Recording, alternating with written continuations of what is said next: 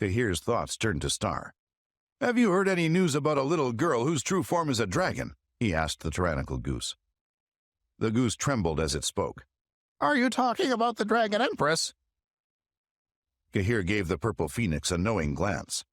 Maybe he does know Star after all, he thought. "Where is the Dragon Empress now?" he asked. "The Dragon Empress should have reached the heavenly tomb by now. If it's been activated, she might have already entered," the tyrannical goose replied. Kahir looked at the goose suspiciously. "If the Dragon Empress is at the tomb, what are you five doing here?" "I'm just following the Dragon Empress's orders.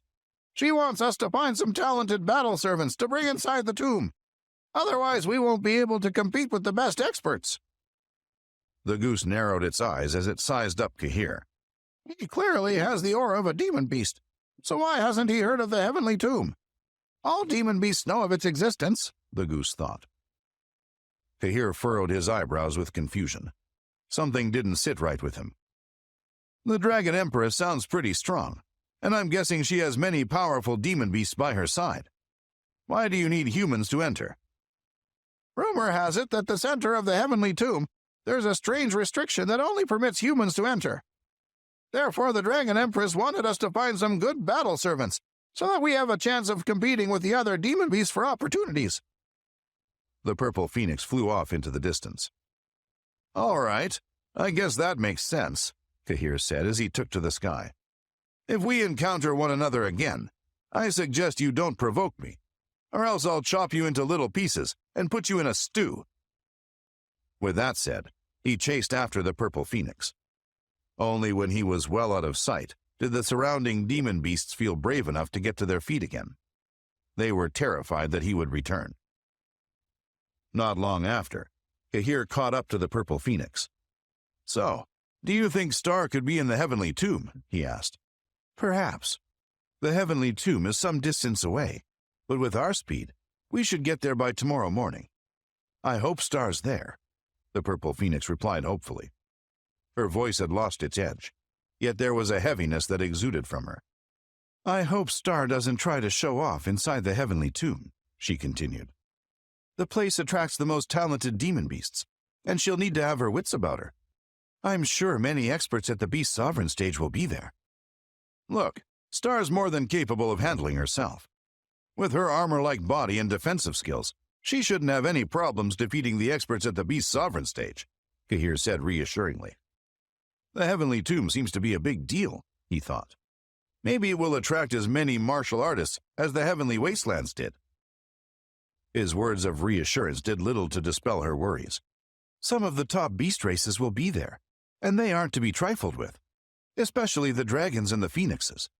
The pure-blooded winged tigers and laughing hyenas aren't much weaker than the dragons and the phoenixes either." The purple phoenix wagged her finger, as though to emphasize her point. "And I have no doubt there'll be demon beasts at the beast domination stage in there." Kahir's eyes widened with shock. "There'll be experts at the beast domination stage?" Such demon beasts were just as terrifying as the purple phoenix, who turned against him whenever she felt like it. He knew that the moment an expert at the beast domination stage entered the equation, no one else would stand a chance. Seeing the look of worry on his face, the purple phoenix gave a half smile. "Don't worry. There are special restrictions inside the heavenly tomb. On entering, those at the beast domination stage will be suppressed to the beast sovereign stage. The highest skill level one can display inside the heavenly tomb is the beast sovereign stage." Kahir raised his eyebrows. "So that's how it is," he thought. "Are there really opportunities inside the heavenly tomb?" he asked curiously. As the two warriors rushed through the sky, their surroundings started to darken as night approached. "I believe so," the purple phoenix replied. "It's said that 2,000 years ago, many humans and demon beasts obtained great opportunities from inside the heavenly tomb. Those who did so are now nobles of the beast realm." She spoke to him with rare enthusiasm, and proceeded to tell him everything she knew about the heavenly tomb. Kahir learned that many demon beasts had lost their lives inside the heavenly tomb, and subsequently had left behind countless inheritances, treasures, and spirit elixirs that were there for the taking. However, the tomb was also a place of grave danger, where one had to always be on their guard. On their way to the heavenly tomb, They encountered hundreds of fierce beasts and birds of prey, whose roars and squawks shook the surrounding mountains and rivers. The demon beasts' eyes shone as bright as the stars in the night sky, as thoughts of treasure filled their heads. Kahir and the purple phoenix released faint auras, warning the other demon beasts to stay far away. Early the next morning, when the sunrise pierced through the clouds, turning the sky red, Kahir and the purple phoenix approached a huge mountain range. From afar, the scene looked like it had been plucked out of a watercolor painting, with mountains stretching into the distance, their outline clear and distinct. "We're here," the purple phoenix said with a smile. Kahir stopped in midair and looked ahead. The view was dominated by mountains on all sides, reaching as far as the eye could see. And in between the mountains were deep valleys and canyons. Among them were two peaks that were taller than the rest, and just beyond them was a deep ravine that looked like the entrance to a huge tomb. Suddenly, a huge passageway opened in the middle of the deep valley. It flickered with multicolored lights and emitted mysterious runes with an ancient aura. The faint roars of demon beasts could be heard nearby. The surrounding beasts howled as they rushed toward the two peaks. "Look over there. The heavenly tomb has been activated. I don't know how long it will stay open," the purple phoenix said urgently. "Once it closes, everyone will be pushed out. I bet Star's at the front." She soared forward toward the heavenly tomb. Kahir followed her into the passageway. On entering, he was overcome by a strange feeling. The space was chaotic, with runes flickering and all different kinds of demon beasts roaring and hissing non-stop. The runes swept forward and disappeared, emitting an ancient aura.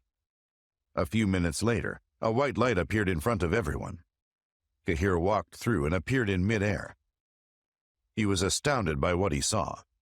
All around him was the energy of heaven and earth, and towering mountains stretched as far as the eye could see. At the furthest point in the distance, he could just make out the broken walls and ruins of an ancient city nestled between mountains. Suddenly, a bright explosion rattled the space. So many demon beasts had gathered that one could barely see the ground. Their roars echoed like thunder, and their fierce auras rose and fell rhythmically as they waited to enter the heavenly tomb. An endless stampede of demon beasts poured out of the passageway behind Kahir. He had never seen so many beasts in one space. Some of them were huge. The scene was far scarier than the beast tides he had witnessed, both in the White Mountain and the Dark Forest. Plus, some of their skills were far more advanced, with some at the Beast Emperor stage. "There must be at least 1,000,000 demon beasts gathered here," Kahir thought as he surveyed his surroundings open-mouthed. As the beasts roared and stamped their feet on the ground started to shake, creating a terrifying shockwave that sent a chill down Kahir's spine. The purple phoenix fixed her gaze on the broken walls and ruins in the distance. Her eyes flickered with light as though she had remembered something. "Entire generations have been wiped out in the heavenly tomb. We may stumble across their remains." Kahir suddenly pointed with a huge smile on his face. "Look, it's a winged dragon," he gasped. High in the sky, an odd-looking flood dragon with enormous wings let out a thunderous roar. Many demon beasts in the crowd had also noticed the ferocious winged dragon, which possessed one of the most powerful bloodlines of all dragon species. "It's a winged dragon," several beasts muttered at once. They made sure to stay out of its way, intimidated by its strong aura. Kahir couldn't take his eyes off the winged dragon. Although he had read about them in the ancient Sky Sect's historical essays, and had been shown their inheritances by Tarkin, seeing one in real life was quite different. The winged dragon let out a low growl, and its eyes flashed with a cold light. It deliberately swept across the space to show off its enormous size, and then it disappeared into the distance in a flash. Several demon beasts in its flight path were catapulted through the air and crashed into the surrounding mountains. Clearly, the winged dragon was an arrogant creature that didn't care much for others. Suddenly, Kahir caught sight of a jet-black dog the size of a tiger. It had a sturdy build with a sharp beak and fangs. After a brief pause, he gasped, "It's a heavenly dog!" He hadn't expected to see such a rare demon beast in the heavenly tomb. As he swept his gaze across the space, he saw many demon beasts that featured on the heavenly beast ranking. Since he had mastered the second stage of the golden winged bird's refined healing technique, he no longer needed the blood essence of demon beasts on the heavenly beast ranking to refine his body. Otherwise, he would have been spoiled for choice when deciding which demon beasts to consume. Several ideas popped into his mind as he marveled at the different demon beasts before him. It would be nice if I could capture a few cubs to bring back to Dandelion City with me, he thought. The younger generation of martial artists in the city could grow and train alongside the demon beasts on the heavenly beast ranking, which would benefit both parties. Just as Kahir was sizing up the various demon beasts, the Purple Phoenix's melodious voice brought him back to reality. It's time to find Star. Okay, he said. Golden light gushed from beneath his feet as he flew into the air. As he soared through the sky with the Purple Phoenix, his blood began to churn. The auras of so many strong demon beasts had affected his body. For miles and miles, all Kahir could see were mountains and deep chasms. He carefully scanned the vast wilderness for signs of Star, trying to pick up her aura, but to no avail. While he searched high and low for Star, he came across even stronger demon beasts, each one more powerful than the last. He also saw many human battle servants, including some at the martial sovereign stage.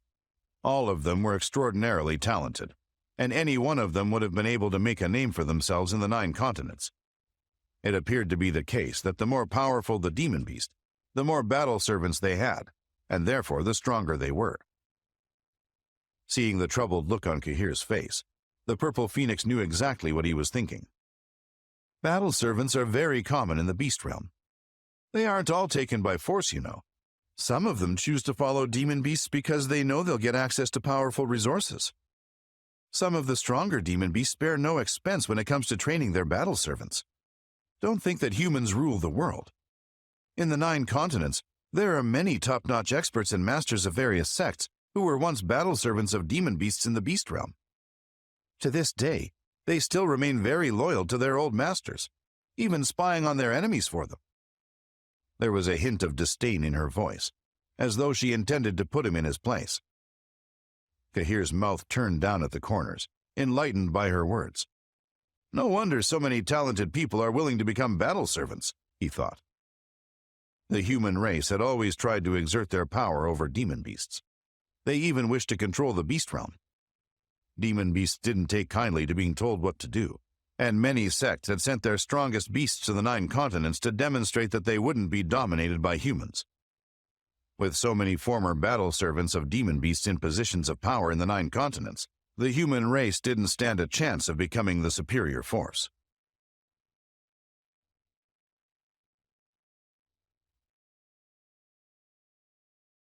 By nightfall, Kahir had encountered thousands of powerful demon beasts, but he had seen no sign of Star. From their discussions, he had learned that many battle servants and demon beast experts had joined forces to deal with the Dragon Empress. Kahir believed the Dragon Empress to be Star, so of course he wasn't thrilled to hear that several groups were hunting for her. However, there wasn't much he could do about it. He had many demon beast enemies, and although the dragons didn't reside in the beast realm, the grasslands weren't too far away.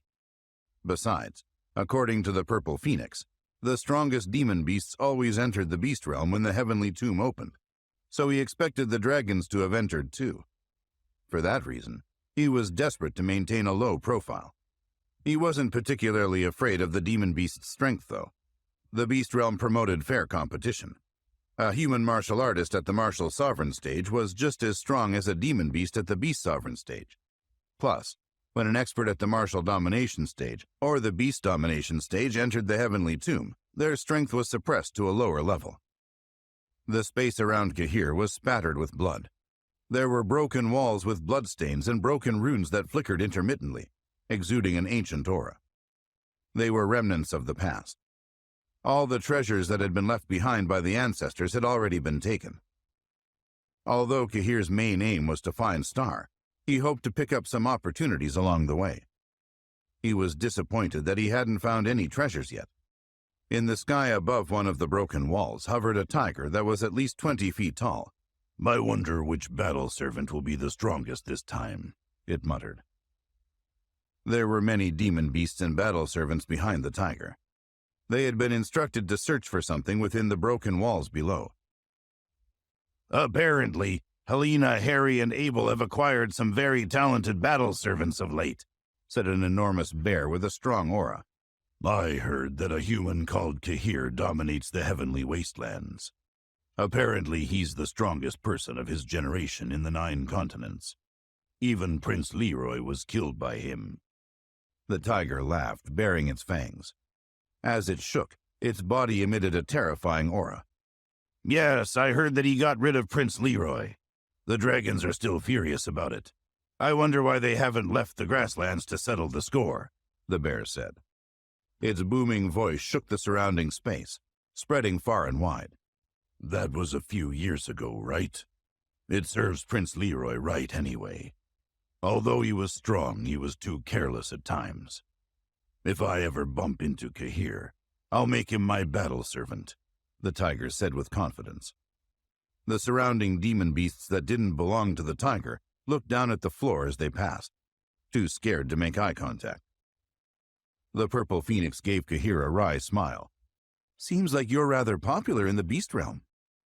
"It's been a while since I've had bear paw and tiger bone soup," he said, rubbing his stomach. "Once we found Star, I'll return to deal with those two." His expression darkened as he gnashed his teeth. He hadn't expected so many demon beasts to size him up. It made his blood boil. Who are they to think they stand a chance of enslaving me? He wondered. Elsewhere inside the heavenly tomb, a little girl who looked to be 6 years old was standing on top of a boulder in a valley. She had blue-black hair that was tied up in a ponytail and a rune in the center of her forehead. Her red dress was embroidered with stars. She was surrounded by several demon beasts with reverent gazes.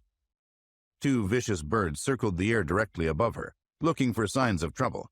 Each demon beast had an aura more powerful than the strongest beasts in the 9 continents. "I can't believe you haven't found me a single decent battle servant. Are you all stupid?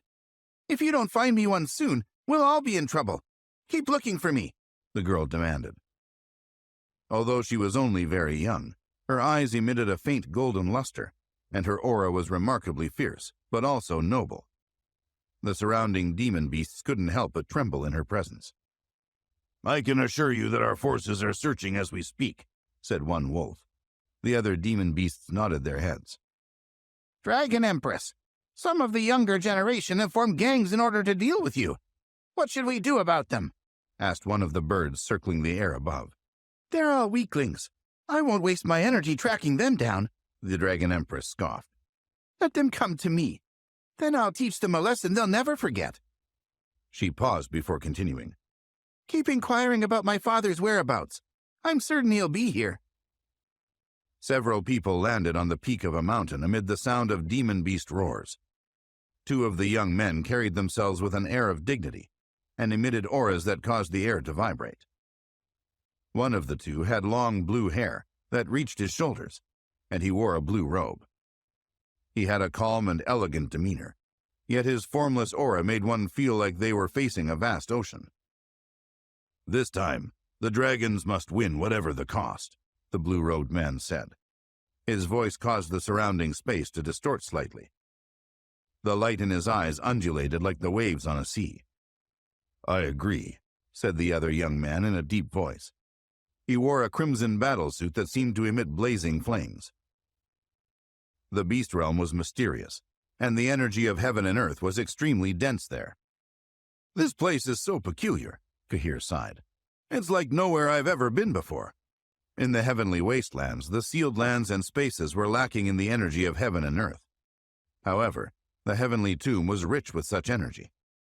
Kahir felt that if he trained in the martial arts there, he would be able to achieve twice the results with half the effort.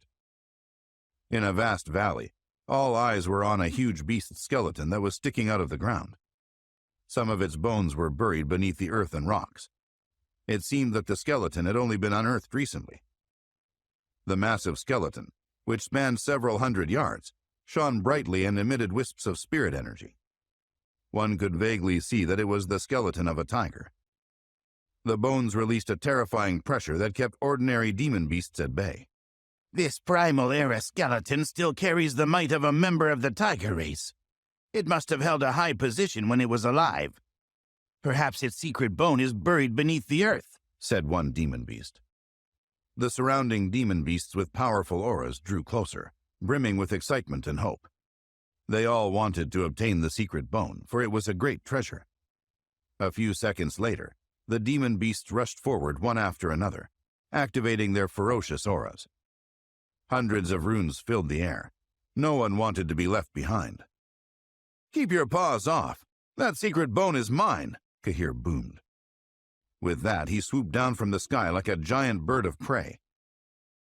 The two demon beasts closest to the skeleton were instantly blasted through the sky. They wailed with agony as they collided with a huge rock, which shattered into dust. The remaining demon beasts looked at Kahir with panic-stricken faces. They couldn't believe that two experts at the perfection level of the Beast Sovereign stage had been catapulted through the air in a single move. Kahir launched a second attack, and another two demon beasts at the Beast Sovereign stage were sent flying through the air. They landed in a heap beside the skeleton. Kahir slowly descended upon the space. Compared to the enormous skeleton, he looked very small. His robe rippled with a faint golden light as he started to dig the earth away around the abdomen of the skeleton. His palm emitted a golden light as he pulled a foot-long bone from the ground. The sound of a tiger roar filled the air. Suddenly, a rune as bright as the sun erupted from the bone and transformed into a huge yellow-eyed tiger phantom in a pouncing position. The pressure emanating from the tiger was enough to make an expert at the element level, or even the enlightenment level of the beast domination stage, tremble with fear. Not far away, the purple phoenix hovered in mid-air. Seeing the magnificent rune light coming from the skeleton, her eyes changed color. "It's a sky-cracking tiger bone," she gasped. "What a great find," Kahir said enthusiastically. "I must pay homage to the tiger species." He gave a fist and palm salute and bowed. A golden light flashed from the center of his palm, and his fingers curled into an eagle claw as he swiped the rune from mid-air. Suddenly, a fierce bird swooped down near him, flapping its wings furiously. "That secret bone doesn't belong to you." The bird emitted a powerful wave of energy as it tried to seize the tiger bone from Kahir's hand with its sharp claws. "Yes, it does. I found it first. No one can steal it from me," Kahir snapped.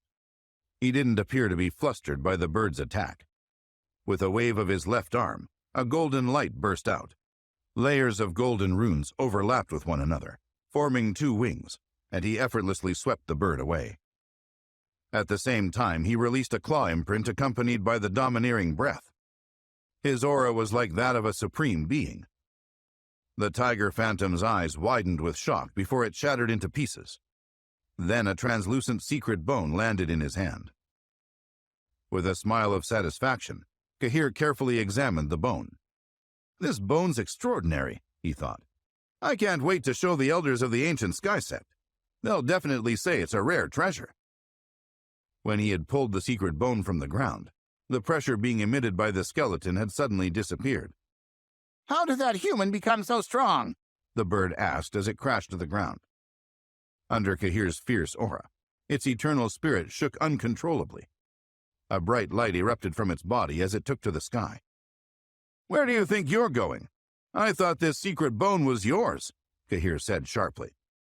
He flew toward the bird. Both his speed and aura far surpassed the demon beasts.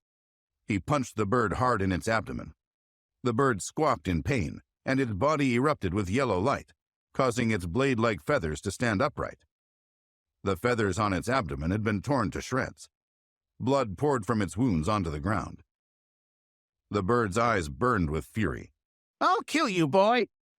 It had a powerful bloodline and couldn't bear to be insulted by a human. After stabilizing itself, a resplendent light formed around its body, and wave after wave of terrifying aura swept out. It tore through the air toward Kahir, twisting and distorting the space. "That yellow falcon has reached the perfection level of the Beast Sovereign stage," Kahir said with surprise. "It certainly isn't weak."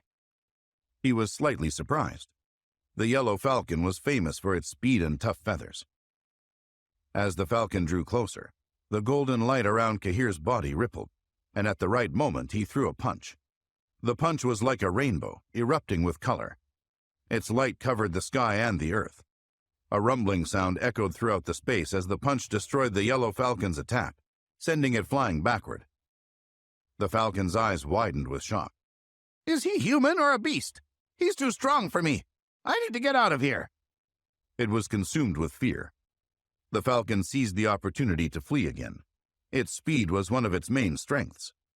Are you still trying to escape? Cahir asked. Quickly, he soared into the sky and pounced on the yellow falcon like a fierce tiger. In the blink of an eye, he appeared on its back. The falcon cried out miserably. Yellow light erupted from its body as it tried to throw Cahir off. Cahir's fist erupted with golden light as he delivered blow after blow without hesitation. A deep sound rang out. The yellow falcon screeched as it crashed to the ground, causing the ground and the surrounding mountains to shake. Many demon beasts looked at one another with shock. They maintained a safe distance from Cahir, terrified by his immense strength and brutal methods. Is that human a battle servant or a demon beast? He's so strong, one demon beast murmured. They couldn't believe that the yellow falcon, which had reached the perfection level of the beast's sovereign stage, had been defeated by a human. Despite their fear, however, they seemed to be reluctant to leave because they were mesmerized and intrigued by the secret bone in Cahir's possession. The falcon continued to try to shake Cahir off, but to no avail. He was like a boulder, heavy and unmovable. Looking at the yellow falcon's feathers, which were as sharp as knives, he gave a frown of disappointment. It won't be easy to pluck your feathers. However, your flesh will give me many benefits.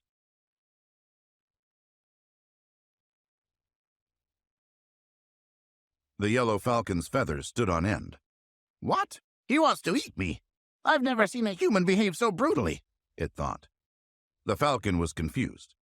Although the young man had the aura of a demon beast, he was clearly human. If he's human, how can he have the aura of a demon beast at the beast sovereign stage? The yellow falcon wondered. Now I'll give you a choice. Do you want me to pluck your feathers, take your secret bone, drink your blood, and eat your flesh? Or will you agree to become my mount? Cahir asked. That's out of the question. No yellow falcon would ever agree to be someone's mount, the falcon roared. It was superior to most demon beasts, with a violent and arrogant nature. It was said that in the past, many yellow falcons had encountered human experts who had wanted to use them as mounts, but they had been too proud to submit to the humans and had suffered at their hands. Cahir stomped on the falcon's back, snapping its feathers in two. Blood gushed out of its wounds. The force of his attack almost broke its backbone. You're lucky that I'm giving you the choice. I won't ask you again, Cahir bellowed. His expression turned ugly. He showed no mercy. The surrounding demon beasts were utterly dumbstruck, terrified by Cahir's brutality. They hadn't expected a human to treat a yellow falcon with such disrespect. They knew that he wouldn't hesitate to make a move if the falcon didn't submit to him. The yellow falcon wailed miserably. Its phoenix tattoos started to lose their shine and luster as Cahir applied more pressure to its body. It was as if all its internal organs were being crushed. The falcon no longer had the strength to struggle.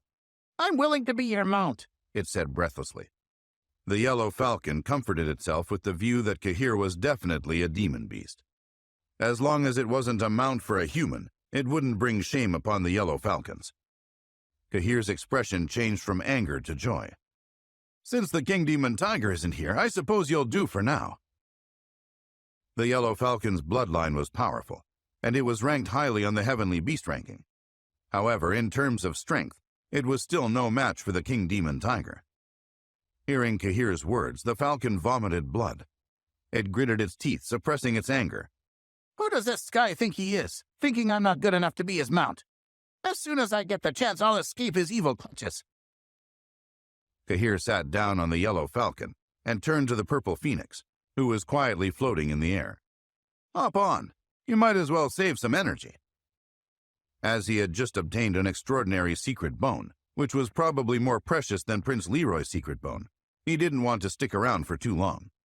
He was worried someone would try to steal it from him. The purple phoenix's eyes glistened with a bright light as she moved through the air. The fluctuations of energy coming from her pupils shone like purple fireworks. Without saying a word, she gracefully landed on the back of the yellow falcon. The falcon was seething with anger, but it had no choice but to comply with Kahir. Even though it was heavily injured, it spread its wings and ascended into the sky. The surrounding demon beasts looked on helplessly as Kahir left. Their strength was inferior to the yellow falcon's, so they didn't even try to stop him. They started to discuss the situation. Who is that guy? He's savage. It isn't right that a human's obtained the secret bone of a tiger.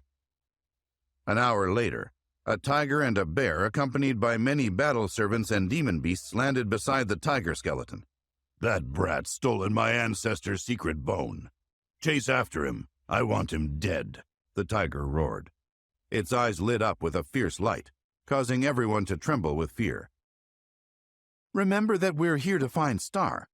You better not cause me any trouble, the purple phoenix warned Kahir. Many of your enemies should be here by now, including the dragons. Don't worry, I'm not scared of the dragons. As long as they don't provoke me, I'll keep my head down, Kahir said breezily. He acted like he didn't have a care in the world. Even if the worst happened and the dragons did challenge him, he knew he wouldn't face their full strength, with the heavenly tomb suppressing their strength. Of course, outside of the heavenly tomb, Kahir would have been more cautious. The purple phoenix rolled her eyes. Listening to the conversation between the two warriors, the yellow falcon was scared out of his wits. They aren't even scared of the dragons. What kind of backgrounds do they have? It thought. Kahir turned to the purple phoenix. After so long, I still don't know your name. The purple phoenix remained silent, acting like she hadn't heard him. Kahir was a little annoyed, but he didn't pursue the matter any further. The yellow falcon gave the occasional squawk, venting its unhappiness. Its voice pierced through the clouds, keeping other demon beasts at bay. Although the demon beasts were surprised to see two humans atop the falcon, they were too scared to approach. A few minutes later, Kahir said, "Young falcon, prepare to descend. There's treasure up ahead." His pulse soul had sensed a rare treasure. Because of his pulse soul's extraordinary powers of perception, he found it much easier to search for precious items than most people. I'm more than 1,000 years old. Why is he calling me young? The yellow falcon wondered. It had reached the perfection level of the beast sovereign stage and was rather well known throughout the beast realm. Not only am I unworthy of being his mount, but now he's talking down to me like a child, the falcon fumed. It found Kahir's attitude very condescending. But the yellow falcon didn't dare express its anger out loud, afraid of what Kahir would do. Has your family been inside the heavenly tomb? How do you know about the precious medicine? Kahir didn't reply. A vast canyon came into view. There was a tall cliff and a cascading waterfall. In the surrounding area, there were many vicious birds and strange beasts. They all wanted to obtain the healing medicine, the fruit of the heavenly peach tree, at the top of the cliff.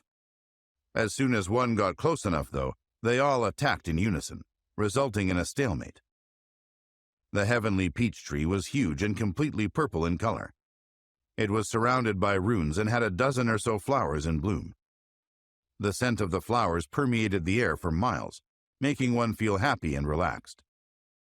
The peach blossoms, which were the size of an adult's palm, were translucent purple, with stamens like clusters of phoenix tattoos. "It's a heavenly peach tree," Kahir gasped. "And it's in bloom. It's about to bear fruit." A golden light shot out of his eyes. The fruit of the heavenly peach tree was a rare, precious medicine. Its leaves alone were highly sought after. It was said that if one ate a single leaf from the heavenly peach tree, their eternal spirit power would become much stronger. Even a 9-star spirit talisman master would be glad to get their hands on such a rare treasure.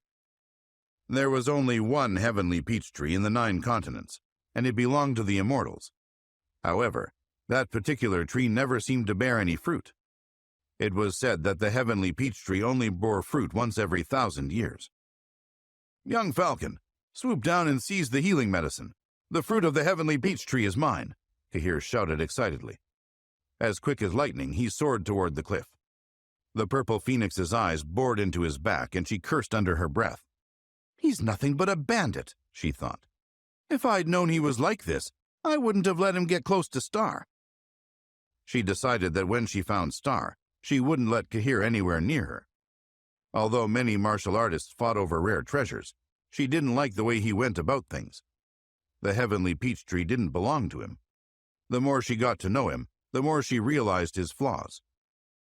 An explosion rang out as Kahir, surrounded by a burst of golden light, flew toward the heavenly peach tree at the highest point of the cliff. The group of demon beasts who had been involved in a brawl around the tree instantly spotted his approaching figure. Erupting in dazzling runelight, they roared and pounced toward Kahir. They weren't about to give up such a precious treasure. "You have no right to block me," Kahir yelled as the golden light surrounding him became even brighter. Phoenix tattoos flashed, and he charged forward with all his might, completely ignoring the beasts around him. Try as they might, the demon beasts couldn't keep up with Kahir's speed. Their attacks missed him completely. Instead, they were blown back and injured by the sweeping force of his body. A series of explosions resounded as one by one, the demon beasts plunged from the sky, wailing in misery. By that point, there was nobody to stop Kahir. With one final pounce, he ascended to the peak of the mountain. A few streaks of golden light shot out from his hands, gradually interweaving and landing on the ground beneath the heavenly peach tree, causing the earth to shatter. "Rise!" Kahir shouted, and a claw imprint swept out, covering the area beneath the tree with golden light and separating it from the cliff. With a loud rumbling, he had successfully pulled out a chunk of rock with a diameter of no less than 50 feet. As the ground trembled, Kahir triumphantly lifted the rock into the air. It looked like a small island in his palm, and to everyone's surprise, Kahir carried it effortlessly. The demon beasts who had been sent flying looked on in despair. They had no idea where the young man had come from, but he was far more tyrannical and powerful than they had expected. "What a savage!" the yellow falcon muttered. It had been waiting for Kahir to make a complete fool of himself, and, hoping for a chance to escape, had stayed back from the commotion. But everything happened in a flash. The strange young man in the purple robe had the power to uproot mountains. The yellow falcon was so shocked that it couldn't move from its spot. "Withdraw," Kahir said as he summoned the wild space and deposited his chunk of land with the heavenly peach tree inside. Of course, the wild space was valuable for its storage capabilities, but even more important was its environment. Within seconds of entering the wild space, the heavenly peach tree had already blossomed and was ready to bear fruit. Kahir had been afraid that simply taking the tree and transplanting it in another location could be detrimental. Therefore, he had taken a significant amount of the surrounding rock, so as not to disturb the roots. He figured the wild space would be the safest place to store it. However, in doing so, he hadn't expected to command the attention of so many demon beasts.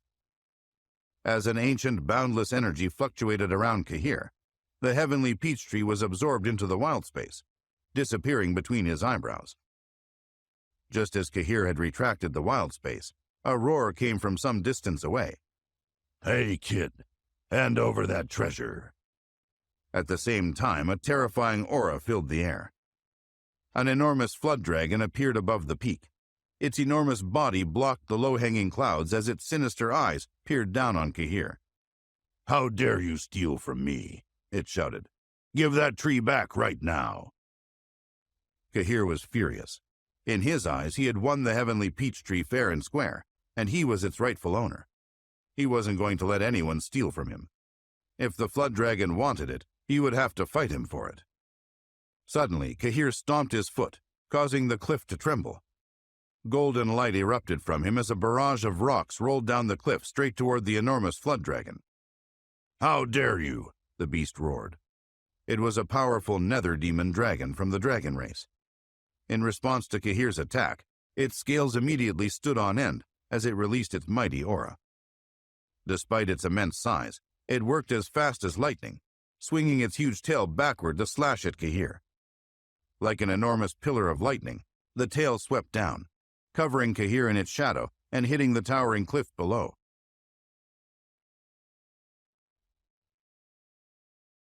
With one sweep, it shattered the mountain peak and cut the waterfall in half. Rocks tumbled everywhere as explosions rang through the air. Its strength and speed had been so fast that even Kahir was shocked. The demon beasts who were still hovering in the area watched in awe. The yellow falcon trembled as it recognized the latest arrival. "Another demon dragon," it gasped. It had crossed paths with that creature, which was at the beast's sovereign stage in the past, and feared it deeply. The kid can't have survived that blow, the yellow falcon thought. It looked up toward the shattered cliff and saw that the waterfall had suddenly recovered. Its water was flowing again, and a tall young man shrouded in golden light had appeared beside it. The yellow falcon couldn't believe its eyes. When the nether demon dragon had struck down with its tail, the young man hadn't budged. Yet there he stood in front of everyone, completely unharmed. Not only that, but he had attacked the tail with a golden claw imprint. The nether demon dragon gave a mighty roar and unleashed its terrifying aura. But that time, there was a trace of fear in its eyes. No matter how hard it struggled, it couldn't break free from the grip Cahir had on its tail. Cahir emitted a wave of domineering breath, which caused the nether demon dragon's eternal spirit to freeze. At that point, there was little the creature could do to fight back. After a moment, the nether demon dragon twisted its body, and its enormous mouth gushed with a ferocious aura. As it roared, the entire space shook. Then it bared its fangs, brandished its claws at Cahir, and bit down. "You're nothing more than a tiny bug to me," Cahir shouted. Standing on top of the damaged peak, his claw imprint still locked onto the nether demon dragon's huge tail, he lifted his hand, swinging the creature through the air. To the onlookers, it seemed as if Cahir was playing with nothing more than a harmless garden snake. Gripping the nether demon dragon's massive tail in one hand, he swung the creature 5 or 6 times before casting him away. With an enormous bang, the nether demon dragon's head hit the ground, crashing into the canyon below the peak. The impact caused the earth to shake and the mountains to crack. "That's what you get for trying to steal my property," Cahir shouted to the stunned beast below him. "How dare you act so arrogantly? Nobody provokes me like that." As Cahir bellowed, the golden light surrounding him erupted. The cliffs began to crack, and the canyon was a mess. The nether demon dragon let out a series of miserable wails. After landing on the ground, it was barely hanging on. Its body was dripping with blood, its scales were broken, and some of its flesh and bones had been exposed. Just as Cahir had warned, he had squashed it as easily as a child would a bug. The dying nether demon dragon continued to roar, but its volume had been severely weakened. It looked up at Cahir and spoke in a breathless voice. "I don't care who you are. The dragons will make sure you pay for what you did to me." His words only served to further anger Cahir. "In your position, you have absolutely no right to threaten me again." With that, he picked up the beast's tail once again. After swinging the nether demon dragon several times, he flung it to the ground, causing it to spit out more blood. In a flash, Cahir appeared on the beast's hideous head. Suppressed by Cahir's domineering breath, the nether demon dragon was unable to move an inch. Cahir's fist, wrapped in golden light, landed straight on its head. As soon as the punch landed, the nether demon dragon's head was destroyed. All its life it had been feared by humans and beasts alike, yet it was incapable of resisting a single punch from Cahir. As soon as its head was struck, the beast died. Everything had happened so quickly that the onlookers were still processing the scene in front of them. As soon as the beast became still, the area fell into an eerie silence. After a few minutes, there came a few panicked screams as all the demon beasts moved farther back. The yellow falcon stayed rooted to the spot. As it sucked in a breath of cold air, it stared blankly ahead. It had never expected the young man to be capable of killing such a mighty demon beast. "Imagine what would have happened if I hadn't agreed to be that kid's mount," it thought. "He'd surely have made mincemeat of me." The yellow falcon suddenly trembled and came back to its senses. Meanwhile, Cahir didn't have a moment to lose. With the nether demon dragon dead, it wouldn't be long before its blood would lose its powerful properties. Knowing the creature had been at the beast sovereign stage, Cahir wasn't going to pass up the opportunity. He still lamented the fact that everything in his cosmic pouch had been destroyed. The nether demon dragon's body would make up for some of that loss. After collecting the blood of the nether demon dragon, Cahir proceeded to remove its secret bone, strip out its tendons, and collect its scales. By that time, the group of demon beasts had retreated some distance, but they stopped to watch Cahir work. Nobody dared get close to him again. Their hearts were beating loudly in their chests. At first, they hadn't been able to make out what Cahir was up to. When they saw him tearing strips of skin and flesh from the nether demon dragon, they were horrified. Cahir quickly finished up the job, cleaned himself up, and gave a satisfied smile. "I'm not going to waste a single ounce of this beast," he muttered. "It's just the tonic I need." He knew that the meat of such a powerful beast was as good as an extraordinary spirit elixir. If he used the golden-winged bird technique to refine it, the benefits would be even greater. He began to cut off some large chunks of the nether demon dragon's meat, pulled out some of its bones, and then washed them all under the waterfall. After some time searching the cosmic pouches he had gotten outside the beast realm, he produced a medicine cauldron to make a soup from the bones. As that bubbled away, Cahir set up a grill and prepared to roast the dragon meat. Meanwhile, more demon beasts had come to join the others in the distance. They all watched on in disbelief, stunned by Cahir's savage behavior. A handful of them left the area altogether, afraid they would meet the same fate. The purple phoenix had arrived and was observing from a rock far from the other beasts. Her eyes were fixed on Cahir. As she watched, there were some fluctuations in her eyes, but she remained calm.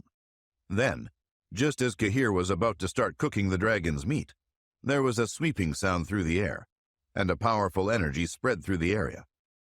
In the breeze that rushed through, many powerful beasts roared. Their aura was so strong that it felt as if the space might freeze. The thick clouds churned, and Cahir was forced to turn his head in the direction of the disturbance.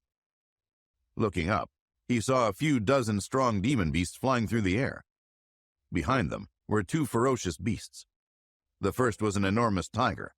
The second had the body of a giant human and the head of a bear. Both of their auras were extremely powerful. Surrounding the two giant figures were many demon beasts and battle servants, all of whom were undoubtedly strong. Cahir gave a sinister smile. "Just what I need," he said quietly. "A little bear paw soup and tiger bone stew." He remembered seeing all those demon beasts before.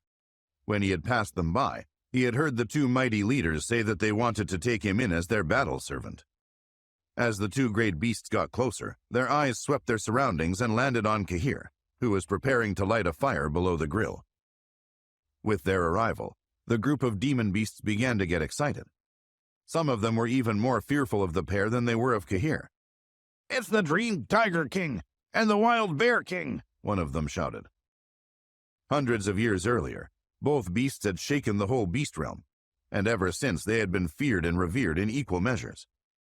Although they had been training for more than 1,000 years, they were still developing, and had just recently broken through to the element level of the beast sovereign stage. Over the years, rumors had circulated that the Dream Tiger King was from the Fire Tiger branch of the tiger race, which was second only to the White Tiger bloodline. As a youngster, he had accidentally eaten a mysterious heavenly resource. That had caused him to mutate, giving him the ability to use soul attacks. He had become a legend among his species, and nobody was able to match his strength. The Wild Bear King was just as mighty. He had a powerful bloodline, and was believed to have received the inheritance of a warrior from the ancient bear race, gaining their long-lost abilities and techniques. Because of that, he was seen as a god among his peers. It was believed that only the dragon race, phoenix race, white tigers, black tortoises, and a few rare, ancient, pure-blooded demon beasts of the same generation were capable of stirring fear in the Dream Tiger King and the Wild Bear King. Most of the powerful demon beasts of the beast realm were terrified of the pair. The yellow falcon trembled at the sight of the two mighty creatures. Although it was considered a force to be reckoned with among demon beasts, it was nothing compared to those two terrifying warriors. It could see that the demon beasts and battle servants that traveled with them were also far stronger than it. At that moment, the yellow falcon felt slightly worried for Cahir, but that concern quickly disappeared when it thought about its own future. The Dream Tiger King and Wild Bear King had obviously come to take care of the brat. Once that was over with, the yellow falcon would be free again. "You guys are doing me a big favor," it thought with a smile. "Go ahead and get it over with." The Dream Tiger King stared at Cahir, baring his fangs as his body released a powerful energy. "Are you the one who stole the secret bone of the nether demon dragon?" Cahir was completely unfazed. He knew they must have come looking for him on purpose and would be prepared. "It's mine now. There's no point in crying about it." As he spoke, he secretly probed the auras of the two great beasts. He was satisfied with his findings, feeling that he could easily handle them. The Dream Tiger King was taken aback by Kahir's breezy response. He couldn't detect a hint of fear in the young man. For a moment, he glanced at the injured yellow falcon, and then he turned back to Kahir. "It looks like you have some strength. How about you give me back the secret bone and become my battle servant? Otherwise, I'll destroy you right here." "That's an interesting proposition," Kahir replied, and a sarcastic smile swept across his face. "But I've got a better idea. If you guys would rather not end up as soup, you'd better become my loyal followers." Although Kahir hadn't shouted, everyone had heard his words. They watched in confusion, thinking they must have misheard. Although the strange young man had killed the Nether Demon Dragon, they didn't believe he stood a chance against the Dream Tiger King and the Wild Bear King. The fact that he had provoked them was daring enough. The Wild Bear King kept his eyes fixed on Kahir as his voice shook the space. "You want us to become your followers?" His eyes were wild and deep, filled with runes, and his body gave off a chaotic aura that distorted the space around him. That aura put fear in the hearts of all the remaining demon beasts. Kahir shrugged as he looked the Wild Bear King up and down. "Well, I guess you guys aren't too bad. You probably have what it takes to be my followers." Although he appeared indifferent on the outside, he was secretly celebrating inside. The two giant beasts had insulted him by asking him to be their battle servant. He planned to give as good as he got.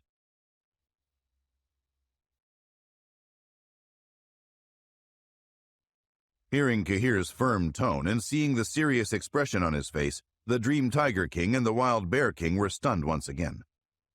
After a few seconds, the Dream Tiger King broke out laughing. His laughter shook the air, and there was a flash of runelight in his eyes. "As if we care what an insignificant human like you has to say." Though he was laughing, the other demon beasts were still terrified by the powerful aura he was giving off. They trembled, worried that their bodies would explode under the pressure. The Dream Tiger King turned to a few of the battle servants beside him. His eyes were gloomy, and he wore a terrifying smile. "Go ahead and get that ignorant brat. Show him he can't mess with us."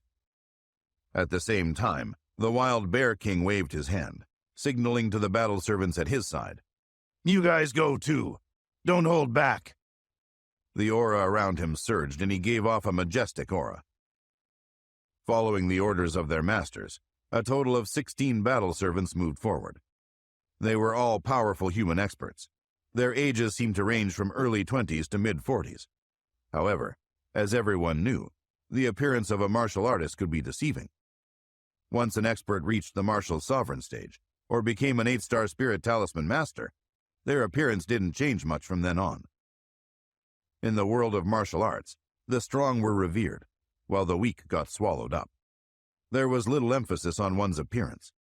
For that reason, it was always difficult to determine an expert's true age. The only thing that was clear to everyone watching was that these battle servants were all powerful experts. In a flash, the group of 16 surrounded Kahir. They were all martial sovereign stage experts. The strongest 4 had already reached the Marvel level. Together, they could have formed a powerful force in the 9 continents. The fact that they had chosen to follow the Dream Tiger King and the Wild Bear King proved just how strong the two demon beasts were. One of the older-looking battle servants shouted to Kahir, "It's over, brat. Time to surrender." He was one of those at the Marvel level of the martial sovereign stage, and he pointed a long spear at Kahir. His manner was arrogant, and he seemed to be looking down his nose at the young man who had dared provoke his leader. Kahir gave a slight glance around at the 16 battle servants, and then he focused on the man with the long spear. His eyes were cold and indifferent as he spoke. "Seeing as we're all humans here, I'll give you 1 minute to scram. I understand you have a job to obey those brutes, but if you provoke me, I won't hold back." Once again, Kahir hadn't spoken loudly, but his voice carried a sharp, cold tone that reverberated through the air. But it didn't seem to affect the battle servants in the slightest. They glanced around at each other with complicated expressions before turning their cold stares back on Kahir. Although they were battle servants, they had extraordinary talents and had pride in their abilities. With the support and resources provided by the Dream Tiger King and the Wild Bear King, they never had to worry about competing with their own peers. They all planned to return to their own sects in future years, where they would command the utmost respect. At that moment, none of them were prepared to be talked down to by some ignorant kid. They were infuriated by Cahir's obvious lack of respect for them. The man with the spear glared down at him. "You're really asking for it, kid." As a cold light flashed in his eyes, the temperature in the surrounding area plummeted. As he spoke, the spear in his hand shook, and powerful runes erupted. It looked as if the space was about to be torn apart. With that, the battle servant shot forward, his aura surging, while his spear tore through the sky like a magnificent bolt of lightning, distorting the space around it. In a flash, the man pounced toward Cahir. The terrifying force caused the surroundings to shake. The demon beasts, who were still watching from a safe distance, trembled at the sight of the terrifying spear. None of them had any doubt that the battle servant was on a mission to prove his strength. He intended to finish Cahir off single-handedly and in one fell swoop. A massive explosion sounded as the sky became covered with rune lights. After that, everything happened in an instant.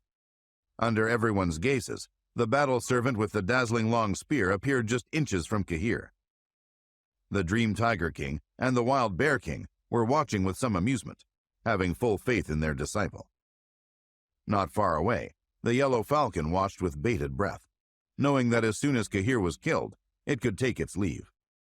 Now that it had heard that Cahir was human, it was even more humiliating for it to serve as his mount.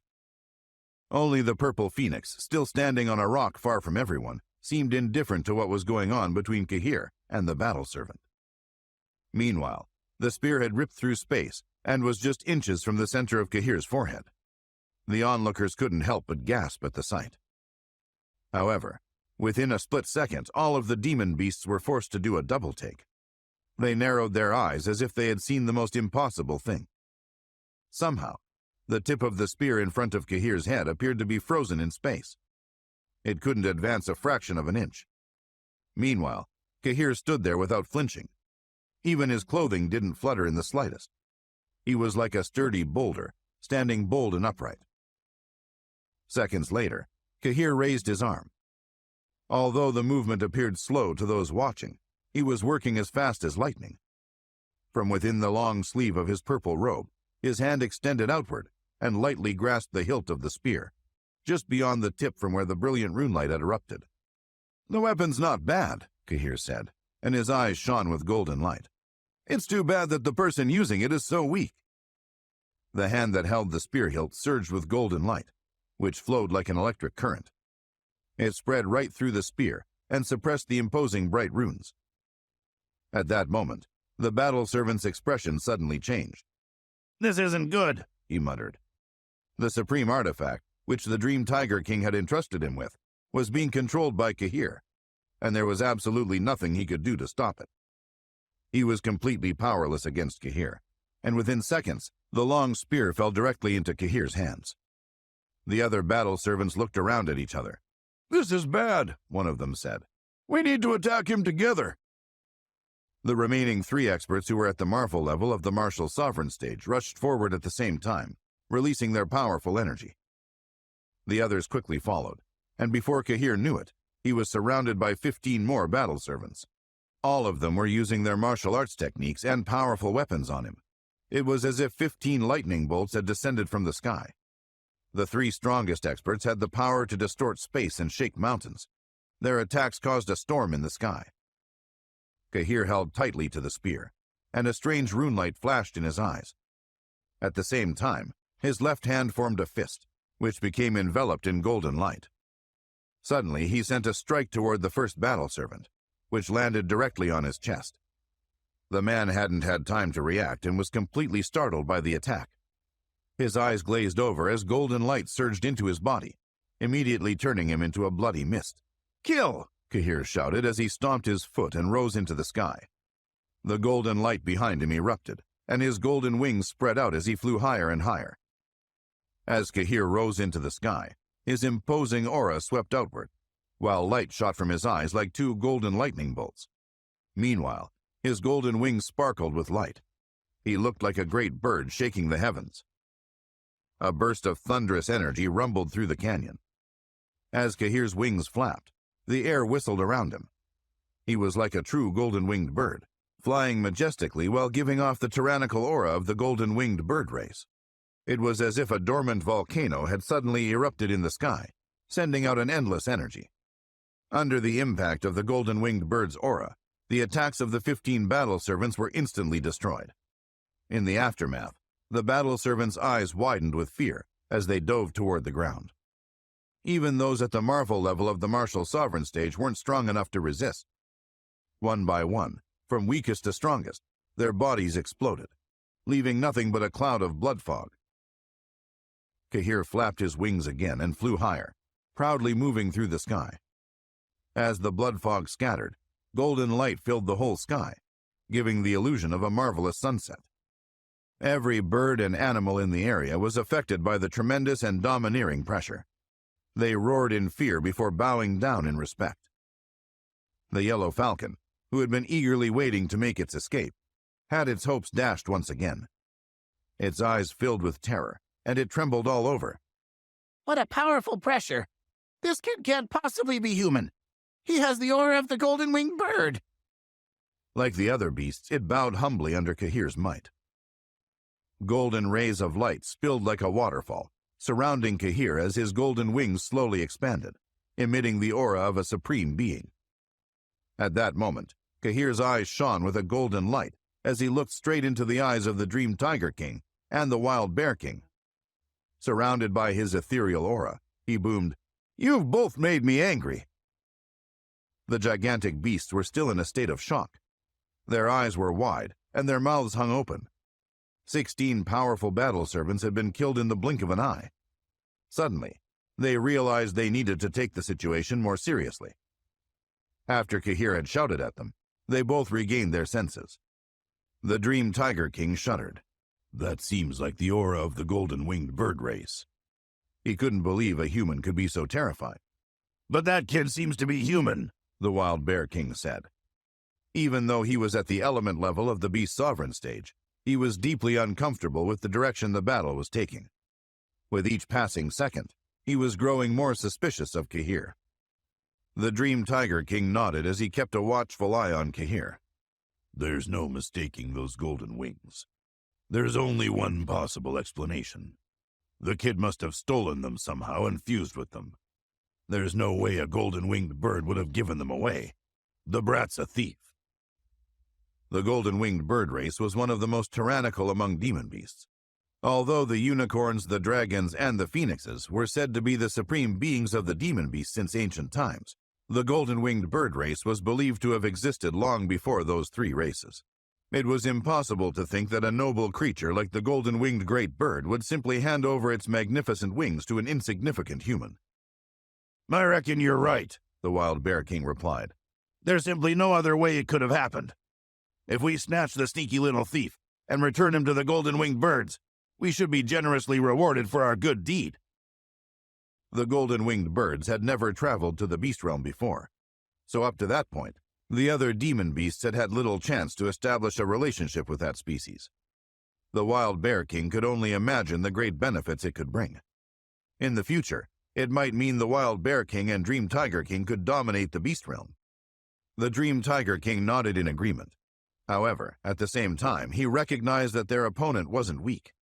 It would likely take significant effort on both their parts to defeat him. The Wild Bear King was eager to jump to action. He took a step forward as a wild energy exploded from his body. Then he roared at Kahir. "You killed my battle servants. You're dead meat."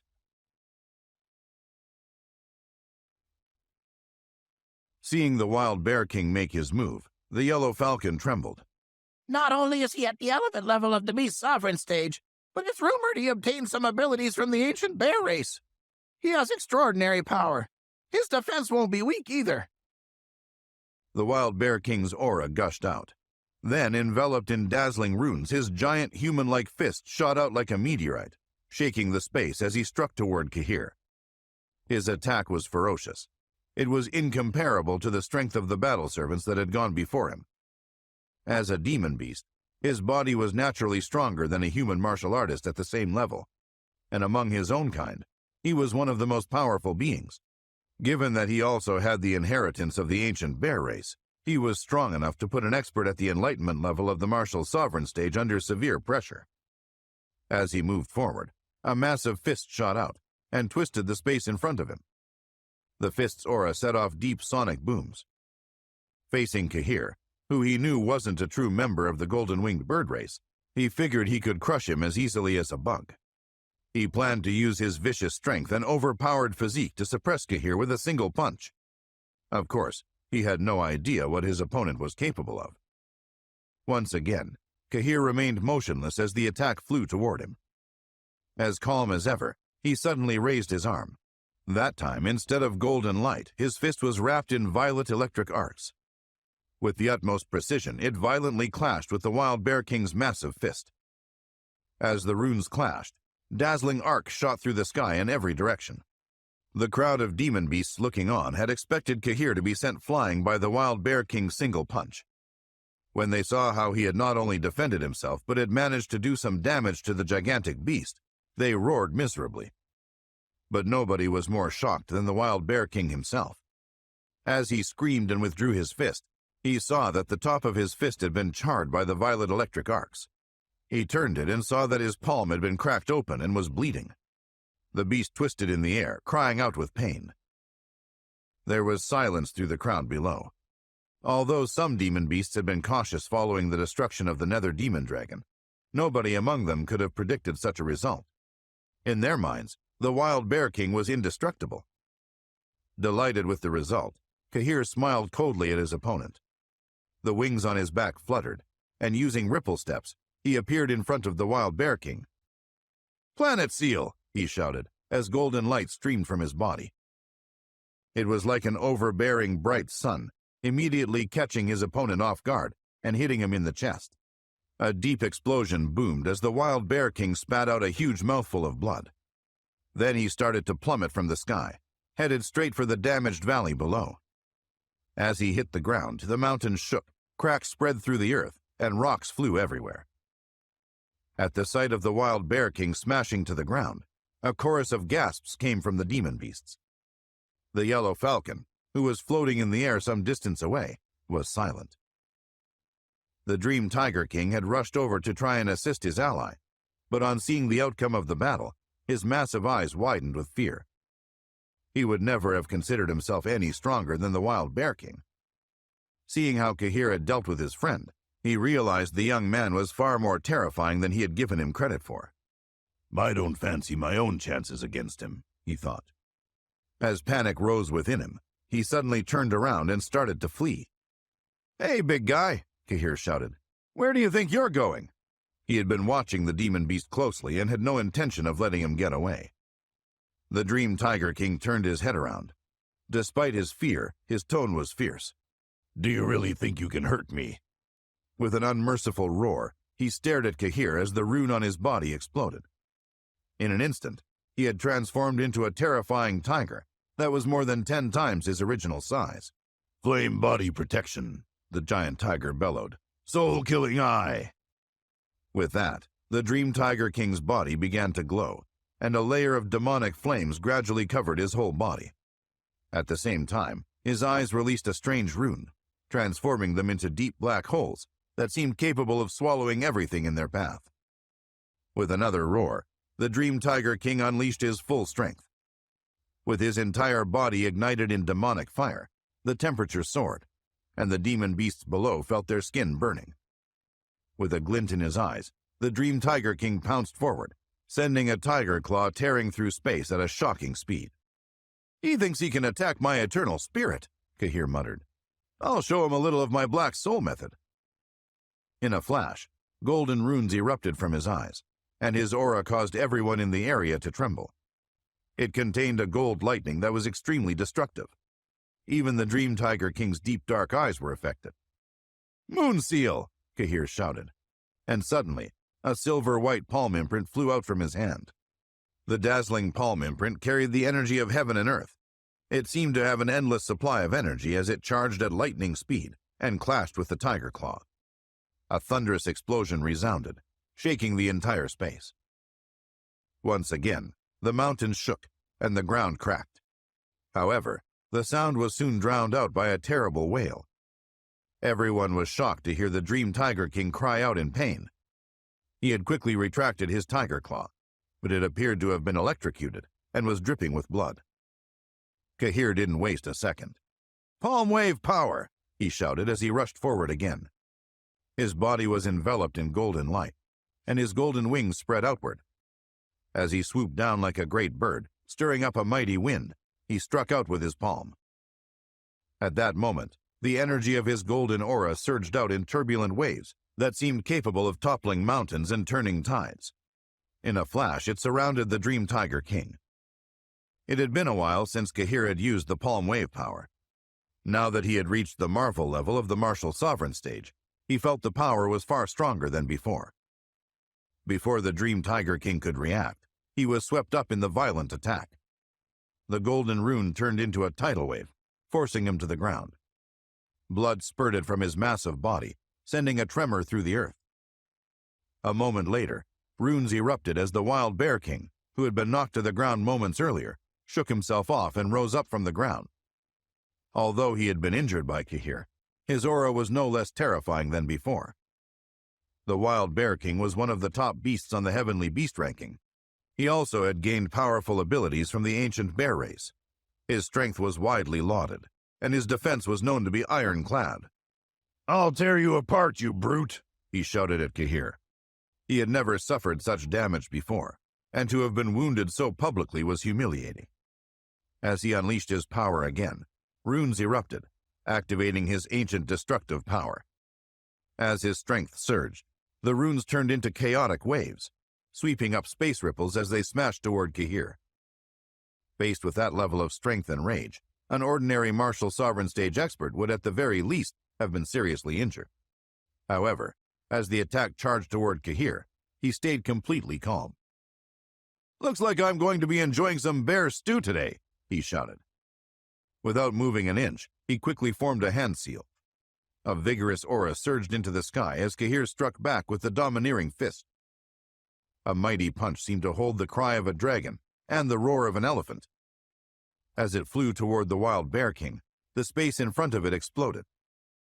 As the domineering fist met with the bear's paw, the energy of a talisman ripple swept through the space like a tsunami, shaking everything for miles around.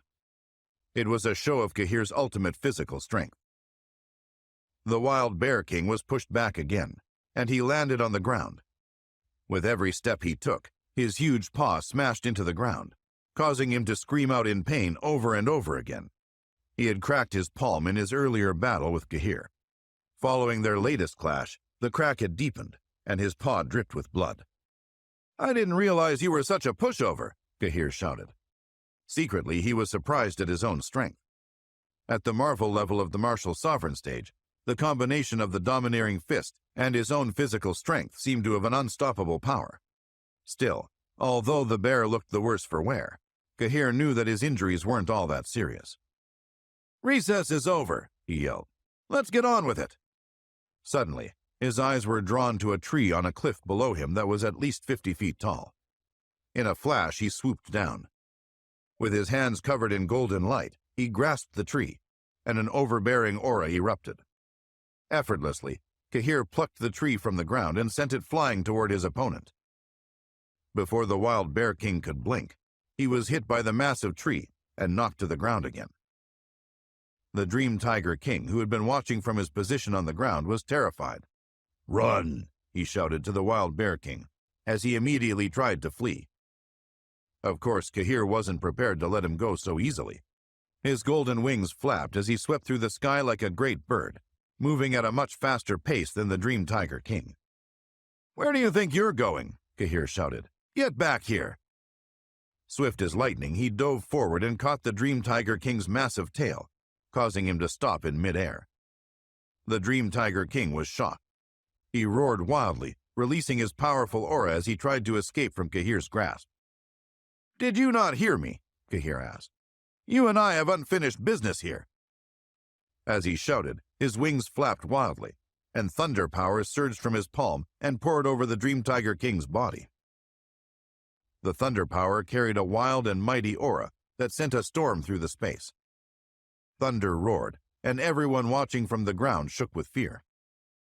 The Dream Tiger King was unable to defend himself against the thunder power. His hair stood on end as he trembled and screamed. "I said get back here," Kahir roared. He spread his wings again, releasing a terrifying force as he flew higher, stomping on the air below him as he tried to suppress the Dream Tiger King. Then, with his hand still firmly gripping the beast's enormous tail, he swung him around in a massive arc and sent him flying toward the ground. The sight of the mighty beast plunging toward the ground startled the large crowd of demon beasts. They watched in silence, their eyes wide. Just as Kahir had let go of the Dream Tiger King's tail, the Wild Bear King had gotten to his feet again. But before he could get his bearings, he was hit by the falling Dream Tiger King. Of course, that hadn't been an accident. Kahir had carefully plotted his throw to directly crash into the other beast. As the two beasts smashed together and fell to the ground, runes exploded, and the whole space shook again. The pair were in enormous pain, and blood spurted from their mouths.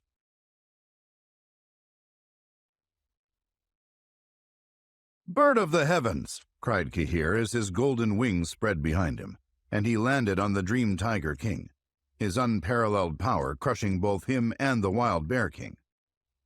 A terrifying aura bearing the tyrannical will of the golden-winged bird swept out, and beasts and birds cowered and trembled under the immense pressure. The Dream Tiger King roared as he struggled with all his might to break free from Kahir's suppression. "Just tell the truth. Be honest with me," Kahir bellowed. When he activated the Bird of the Heavens technique, purple electric arcs surged from all over his body, and then erupted on the Dream Tiger King and spread onto the Wild Bear King. His fists were wrapped in purple lightning, which provided incredible strength. Kahir brought his fists down one after another, with a deafening bang that sounded like thunder. High above him, the thunder power converged with the dark clouds as lightning flashed and thunder rumbled. His fists bore down relentlessly on the Dream Tiger King and the Wild Bear King, who roared pitifully and incessantly. They were strong, but not strong enough to withstand such a violent beating. Soon the two beasts' defenses were completely overwhelmed, covered in blood with their flesh torn apart. They were a tragic sight to behold. Kahir continued to attack them, and every fist he threw out tore away a chunk of flesh, and blood splattered all around. The beasts' auras weakened, and they became dispirited. The demon beast watching looked on in shock. The only sound they could hear was the wind and thunder. No other noise could be heard. The Yellow Falcon watched in a daze as Kahir's punches rained down violently on the two demon beast kings. In the distance, the Purple Phoenix looked on, ripples appearing in her beautiful purple eyes. "Now do you want to be my followers?" Kahir asked the Dream Tiger King and the Wild Bear King. They were already on the verge of death and utterly dejected. Even if they were released, they no longer had the strength to fight back. "In your dreams," the beasts said in unison. They were famous kings of the beast realm. They couldn't conceive of becoming human followers. Their pride and arrogance simply wouldn't allow them to entertain such an idea. They didn't want to become like their own battle servants.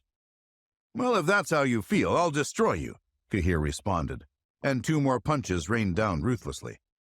Blood splattered everywhere, and the two beasts screamed miserably again. "This is the beast realm," said the Dream Tiger King between wails of agony. "If you kill us here, you won't be able to leave. All the experts in the beast realm will annihilate you, grind your bones, and scatter your ashes to the four winds." He shouted angrily and with some conviction, like he had support. The Dream Tiger King had the tiger race behind him, and the Wild Bear King was supported by the ancient bears. So if a human such as Kahir were to kill them, it was unlikely that anyone in the beast realm would let him get away with it. After all, if the tables were turned, and a demon beast expert from the beast realm were to barge into the 9 continents and kill an expert from there without a second thought, experts from other forces within the 9 continents would step in to help capture and destroy the beast. Not only did a matter like this affect the dignity of the races involved, but it would also anger the masses. It would be humiliating for the entire beast realm if a human turned up, killed 2 demon beast kings, and then left again. If a human were allowed to get away with such a heinous deed, the disgrace would be unimaginable. "I can't believe you're continuing to threaten me," said Cahir. He threw out a few more punches, pushing the Dream Tiger King and the Wild Bear King one step closer to death, and they screamed in agony. Following a couple of more strikes, Cahir's hand seals formed, and several handprints landed on Demon Beast Kings, restricting their movements. Once they had been struck by the restrictive seal, the huge bodies of the demon beast shrank to their normal size of a few dozen yards tall. "Killing you like this is a bit of a waste," Cahir said, "and I can't bear to be wasteful." He stood before the 2 beasts with a thoughtful expression, and as they looked on, frozen with fear, a sharp curved blade appeared from nowhere in his hand, and several beams of light shot toward it. Upon seeing the blade beams fall, the Wild Bear King and the Dream Tiger King let out miserable roars so loud that they pierced the clouds and shook heaven and earth. The surrounding demon beasts' eyes were filled with shock as they watched more than 10 pounds of thick bear meat sliced from one of the paws of the Wild Bear King. The Dream Tiger King was even more miserable as his rump yielded no less than 30 pounds of meat. Copious amounts of bear and tiger blood shot out, and unwilling to miss the opportunity, Cahir collected it in 2 medicine cauldrons he had summoned. "This is a great tonic and shouldn't be wasted," said Cahir as he raised the cauldron and drank the blood. As he swallowed, a gurgling noise could be heard, and he polished off both cauldrons, full to the brim with blood. He didn't leave a single drop. His mouth was stained with blood, and the runes in his throat flickered. Cahir licked his lips as though thirsty for more, giving the impression of a true devil king. "Oh my God, that's so cruel," said one demon beast looking on. "Is he human or a demon beast?" asked another. "More like a bloodthirsty demon king," responded yet another. Everyone watching shivered, their hair standing on end. Cahir's behavior was so savage that they believed him more brutal than the most bloodthirsty demon beast. Cahir wiped the blood from the corner of his mouth, paying no attention to the Wild Bear King or the Dream Tiger King, who were contained by the restrictive seals. He took some of the bear rump meat and tiger paw meat to the nearby waterfall to wash it clean. The battle had been huge, and Cahir had been in control the entire time. He had even set up a restrictive seal so that the pot of nether demon dragon meat and the barbecue table wouldn't be destroyed. It was a pity that the earth-shattering thunder had destroyed the bottles and jars of herbs and spices Cahir had used when roasting meat. However, Cahir had become a bit of a gourmet, and he soon found some more special bottles and jars. He even found some medicinal pills that he thought might be quite tasty with the meat. As the soup stewed, Cahir roasted the bear paw meat, the tiger rump, and the nether demon dragon meat all at the same time. "He's brutal," commented one of the onlookers. They had watched Cahir drinking the blood of the 2 demon beast kings, and were now witnessing him roasting the meat of 3 demon beast kings, and most of them were dumbstruck. Some of the demon beasts began to retreat as they felt their blood run cold. Cahir's barbarity left them with a lingering fear and a deep sense of dread. The timid demon beasts took a few steps backward, not wanting to watch the show anymore, fearing they might be next. But they couldn't leave because neither the Wild Bear King nor the Dream Tiger King were dead, and if either managed to escape, they believed they would be punished for desertion. On the other hand, if they didn't leave, they were afraid that Cahir would cause trouble for them. They couldn't decide what to do. They were caught between a rock and a hard place. Moments later, the pot of soup began to produce a fragrant aroma, and light began to flow in all directions, along with energy fluctuations. The delicious smell of grilled meat permeated the air, and the sizzling oil splattered everywhere. The aroma spread to an area within a 10-mile radius, and everyone within that space began to feel hungry. Cahir looked across at the purple phoenix, quietly standing some distance away. "Do you want some?" he offered. "It tastes good, but it's also a great supplement." However, because of how aloof she had been during their travels, he figured the purple phoenix would probably ignore him. Cahir had expected the purple phoenix to ignore him. He hadn't expected she would acknowledge him at all. So when she nodded in response to his offer, He could barely conceal his surprise. "That doesn't look too bad at all," she said, her voice low and melodious. And a moment later she appeared in front of him. He took out a few jade bowls originally used to hold spirit elixirs, filled one with some of the precious soup, and handed it over to the purple phoenix, together with a large piece of meat wrapped in a fragrant leaf.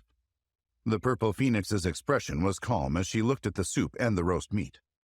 Her red lips opened, and after gently tasting it, her purple eyes lit up with ripples. Cahir couldn't wait any longer, and he started drinking the precious soup and feasting on the roast meat, which was also filled with a considerable amount of energy. If a martial king stage expert were to consume that precious soup and meat, they would probably be able to break through directly after a few sips or bites. Likewise, if a martial emperor stage expert were to drink a bowl of the precious soup, they would likely obtain enormous benefits. Cahir hadn't forgotten about the yellow falcon circling above him not too far away. "Come over here," he beckoned. "Have some soup." The yellow falcon could already smell the enticing aroma and knew that the soup and meat Cahir offered were special, that they contained huge amounts of energy and could deliver remarkable benefits. It couldn't ignore the fact that it was seriously injured, and some healing nutrition wouldn't go amiss. But the yellow falcon had some misgivings as it glanced toward the wild bear king and the dream tiger king, sealed at the side. Drinking their soup and eating their meat in full view of the demon beast kings would likely cause offense, and the yellow falcon would be at risk of suffering the consequences of their wrath if they ever escaped. "Surely they're doomed," thought the yellow falcon. "Surely they won't escape." Eventually, it could resist the enticing fragrance no longer. It transformed into a young man aged 28 or 29, dressed in silver robes, and landed beside Cahir. "Wow!" he exclaimed after he drank the first mouthful of the precious soup, and felt the energy fluctuations spreading out from his stomach. The first mouthful of the meat was tender and flavorsome, neither soft nor burned, and it melted with a single bite. "Remember, Yellow Falcon," said Cahir, "don't try to backstab me in the future. You'll only be asking for trouble." Then he smiled and handed the falcon a large piece of roast meat. "Come, eat some more. There's plenty more where that came from.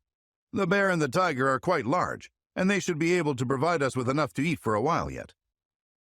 As he listened to Cahir's words, the yellow falcon trembled a little, and his eternal spirit became numb with fear. He felt as though Cahir could see right through him. He glanced down at the roast meat before he looked toward the pitiful wild bear king and dream tiger king, and he felt a chill run down his spine. Cahir wasn't inviting him to eat more out of kindness. He was warning him. If he angered him, he would suffer the same fate as the bear and the tiger. If he put a foot wrong, Cahir would feast on his meat next time. When he had heard Cahir say that it wasn't easy to eat feathers, he had thought that it had been a joke. Only now did he realize that Cahir had been deadly serious. "My feathers saved my life," he thought. From their position lying on the ground, the wild bear king and the dream tiger king watched the three drinking their soup and eating their meat, and felt myriad emotions. They had become nothing more than meat on the chopping block. Meanwhile, the surrounding demon beasts looked on and talked among themselves. "That smells extremely good. The aroma is irresistible." "All those different meats from demon beasts in one soup. I bet it's delicious." "I imagine it'll be a great tonic, too. I'd love to try some."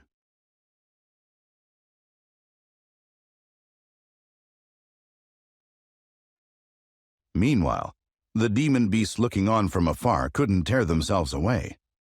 As they watched the three eat, their hair stood on end, and their eyes were filled with envy. But even though they knew the quality of the food was excellent, not one of them would contemplate snatching even a tiny morsel. The fate of the wild bear king and the dream tiger king was deterrent enough to keep them in their place. "Not bad at all," said Cahir as he tasted the soup and the roast meat. "It's a pity that Charlie, Arissa, the king demon tiger, and the others aren't here." As soon as he had eaten the soup and roast meat, it transformed into energy flowing through his body to his limbs and bones, and he felt rejuvenated. At the same moment, he started to think about Charlie and the others, how they were and what they were up to. In particular, his thoughts turned to Olivia. She had been gone now for several years, and her whereabouts were unknown to him, which caused him considerable concern. Up until that point, he hadn't realized how much Olivia meant to him. Oh my God, that's Kahir Rozark! Suddenly, in the distance, the frightening roar of a beast could be heard, resounding in all directions. Not long before, a vicious bird at the Beast Emperor stage had just arrived nearby and rushed to join the crowd of beasts to watch the show. And when it saw Kahir, it immediately recognized his overbearing aura and ferocious expression. The bird had seen Kahir in the heavenly wastelands and witnessed him killing Prince Leroy of the Dragons. That event had been forever etched in its mind, and it could never forget it. What? That's Kahir? Following the bird's cry of alarm, the expressions on the faces of the beasts in the crowd drastically changed. Although it was Kahir's first time in the beast realm, his various heinous deeds, such as the killing of Prince Leroy and the Azure Dragon, had long been spread around the realm. So when they discovered that the bloodthirsty young man was actually the legendary Kahir, the beasts were both astounded and terrified, and everything fell into place. It was no surprise that the person responsible for killing Prince Leroy wouldn't give a second thought to taking on the Wild Bear King and the Dream Tiger King. Compared to Prince Leroy, the bear and the tiger were small fry. Although restrained, the Dream Tiger King and the Wild Bear King weren't deaf and could hear the frenzied discussion going on around them, and they realized Kahir's true identity. It hadn't been long since they had talked about how great it would be to take Kahir as their battle servant. They could never have guessed that the situation would turn out as it had. The Yellow Falcon's eyes trembled as he looked at Kahir. Kahir Rozark, he repeated, realizing his new master was famous throughout the beast realm for his savagery. Kahir paid no heed to the discussions and commotion around him. It was as if he could hear nothing, and he continued to wolf down the soup and roasted meat. "Would you like some more?" he asked the Purple Phoenix when he noticed she had finished eating. She hesitated before answering. She had initially wanted to refuse, but the food was so delicious that she couldn't. "That's all right," she said. "I'll help myself." Avoiding Kahir's gaze, she continued to eat. She held the meat in her hands, yet she still managed to eat gracefully, unlike Kahir and the Yellow Falcon. The three continued to feast on the meat and soup until not a single drop or morsel remained. Kahir patted his belly in satisfaction. "That wasn't bad at all. Now it's time to rest." "Aren't we going to look for Star?" asked the Purple Phoenix with a frown. "I've thought about it," Kahir replied. "Since we're already here, there's no rush. If we can't find her, maybe she'll find us." Once he had finished speaking, he sat down cross-legged, closed his eyes, and began to meditate. A halo of golden light surrounded him, and a domineering aura filled the air, making the demon beasts all around feel uneasy. The Yellow Falcon had already started adjusting his breathing to begin meditating, and his body was glowing. After drinking so much precious soup and roasted meat, he had gained many benefits. The Purple Phoenix stood quietly alone on top of a rock, with a lazy, relaxed posture. She was beautiful, but her aura made all the beasts around her shiver. Dusk was like a large gray net that quietly enveloped the entire heavenly tomb, and then night descended, and the ink-blue sky was dotted with countless stars.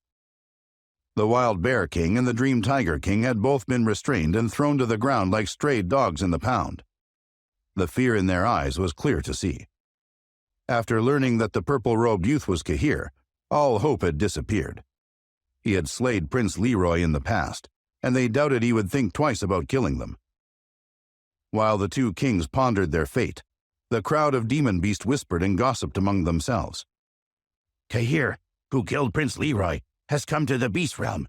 He's actually here in the heavenly tomb. And he really eats our demon beasts. He's a savage, even more so than one of us demon beasts. How can anyone be so cruel? Is he even human? Both the Wild Bear King and the Dream Tiger King have been defeated. I'm afraid they'll meet their end soon, too. The Wild Bear King and the Dream Tiger King are in such a miserable state. They've been ravaged to such an extent that it's pitiful to see. I can't bear to watch anymore." During the night, the news that Kahir was in the beast realm and was inside the heavenly tomb had spread far and wide. Many demon beasts had planned to seek out the Kahir. They surmised that if they could take the person responsible for killing Prince Leroy as their battle servant, they would be afforded limitless glory. Even if that plan didn't work out, There was always the option of handing him over to the dragons, and the benefits they would gain from that would be endless. They only began to have doubts when they heard that the Wild Bear King and the Dream Tiger King had ended up in such a miserable state, despite joining forces to take Cahir on. The night seemed to last forever, but dawn gradually arrived. Twilight began to seep between the mountain peaks, and slowly turned everything gray. Eventually, the sky brightened, and the sun began to shine on a world that appeared to be in chaos. On top of a towering mountain, the sound of demon beasts roaring and hissing could be heard.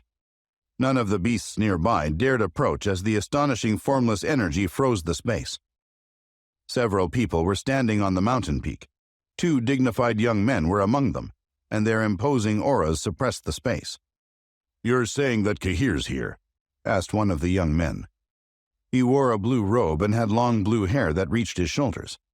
He was calm and elegant, and he exuded a pride that flowed from the depths of his bloodlines. He was addressing the other man and a wolf demon beast. "Prince Harry," began the wolf demon beast respectfully, "we can confirm that it's definitely Cahir. He's too savage to be anyone else." The wolf demon beast was intimidated by Harry, and just facing him was enough to make his eternal spirit tremble. "Here, you've earned it," said Harry, tossing the wolf demon beast a spirit fruit, undulating with energy. "Spread the word. Anyone who brings Cahir to me will be rewarded with a great divine ability. Even the latest information about him or his whereabouts will be richly rewarded." This news surprised the wolf demon beast, but the prospect of a new ability was also very exciting. He flew into the air and left. "Prince Leroy's murder is the shame of the entire dragon race. It's time for revenge," said a young man dressed in scarlet battle gear. He was standing beside the blue-robed man, and as he spoke, the light in his eyes streamed out as an aura spread from within his body, and the surrounding space trembled. "You're right, Abel," said Harry. "Nothing less than a bloodbath will be necessary for the dragon race to exact its vengeance." His voice seemed to be able to shake space, and his eyes undulated like ocean waves. After dawn, everything was quiet. The faint light on the eastern horizon gradually seeped into the light blue sky as the sun rose through the morning mist in the distance. On the mountain peak was a towering tree facing the cliffs. Under the tree stood a young woman aged 23 or 24 years old, with her long black hair twisted and tied up on the top of her head with a rainbow hairpin. A few strands of hair were hanging down either side of her face. Her skin was soft and smooth, her lips were pink, and her brows framed her face beautifully. She looked ahead as if deep in contemplation, and as if all around had nothing to do with her. Her scarlet eyes had a pensive, far-away look. A middle-aged man with a respectful expression quietly appeared behind the beautiful young woman. "Your Highness," he said, "I recently received news that the Dragon Empress has been on a killing spree. Many of the people who tried to stop her were slaughtered. Apparently, it was gruesome." "The Dragon Empress? I wonder if she's related to the dragon race," the young woman wondered as she stood in silence. She looked dignified and was dressed impeccably, giving the impression of total elegance and nobility. A pleated red patterned skirt covered her knees, and rainbow-colored tights made her slender legs appear even longer. A rainbow-colored belt wrapped around her waist, defining her slim figure. "Oh, and by the way," said the middle-aged man, but he hesitated momentarily before continuing cautiously. "It's said that Cahir is also inside the heavenly tomb." When she heard that, she raised her eyes and looked directly at the man. "That human is here?" she asked. "Prince Harry and Prince Abel are also here. It seems the heavenly tomb will soon be bustling with noise and excitement." When she smiled, the surrounding space appeared to light up. "Is there any more news of Cahir?" she asked lightly. "No, we still haven't heard anything further," he replied with a frown. "That man's got great concealing techniques." "He's very strong compared to the person Prince Harry and Prince Abel found," she said. "If we can use him, we have a chance of winning. We must find him as soon as possible. This time, I'll personally intervene." The woman paused for a moment, and then after a while she softly said, "Let's go. I hope we'll gain something from the heavenly tomb this time."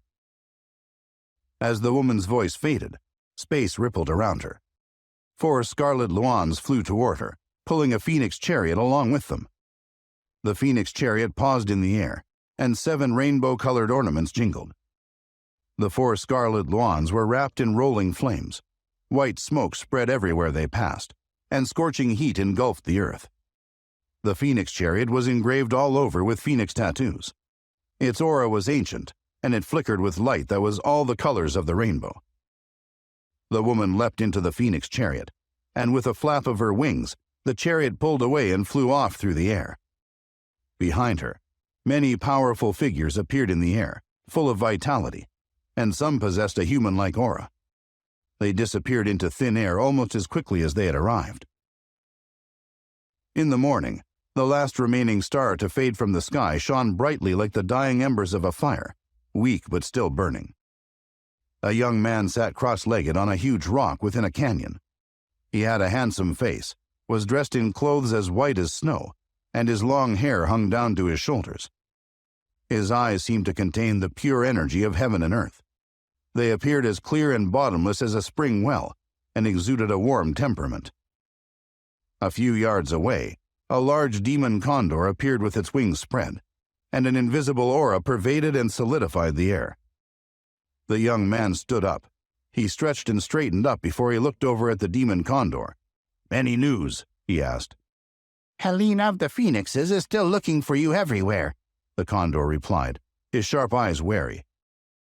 "Helena is not a woman to be trifled with," said the young man. "If we can, we should try to stay hidden from her." As he mentioned Helena's name, a trace of fear flashed across the young man's face. He knew only too well how terrifying Helena was from his time in the heavenly wastelands. "It's said that someone called Kahir has also entered the heavenly tomb, and he's caused much commotion," continued the demon condor. "Rumor has it that the Wild Bear King and the Dream Tiger King have been ravaged by him." "That savage actually came," said the young man with surprise. Then he smiled and muttered, "It seems it's going to be lively in the heavenly tomb."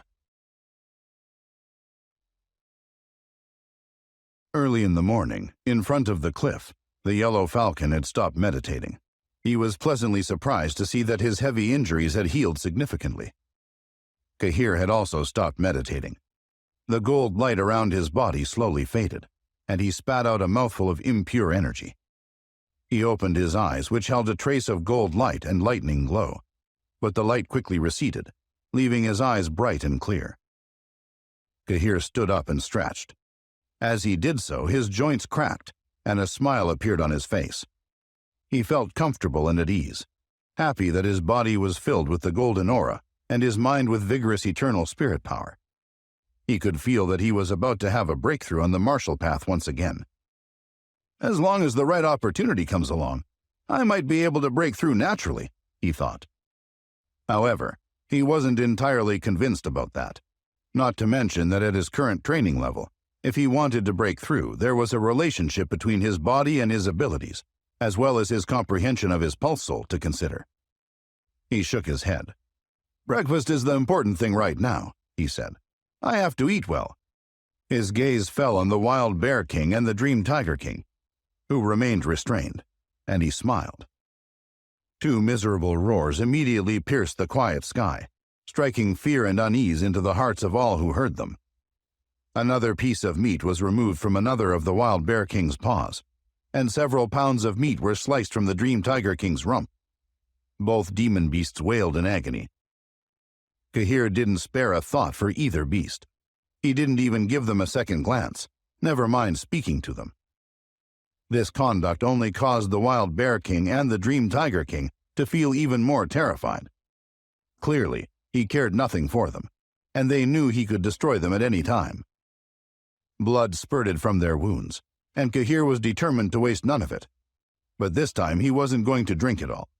He would save some for Dandelion City's younger generations to refine their bodies and nurture their pulse souls. They would reap more benefits than he would. If he were to consume it entirely himself, it would be wasteful. If the youths of the 9 continents were to hear about how the Wild Bear King and the Dream Tiger King strengthened one's pulse soul and tempered one's body, they would certainly be envious, particularly if they were members of a large sect like the Immortals, where it was rare to have such an opportunity. After peeling off the fur and preparing the meat, Kahir proceeded to cook it as before. In the early morning, the air around the cliff was full of the delicious aroma of roasting meat, which once again spread for 10 miles, and everyone who could smell it wanted to have a taste.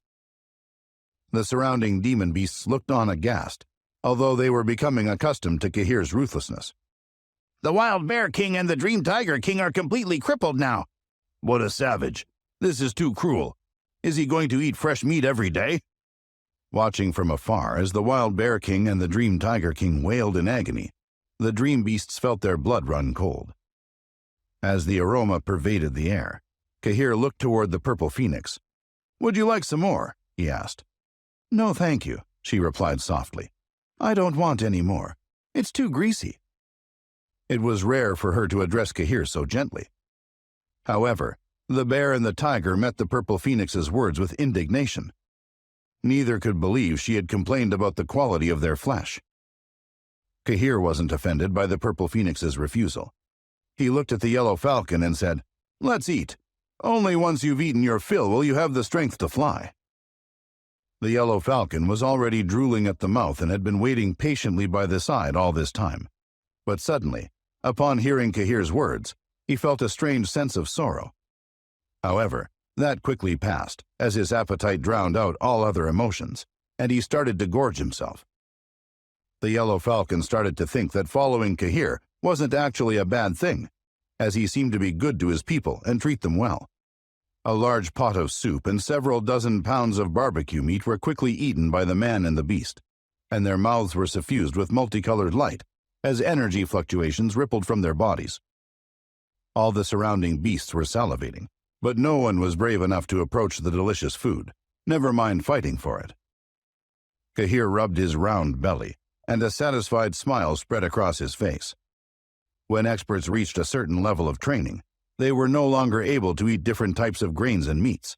If they did, their training would be affected by foul and impure energy.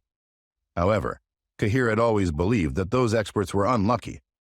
Even if an expert reached the highest level, if they couldn't drink and eat meat, they would lose one of life's greatest pleasures. Kahir's gaze turned toward the Wild Bear King and the Dream Tiger King lying on the ground nearby. "Have you guys thought it through? This is the last time I'll ask you. Are you willing to become my followers? It doesn't matter if you don't. I'll still take care of you for, I don't know, maybe 1,000 years. I'll slice off a piece of meat every day." When they heard that, the Wild Bear King and the Dream Tiger King started to tremble. They couldn't believe their ears. Kahir was talking about keeping them alive for up to 1,000 years, eating a piece of their flesh every day.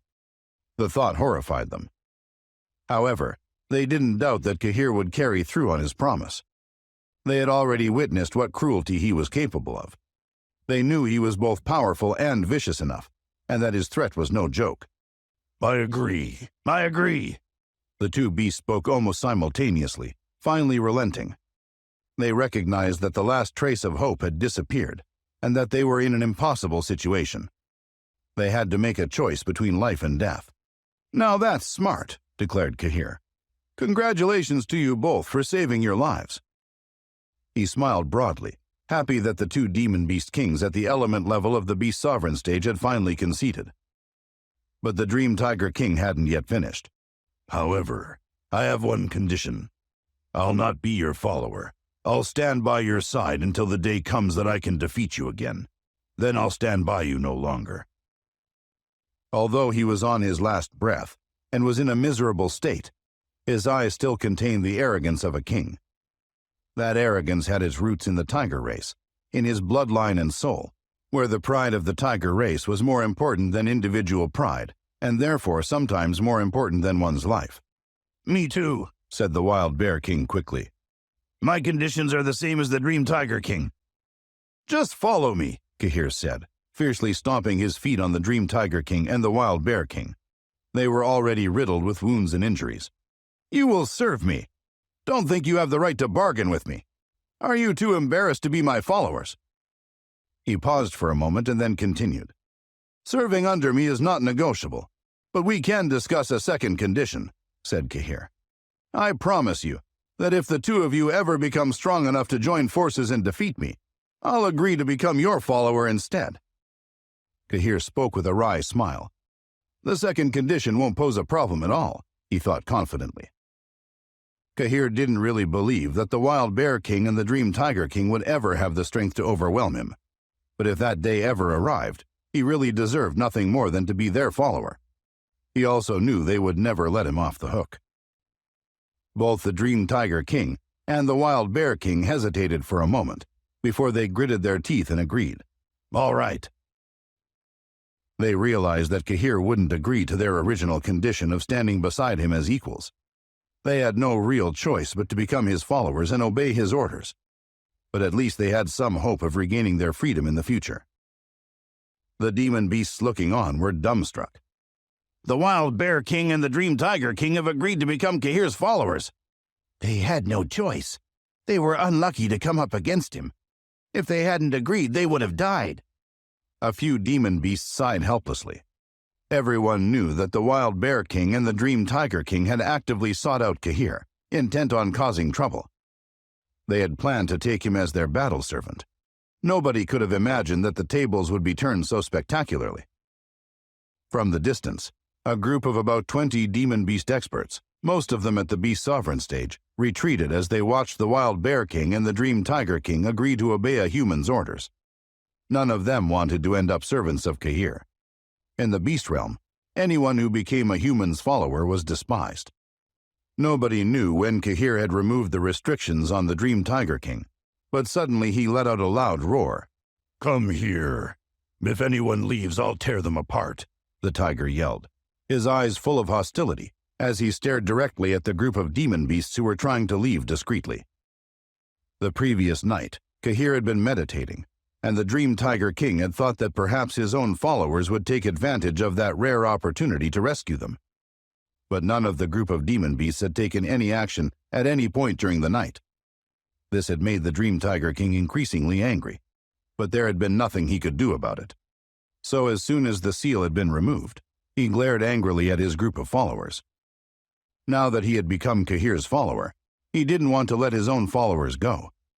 He knew it would be better for all the demon beasts to accompany them, rather than only the two of them to follow Kahir. Even though the Dream Tiger King had been badly injured, he was still powerful. The Dream Tiger King's roar stopped the demon beasts in their tracks. They trembled in fear, not daring to take another step. The Wild Bear King's shouts were heard next. Everyone, stop where you are! He locked his gaze onto his followers. Just like the Dream Tiger King, he was burning with fury. His followers were equally fearful and unwilling to leave. Get over here right now, shouted the Dream Tiger King and the Wild Bear King together, and their followers rushed forward, their eyes filled with fear. Once again, the bear and the tiger shouted in unison, Give me all the spirit elixirs! They were riddled with wounds, and their auras had been reduced to mere wisps, so they needed spirit elixirs to help them recover. Kahir had confiscated their cosmic pouches at the same time that he had placed the restrictive seal, and he had no intention of returning them. The tiger and the bear had only just escaped imminent danger, and didn't want to risk Kahir's ire by asking for help. They suspected that wouldn't end well for them. All right, it's time for us to set off, said Kahir, glancing at the Dream Tiger King and the Wild Bear King. He wasn't worried that either demon beast would go back on his word. However, he was a little concerned that he wouldn't be strong enough to control them. Most of the Dream Tiger King's and Wild Bear King's followers were at the Beast Sovereign stage, and Kahir was very happy about that. If he were to return to the central region, he would have enough strength to dominate it. However, Kahir knew that at his current training level, even with the Dream Tiger King and the Wild Bear King, he couldn't compare his strength to that of the Holden family and the Devil Sect. And if he had to face the Divine Court, Kahir knew he wouldn't be strong enough. The Divine Court had Galen, and Kahir knew he was currently no match for him. As soon as Kahir indicated that they should leave, he mounted the Yellow Falcon and followed the Purple Phoenix. The Dream Tiger King and the Wild Bear King each followed behind on one of their flying demon beast servants. As they watched Kahir leave, the other demon beasts sighed in relief. Kahir is gone, but I wonder who his next victim will be, pondered one of the beasts.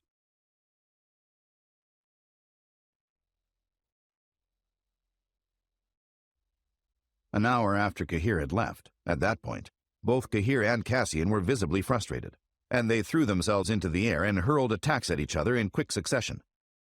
Before even 1 minute had passed, they had exchanged over 10 blows, but neither of them seemed able to gain the upper hand. Kahir's allies stood and watched in amazement, eager to see who would come out on top. His eyes sweeping the surroundings as he spoke. Kahir is left. He went that way.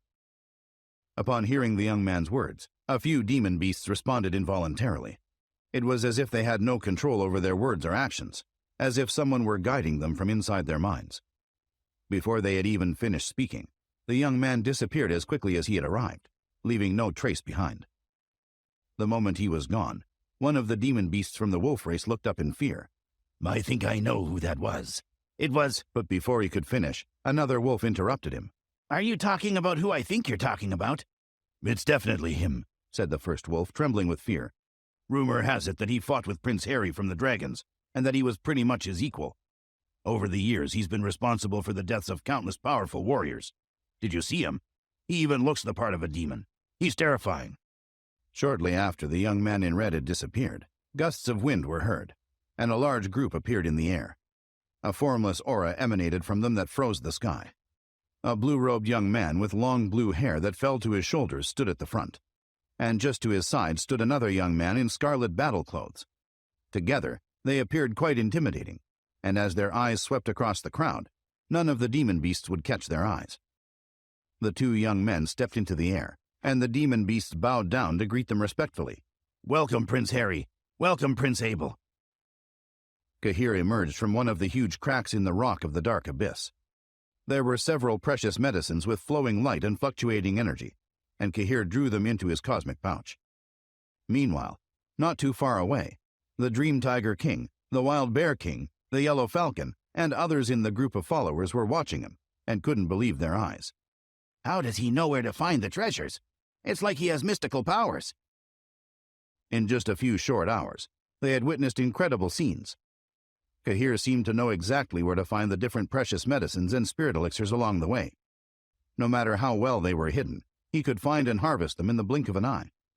It seemed that as long as Kahir was passing by, nothing would be left concealed, and there was no chance that anyone else would happen upon such treasures.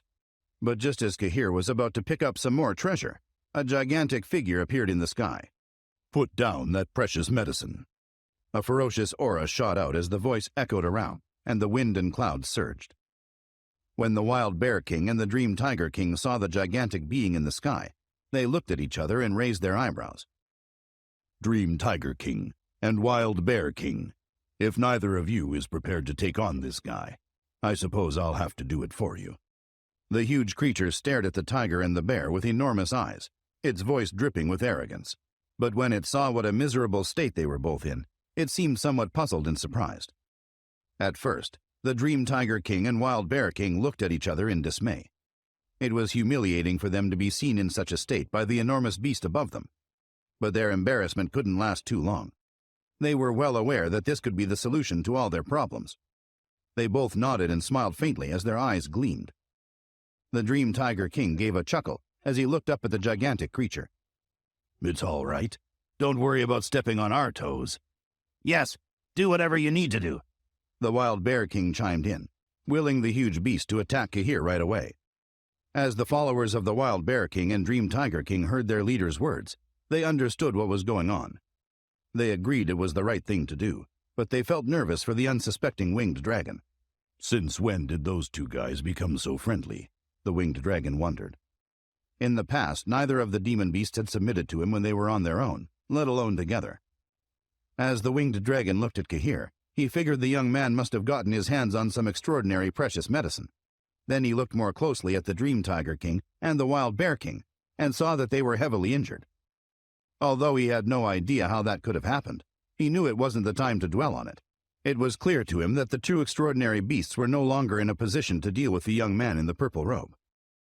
While the winged dragon contemplated his move, Kahir was watching him from below. The flood dragon's body was covered in thick scales, and he had frighteningly sharp claws and a huge mouth.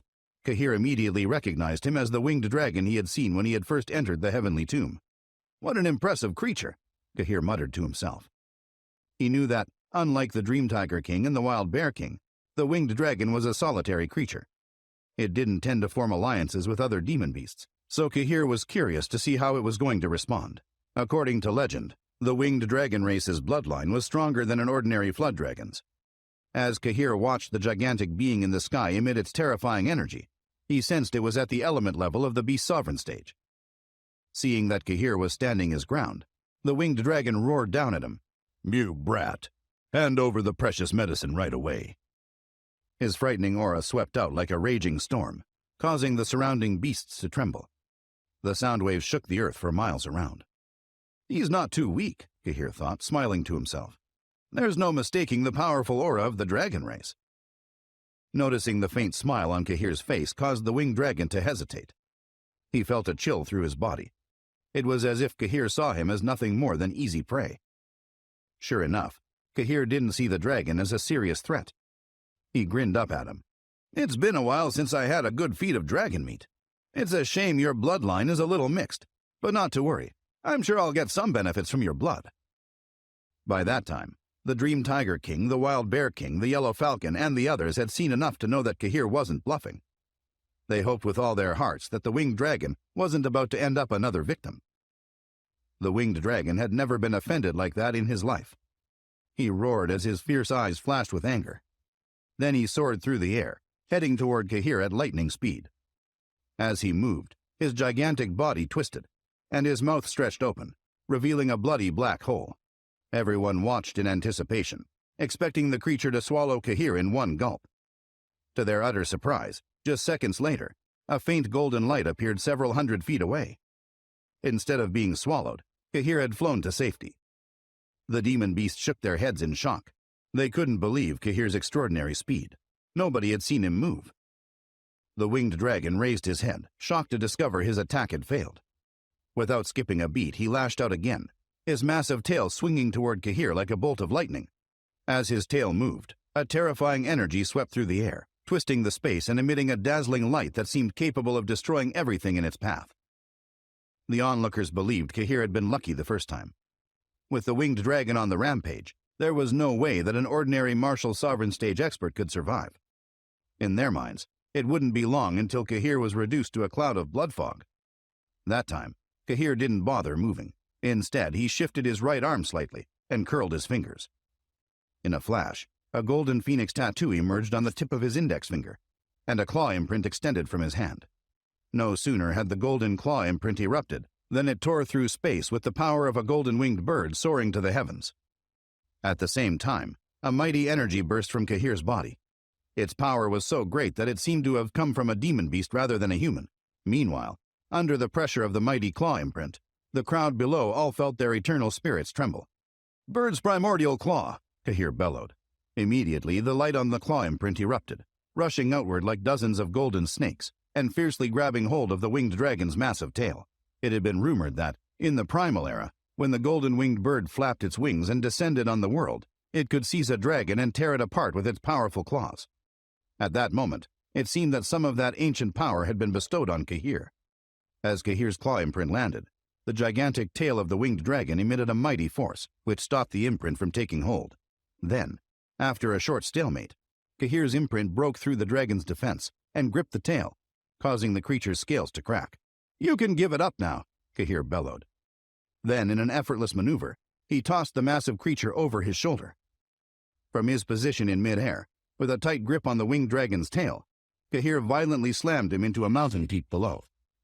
Under the weight of the massive beast, the mountain collapsed with a loud bang.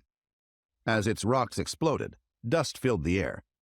"Bird of the heavens!" Kahir shouted, employing that technique to suppress the creature, who was still in his hands. A wave of destructive violet lightning power surged out from within the claw imprint and flowed right through the winged dragon. As the violet lightning invaded his body, the winged dragon's scales stood on end. With the power of Kahir's Bird of the Heavens technique, he was unable to resist. "I've heard it's a good idea to massage one's prey before killing it," Kahir said. "I believe the quality of the meat will be far better in the end." With that, he stepped lightly into the air, still carrying the winged dragon behind him. Then he swung the creature's body back and forth a dozen times. The ground quaked, and the surrounding mountains shook.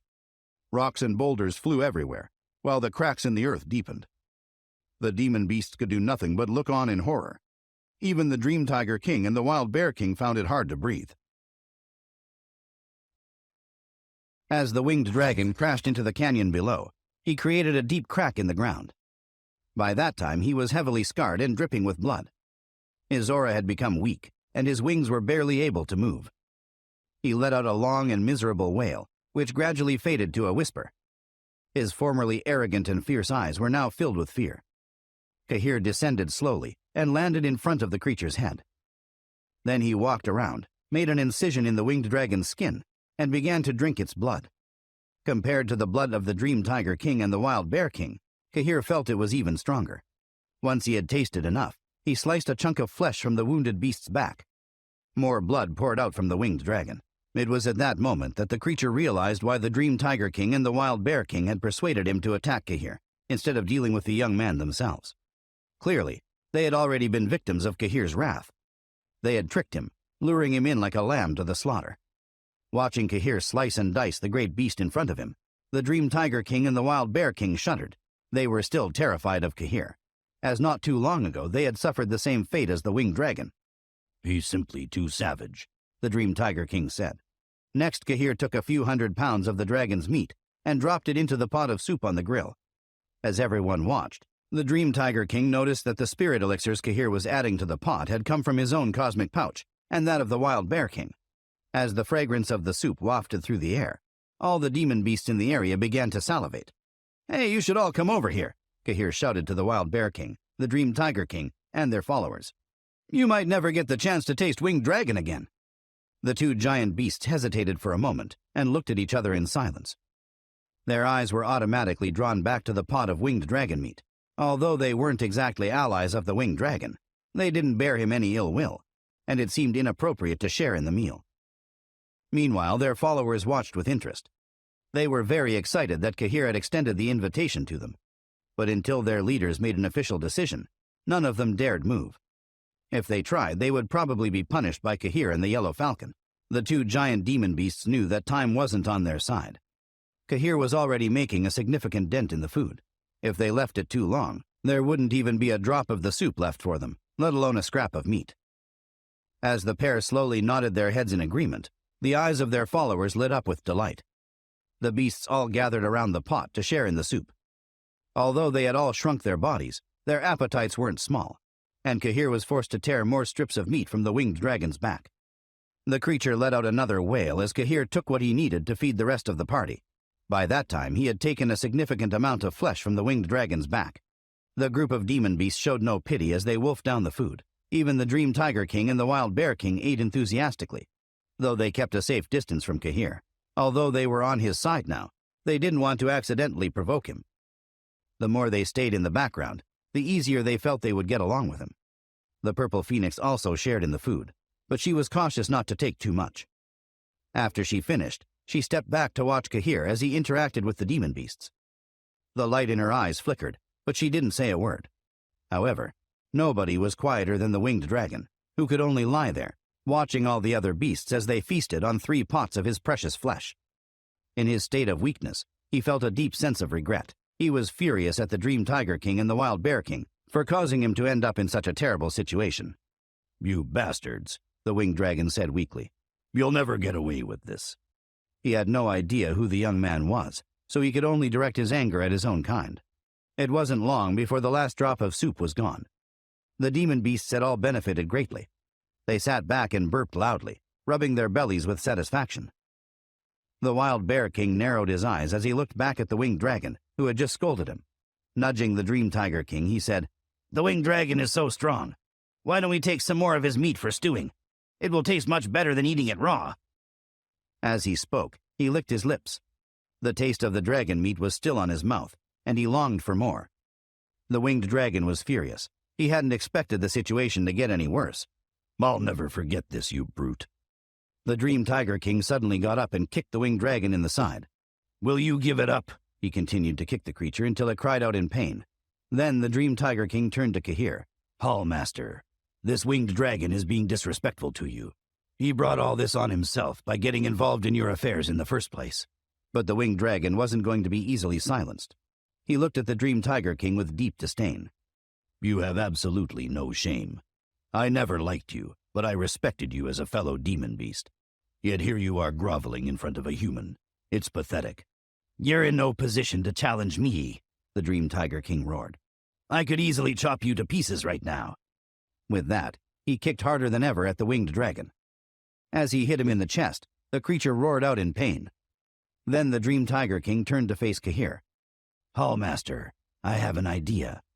The winged dragon is pretty strong. Why don't you spare his life and make him one of your followers?" Kahir smiled at the Dream Tiger King. "You think I should take the winged dragon as a follower too?"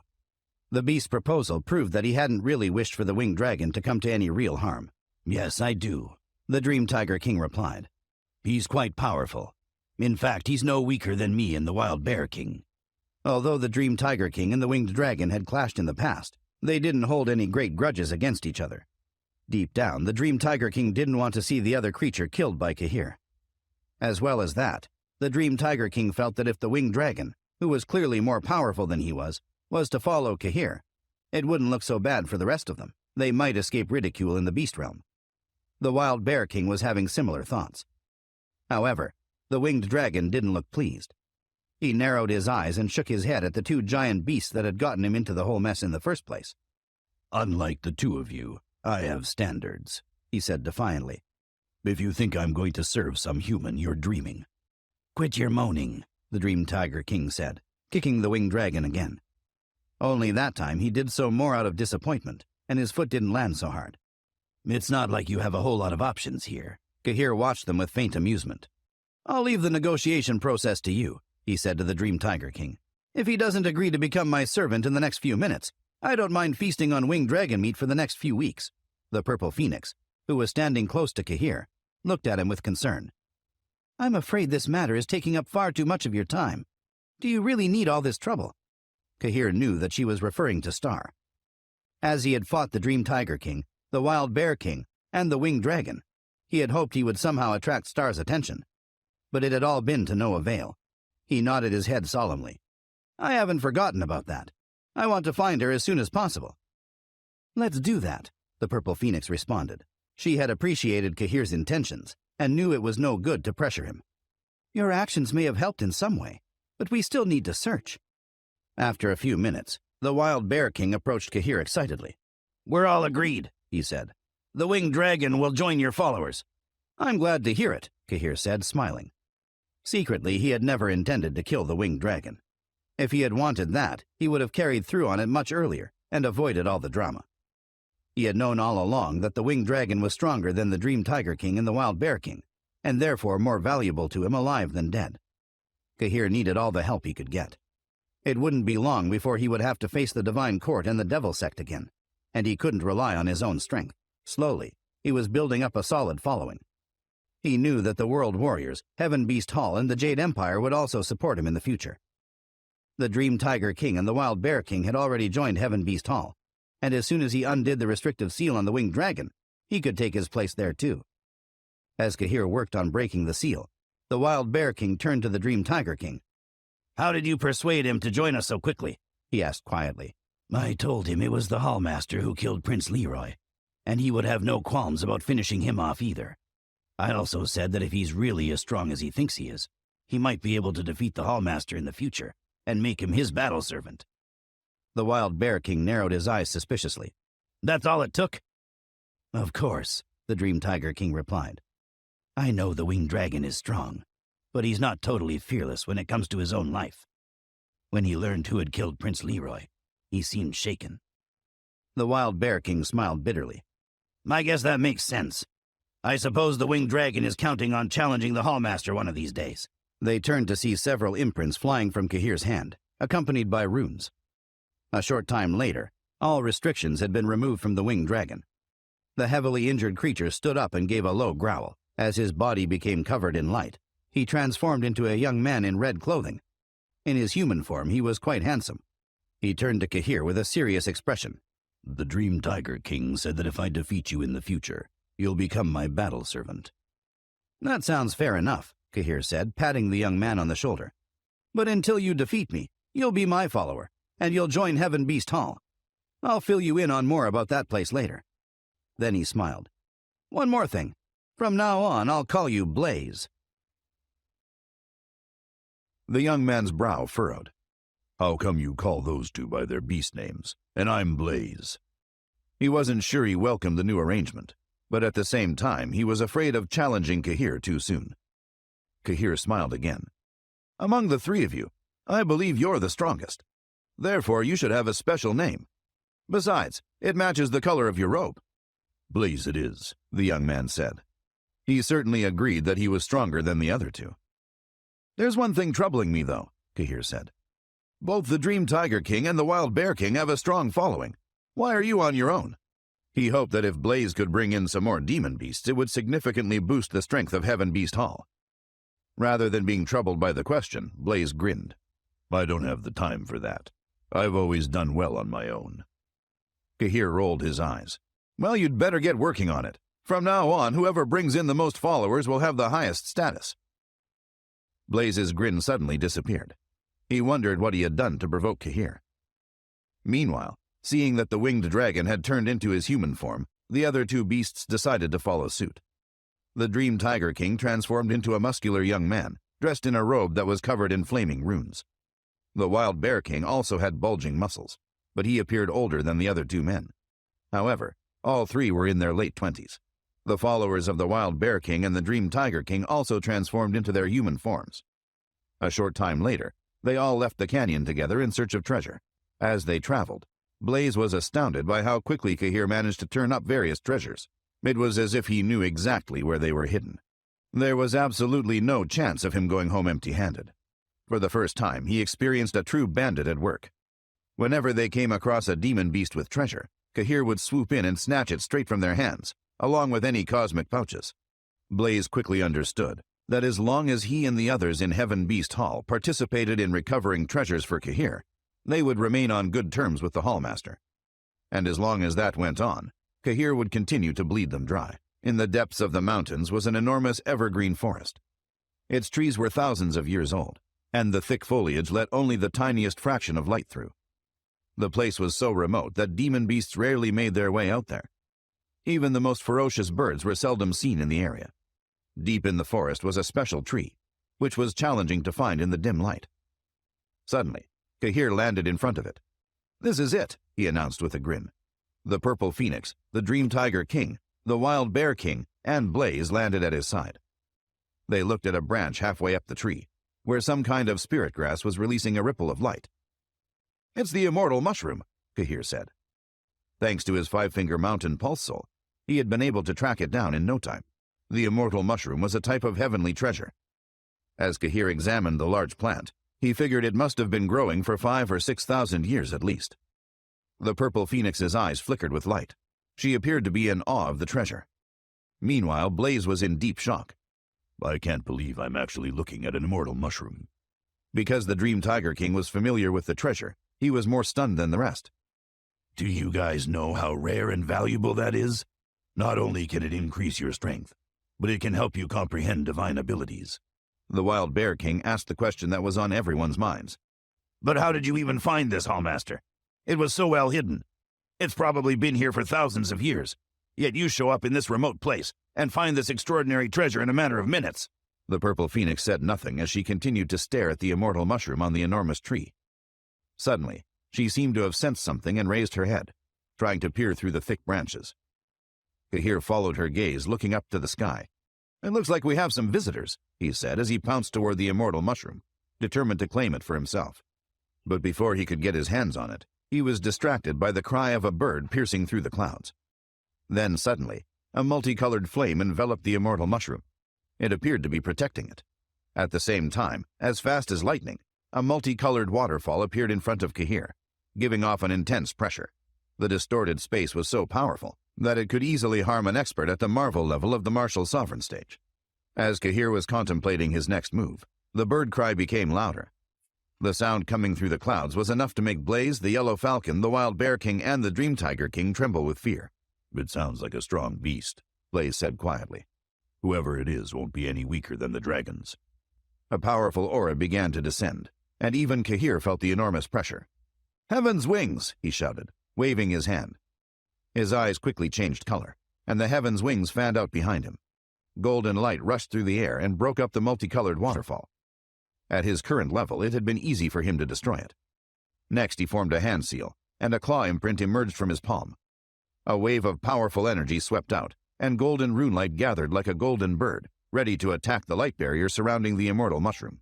"Withdraw!" Kahir shouted, extending his hand to grab the priceless treasure. Time was of the essence, and he couldn't allow the immortal mushroom to fall into anyone else's hands. Suddenly, he heard a voice from behind him. Although it was gentle, he detected a fierceness behind it. "Kid, the Phoenix race has owned that treasure for 2,000 years. Put it down at once." A middle-aged man appeared behind Kahir. There was no aura fluctuation, but his appearance caused the space to instantly heat up. The surrounding green leaves began to turn yellow, while nearby trees were withering and cracking. Everyone's eternal spirits felt like they were on fire. In the man's presence, the Yellow Falcon, Blaze, the Wild Bear King, and the Dream Tiger King felt an even greater pressure. Everything had happened in an instant, yet Kahir seemed to have come prepared. A terrifying aura spread out from his body, shaking the air. The moment the man finished speaking, Kahir began to roar. The cry was as mighty as a dragon's and tore through the forest. It was as if a tyrannical storm had descended from the heavens and was threatening to destroy the whole world. The trees that had begun to crack under the intense heat started to explode one by one. The ground began to shatter, and rocks were reduced to dust. The powerful sound wave felt as if it would go on forever. Kahir had once again unleashed his domineering energy on the world. The surging sound waves were accompanied by the energy ripples of the golden runes, spreading out like a tidal wave and shaking the middle-aged man. The man had never expected Kahir to have such strength. His body was surrounded by a powerful, multicolored flame, yet he was still forced to take a few steps back. "How can he be so strong?" he muttered. As he stabilized himself, his face had turned quite pale. The sound wave that rang through his ears seemed to carry a strong martial arts power. It caused his blood to boil, and he felt as if his eternal spirit would explode at any second. The sound wave resonated right through the deep forest, destroying vegetation for miles around. The Wild Bear King, the Dream Tiger King, Blaze, and the other demon beasts were finding it hard to withstand. "What kind of power is that?" the Dream Tiger King asked the others. "Not only can it attack the body, it seems capable of destroying one's eternal spirit." As an expert in soul attacks, he had appreciated Kahir's strength more than anyone else. As the explosion reverberated, the entire space began to calm down. However, the aura of the storm engulfed the area and spread far into the distance. Kahir turned his cold gaze on the middle-aged man who had been about to attack him. He could see he had a strong aura and had reached the element level of the Beast Sovereign stage. Although he was technically at the same level as the Wild Bear King and the Dream Tiger King, Kahir got the distinct impression that he was far stronger than them. The Purple Phoenix's gaze swept past the man and focused on the blazing aura that was coming from far away. Her eyes flickered faintly, as if she detected something, but she remained calm. "You're here too," she said softly. At that moment, in the sky above Kahir and the others, there were some spatial ripples, and scorching waves permeated the air. Suddenly, 4 massive beasts appeared, pulling a chariot behind them. Wherever they passed, white smoke billowed, and a scorching heat raged through the air. Kahir looked up at the bird-like bodies of the 4 beasts and instantly recognized them. "Scarlet Lawns," he said with some surprise. He knew that they were the mounts of the Phoenix race, and from what he knew of the Phoenixes, only the most powerful experts traveled with those creatures. Kahir raised his eyebrows slightly as he watched the approaching chariot, which was being drawn by the 4 Scarlet Lawns. Could it be Helena? He wondered. Back in the heavenly wastelands, any time she had appeared, she had traveled that exact way. Seconds later, the 4 Scarlet Lawns flapped their wings and appeared just above the group. The ancient chariot behind them was covered in mysterious inscriptions. From their position on the ground, Kahir and the others could see there was a young woman inside. The air behind the chariot was filled with many vigorous auras that came from both humans and demon beasts. Under the pressure, the Wild Bear King, Blaze, the Yellow Falcon, and the Dream Tiger King were trembling uncontrollably. The Dream Tiger King stared at the sky above him in terror. "That aura is far too strong. With Scarlet Lawns for mounts, it can only be the Phoenix race." Several people were hovering outside the chariot. They were surrounded by a faint glow, and their auras were terrifying. Kahir squinted to make out the person in the chariot. It didn't take him long to confirm the young woman was Helena. However, his thoughts were suddenly interrupted by the middle-aged man. who had recovered from the shock of the sound wave. The man let out his own cry, which resounded through the space like thunder. I told you I've owned that immortal mushroom for 2,000 years. If you don't give it to me right now, I'll kill you. Hearing the man's thunderous roar, the Dream Tiger King, Blaze, and the others were once again shocked. The power in his cry contained the imposing might of the Phoenix race bloodline.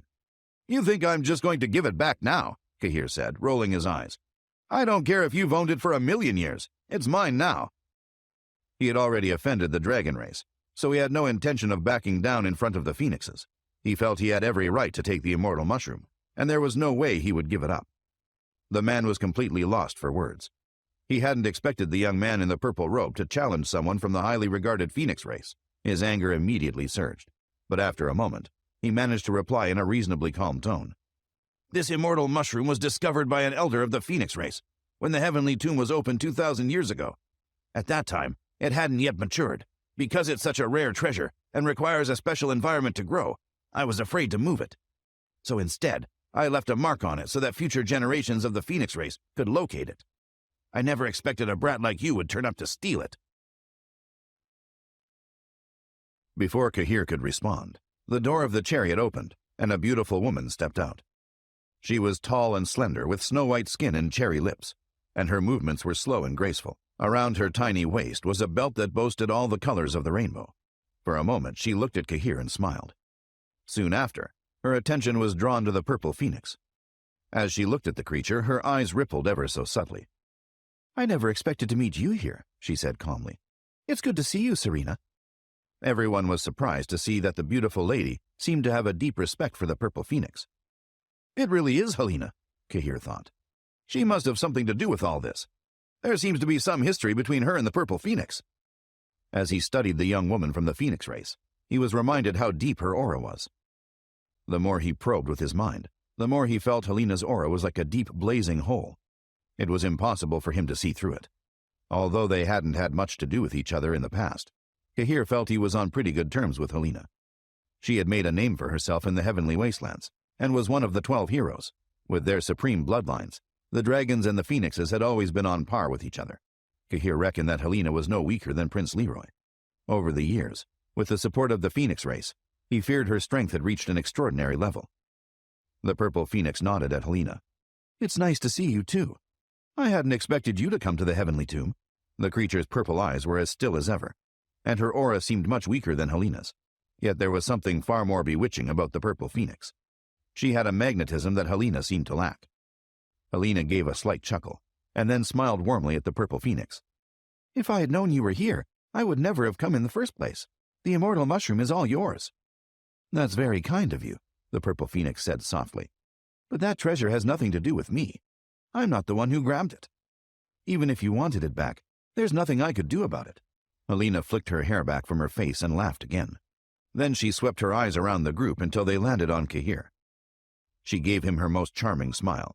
"I didn't expect to see you here today either. What a busy day in the heavenly tomb." "There's no use trying to charm me," Kahir said. "I've already claimed the immortal mushroom, and I'm not about to give it up. Just because someone from the Phoenix race left a mark on it doesn't mean a thing to me." While he spoke, he looked around at the disciples accompanying Helena, and saw that at least half of them were strong battle servants. As for the demon beasts, they appeared to be from the Phoenix race, and from their auras, Kahir could tell they were as strong as Blaze and the Wild Bear King. His eyes fell on a beautiful woman close to Helena. Her aura suggested she was no weaker than the purple phoenix. Despite the presence of such powerful fighters, Kahir wasn't at all afraid. No matter what happened, he was determined to hold on to the immortal mushroom. Hearing Kahir's outright refusal, the Dream Tiger King, Blaze, and the others were all stunned. Across the beast realm, nobody would dare act so brashly when faced with someone from the noble Phoenix race. At the very least, they would act politely. Yet Kahir had spoken so rudely to Helena. The young woman studied Kahir for a moment. Then her eyes flashed with a bright light. "If you want the immortal mushroom so badly, just take it. It's all yours." Kahir narrowed his eyes. "But this treasure was mine to begin with, so you're not doing me any favors. If you want to give me another gift, I'd be more than happy to accept." He knew it was a long shot, but he was willing to take whatever he could get from the Phoenix race. Helena looked slightly amused by his response. "All right. How about I give you a piece of important news?" Kahir nodded for her to continue. I've heard that Cassian is trying to find you. He's a very powerful person, so be careful. She gave him another charming smile. If we have the pleasure of crossing paths again, I hope you'll remember you owe me a favor. With that, there was a flash of scarlet light, and Helena turned gracefully on her heel. Slowly, she returned to the chariot. Let's go, she commanded, and the scarlet lawns flapped their wings, leading the chariot away. The middle-aged man gave Cahir one final cold look before following the chariot. Meanwhile, Helena's final words to Cahir were still ringing in the ears of Blaze, the Yellow Falcon, the Wild Bear King, and the others. Their faces were full of shock. Don't tell me Cassian is in the area, the Dream Tiger King muttered.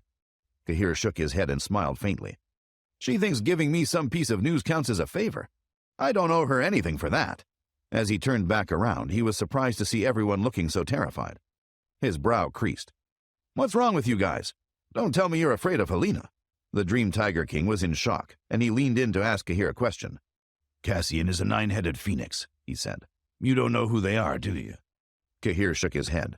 He had never heard that name before, but from the sound of the Dream Tiger King's voice, he knew that Cassian wasn't someone to take lightly.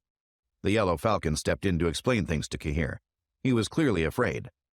There's a frozen wasteland in the far north of the Beast Realm, he began. And in that place, there's a mountain called the Frosty Peak. It's located close to the shore of the northern seas, and the nine-headed phoenixes live there. Cassian is one of them. Cahir nodded. He understood why his companions were so frightened. He had heard of the nine-headed phoenixes, and he knew they were a race of beasts that were neither dragons nor phoenixes. They were few in number, very secretive, and therefore largely unknown, but that only made it more impressive that they were able to survive. They had existed for at least as long as the dragons and the phoenixes, and there were many legends about them. Cahir didn't share the fear of his companions. In fact, he was excited to learn more about such legendary demon beasts. So what about the nine-headed phoenixes? He asked. Have I done something to offend them? The Dream Tiger King stepped up to Cahir. He seemed even more nervous than he had been just a minute earlier. Be careful, he said. The nine-headed phoenixes are very powerful, and Cassian is the worst one. They say he's violent and ferocious, and his reputation is unmatched. He fought Prince Leroy once and won easily. Leroy was lucky to survive. He hesitated for a moment, and then he added, It's possible that Cassian has heard about you. Maybe it's because you killed Prince Leroy. Cahir stared defiantly at the Dream Tiger King. He showed no reaction to what he had just heard, but the information had affected him. Anyone who could beat Prince Leroy was a force to be reckoned with. What does that have to do with anything? He asked. Why would he be looking for me? Because you killed someone that Cassian showed mercy to, the Dream Tiger King answered. Given the ways of him and his people, he'll probably take it as an insult. Cahir clenched his fists. Well, if he comes for me, I won't just sit back and take it. Defeating a nine-headed phoenix might be just the thing I need to advance and become stronger. The thought made him almost giddy, and he smirked. His companions were all stunned. It seemed unreal to them that Cahir wasn't taking the threat seriously. He really is bold, the Dream Tiger King thought, wondering what would happen when Cahir and Cassian met. He hoped that Cahir's bravery didn't amount to overconfidence. The Dream Tiger King could understand why Cahir wasn't afraid, but he didn't like that he seemed to take the threat so lightly. Since Cahir had shown himself capable of defeating dragons, his lack of fear toward Cassian was reasonable, but he knew less about him than the others did. The Dream Tiger King, the Winged Dragon, the Wild Bear King, and the others all had a better understanding of Cassian's power, and they were frightened of his brutality. If anyone in the Beast Realm could beat Cahir, Cassian was a good bet. Cahir, meanwhile, had other things on his mind. The Heavenly Tomb is opened again, he muttered. Many demon beasts have come looking for treasures inside of it. Dragons, phoenixes, and I assume the nine-headed phoenixes too. I wonder what they're after. He smiled, imagining that the Heavenly Tomb had to contain something very valuable. Otherwise, the creatures of the Beast Realm wouldn't be so focused on it. He had to find out more. He had already been inside the Heavenly Tomb for a long time, but he hadn't realized just how special it was. Don't you know? The Dream Tiger King exclaimed. Once again, he was shocked by Cahir's indifference. He was getting the feeling that Cahir had thrown himself into the Beast Realm without knowing anything about it at all. How would I? Cahir retorted. It's not as if I'm used to hanging around demon beasts. He smiled mischievously. The comment had been intended to be provocative, but it wasn't true. Cahir had more experience with demon beasts than he had once thought he ever would. In fact, the tyrannical goose had even told him about the Heavenly Tomb, but not enough for him to understand it. The Wild Bear King stepped in to clarify the situation. The Heavenly Tomb is a legend in the Beast Realm, he said. It's said that a great battle took place here long ago, and many of that age's greatest warriors died in it. No one knows why, but the battlefield was sealed off and could only be entered at specific times. That's what the Heavenly Tomb is, the sealed battlefield. The problem is that no one ever knows exactly when it's supposed to open. It's been several thousand years since it was created, and the knowledge is lost. It's all a matter of being in the right place at the right time, but if you are, the rewards will be enormous. Legend has it that many astonishing artifacts were left behind after the battle, and that's why every species in the Beast Realm sends their warriors to enter it. Cahir nodded. The Wild Bear King's version of the story aligned with what the tyrannical goose had said. If it was true, it was no wonder that all the demon beasts thought the Heavenly Tomb was such a big deal. The Dream Tiger King stepped in to add some information. There's more. They say there are formidable obstacles to entering the center of the Heavenly Tomb, which is called the Heavenly Hall. Demon beasts can't go there, but for some reason humans can. That story gave rise to the practice of using humans as battle servants. No one can afford to opt out of that tradition. If they did, they'd lose any chance of competing with the other species. Cahir frowned. He was losing his patience. I know that. Can you tell me something I don't know? At that moment, the Purple Phoenix stepped forward. The Heavenly Hall is said to contain countless heirlooms of legendary demon beasts, she said. Many powerful ancient races fought in the battle, including dragons and phoenixes, and their most precious artifacts were left behind. She frowned. Every time the tomb opens, the Heavenly Hall can be identified by the particular energy it emits. Demon beasts are instinctively drawn to it, and a legend says that it attracts some from outside the beast realm as well. People from Heaven Beast Hall, it's said. Whatever that means. It's probably just a myth. In all the times that the tomb has opened, nobody from any such place has ever come looking for it. I doubt the Heaven Beast Hall exists at all. If it did, someone from it would have shown up by now. Cahir immediately perked up. Finally, he had heard something that changed everything. You're saying people who belong to Heaven Beast Hall are prophesied to come into the Beast Realm and find the Heavenly Hall? He asked. When the Purple Phoenix nodded in reply, he almost wanted to fall over laughing. It just so happens I'm the Hallmaster of Heaven Beast Hall, he cried. His words struck his companions like a thunderbolt. The Winged Dragon, the Yellow Falcon, the Dream Tiger King, and the Wild Bear King all stared at him in awed silence. No one said anything for an extended moment. Only the Purple Phoenix remained unimpressed. She only gave Cahir a casual glance, looked over at the other stunned faces in the company, and then spoke again. We should be going. We already know Star is inside the Heavenly Tomb. We need to find her. Cahir nodded. All right, let's go. He hurled himself into the air, and all the beasts followed him. They soared across the sky at breakneck speed, and on the way, came across many groups of fierce beasts and predatory bird-like creatures. Many roared and made aggressive outbursts toward Cahir and his allies, but their auras kept them from being attacked. As they approached the center of the Heavenly Tomb, they crossed steep mountains and flat valley floors. The number of demon beasts around them increased steadily as they went along. Some of them were locked in frenzied fighting with each other, obviously driven to madness by the treasures they hoped to find. Cahir looked down at the fighting demon beasts but didn't join in the battle. Although he was tempted by the secret bones and other treasures, he wanted to find Star as soon as possible, so he resisted. However, as they traveled farther and he noticed more valuable treasures than the ones the demon beasts had been fighting over earlier, he reassessed his priorities and took the time to plunder the items. Word soon spread throughout the beast realm that Cahir was stealing valuable items left and right. The news of his rampage caused the ire of the demon beasts to fall on him, and they became galvanized against him. They wanted to find him and pay him back for what he was doing, even if it meant putting their own desire for treasure on pause. The two princes of the dragons, Harry and Abel, went on a frantic search for Cahir. They promised a handsome reward to anyone who could give them information on his whereabouts, and their search progressed with incredible speed. It wouldn't be long before they found him. Cahir and his company had no idea that the demon beasts were out in force looking for them. They had settled in a valley to rest for the night, and when Cahir woke from his meditation, he felt more rested than he had in a long time. He quickly understood why. The ground was covered in spirit grass, and the energy it emitted had a palpable healing effect. Cahir hadn't seen it when they had chosen their resting place, but he realized that he must have been subconsciously drawn to it. When the others woke up, he found that they had also felt the effects of the spirit grass. They were eager to get moving again, and without wasting any more time, they lifted themselves into the air and continued their journey. As they soared through the valley, they came across several groups of demon beasts, and Cahir's aura made them tremble. There were no items or treasures to be seen, however, and Kahir saw no reason to fight the miserable creatures. They continued onward. A little while later, however, Kahir's eyes widened with stunned surprise, and he stopped. The others followed his lead and lay hovering in the air, none of them saying a word. Up ahead of them, a horde of demon beasts was approaching at great speed. Many of them were clearly much stronger than average. The Dream Tiger King spoke. "The center of the heavenly tomb is up that way," he said. "They're coming from there." "All right," Kahir answered. "Everyone listen up. When I say so, we'll all swerve off to the left. We'll try to go around them." The Wild Bear King wasn't convinced. "If we go to the left, there's nowhere to go afterward than the central area. That's where they came from. I'm afraid we'll find nothing there but trouble." Kahir took a second to think.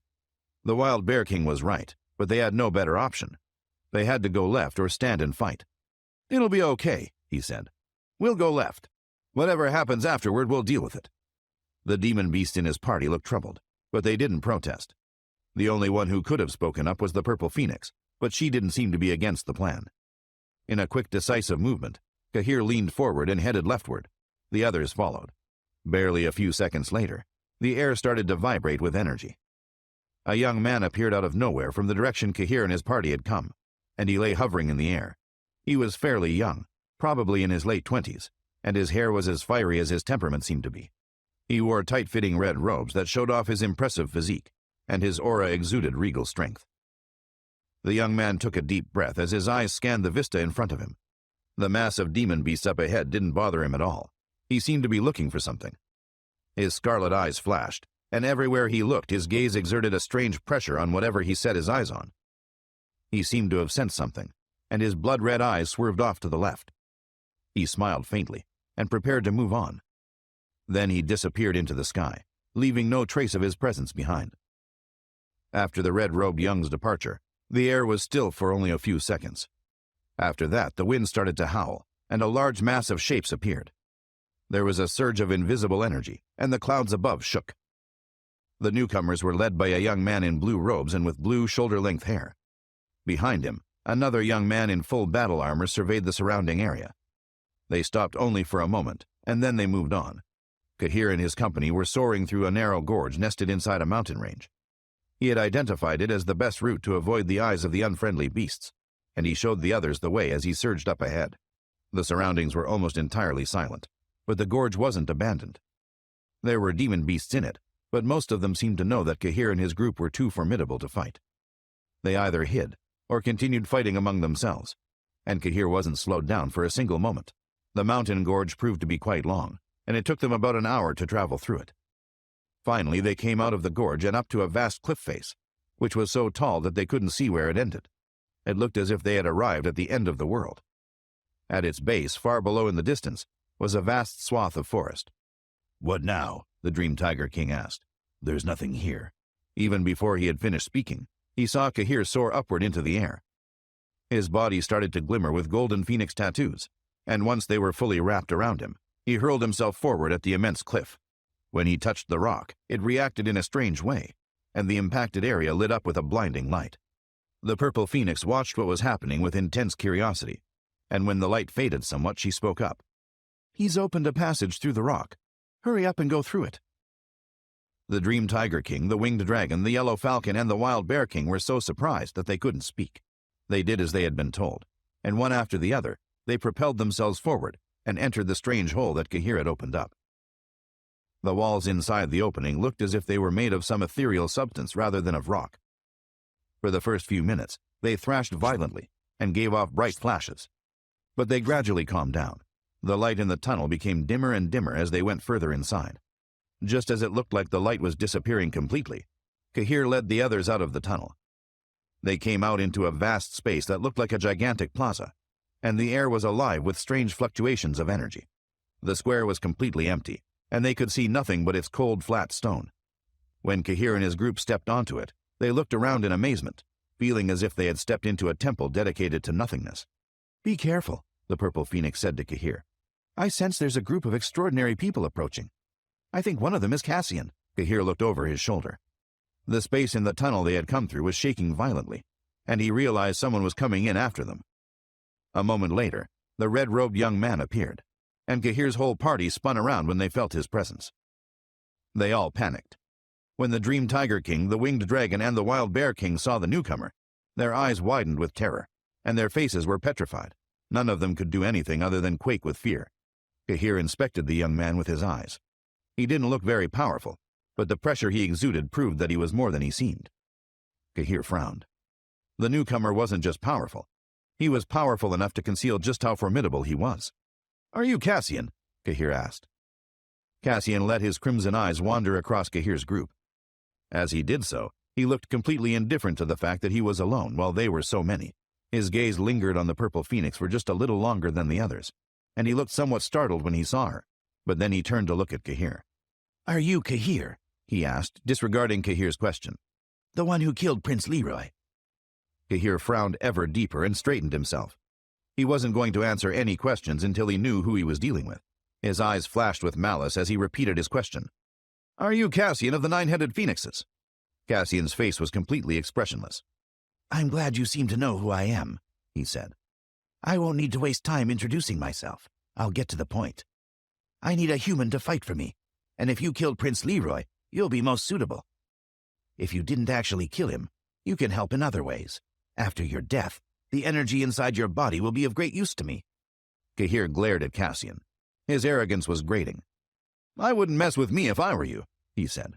"However many heads you've got, I'll chop them off." Cassian didn't answer, and the expression on his face didn't change one bit. As he stood looking at Kahir, the red light of a blood rune started to glimmer in his eyes. Then he rushed forward. Kahir had no time to react, and Cassian's first blow struck him with terrible force. The energy release was dazzling, and the plaza lit up with bright crimson light. It was as if the whole place was doused in blood. The Wild Bear King, the Dream Tiger King, the Winged Dragon, and the Yellow Falcon all cowered in fear. To Kahir's surprise, he found that he hadn't been too terribly affected by Cassian's first blow, and he had time to counter before the second blow would come. As quickly as he could, he formed the planet seal in one of his palms, and golden light erupted out of his body.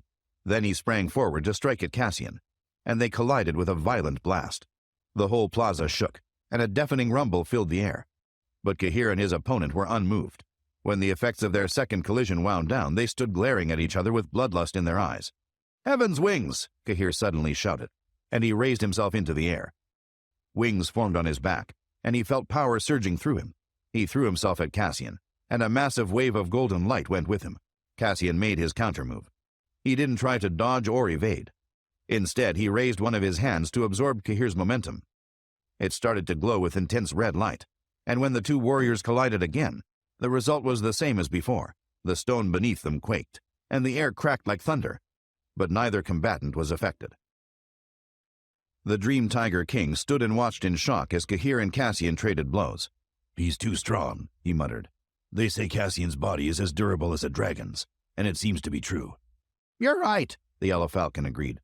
"but Kahir appears to be just as strong. If he can go toe-to-toe with Cassian, he's more powerful than we imagined." The Winged Dragon shook his head. "Maybe, but Cassian hasn't used his full strength yet. When he does, I'm not sure Kahir will be able to stand up to him." The Yellow Falcon wasn't discouraged. He smiled and said, "Kahir hasn't shown his full strength either." The Purple Phoenix stood and watched in total silence. She was too interested in the fight to join in the conversation. Idle speculation meant nothing to her. What mattered was what Kahir and Cassian were actually doing. The two combatants collided one more time, and the release of energy was more forceful than any that had come before it. Golden and crimson runelight mingled as it washed outward in all directions, and Cassian and Kahir were thrown far away from each other. They steadied themselves and hung in the air, breathing heavily. They were at a stalemate. Cassian took a deep breath, and the red gleam in his eyes became sharper. Then the Dream Tiger King and the others started to feel an overbearing and ruthless aura creeping into their hearts. It was expanding out of Cassian's body like a violent storm, accompanied by a faint but razor-sharp hissing sound. The Dream Tiger King realized what was going on. "Cassian is summoning the power of the element level of the Beast Sovereign stage," he cried. "It will reach its peak soon." The others knew that he was right. The aura around Cassian's body told them that he was approaching the limit of the Beast Sovereign stage's element level. Being at that level wasn't spectacular in itself, but there was an enormous difference between its upper and lower limits. Cassian paid no attention to the people on the ground. His eyes were fixed on Kahir. "You're certainly not weak," he said gleefully. "It's no wonder you were able to kill Prince Leroy. I had my doubts, but you're the strongest young human I've ever encountered. I'll let you be my battle servant." Cahir smiled. "I've changed my mind too. You're also stronger than I thought you would be, and I'm feeling generous. I'll let you join my group if you'd like." The Dream Tiger King, the Wild Bear King, and the Winged Dragon were struck dumb. They had never imagined that Cahir would be so audacious. "Did I hear that right?" The King Demon Tiger asked. "He wants Cassian to join us." The Wild Bear King shook his head. Cassian was the most formidable warrior in the Beast Realm, and there was absolutely no chance that he would join Cahir. The idea was preposterous, and Cahir's followers all knew it would only enrage him further. But Cassian seemed calm, no doubt because he felt utterly superior. He replied in a tone that didn't even hint at anger. "Do you think you're qualified to take me on as your follower?" Cahir clenched his right fist and held it up. "Here's my qualification," he said. "My fist will prove my worth. If you can defeat me, I'll be your battle servant. If I win, you'll follow me and heed my orders. Are you brave enough to accept the challenge?" The challenge startled everyone watching, and they watched in horror as a burst of ruthless energy erupted from Cassian's blood-red eyes.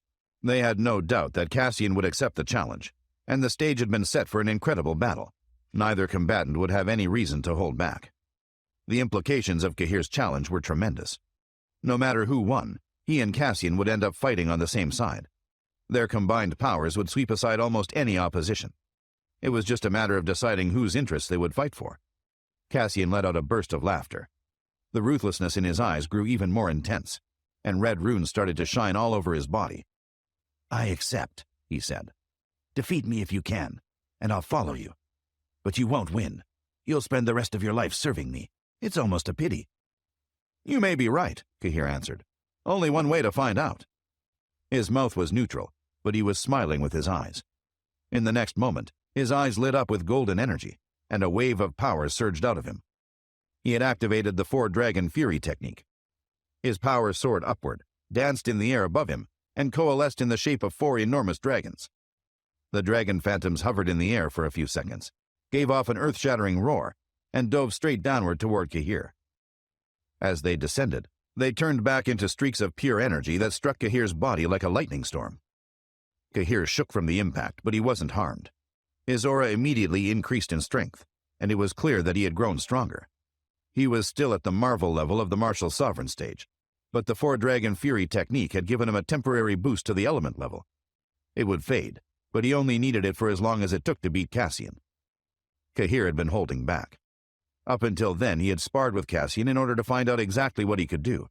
An opponent who had beaten Prince Leroy couldn't be taken lightly, and Cahir had needed all the information he could get. He had learned a lot.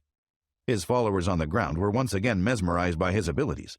Just as they had gotten used to the idea that Cahir was equal to Cassian, they were forced to recalibrate.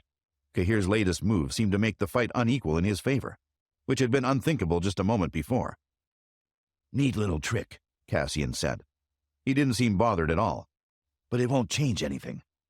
With his eyes fixed on Cahir's, he held up his arms in front of him, and his hands emerged out of his sleeves. Streams of blood-red light burst out of his fingertips, and 10 streaks came flying toward Cahir.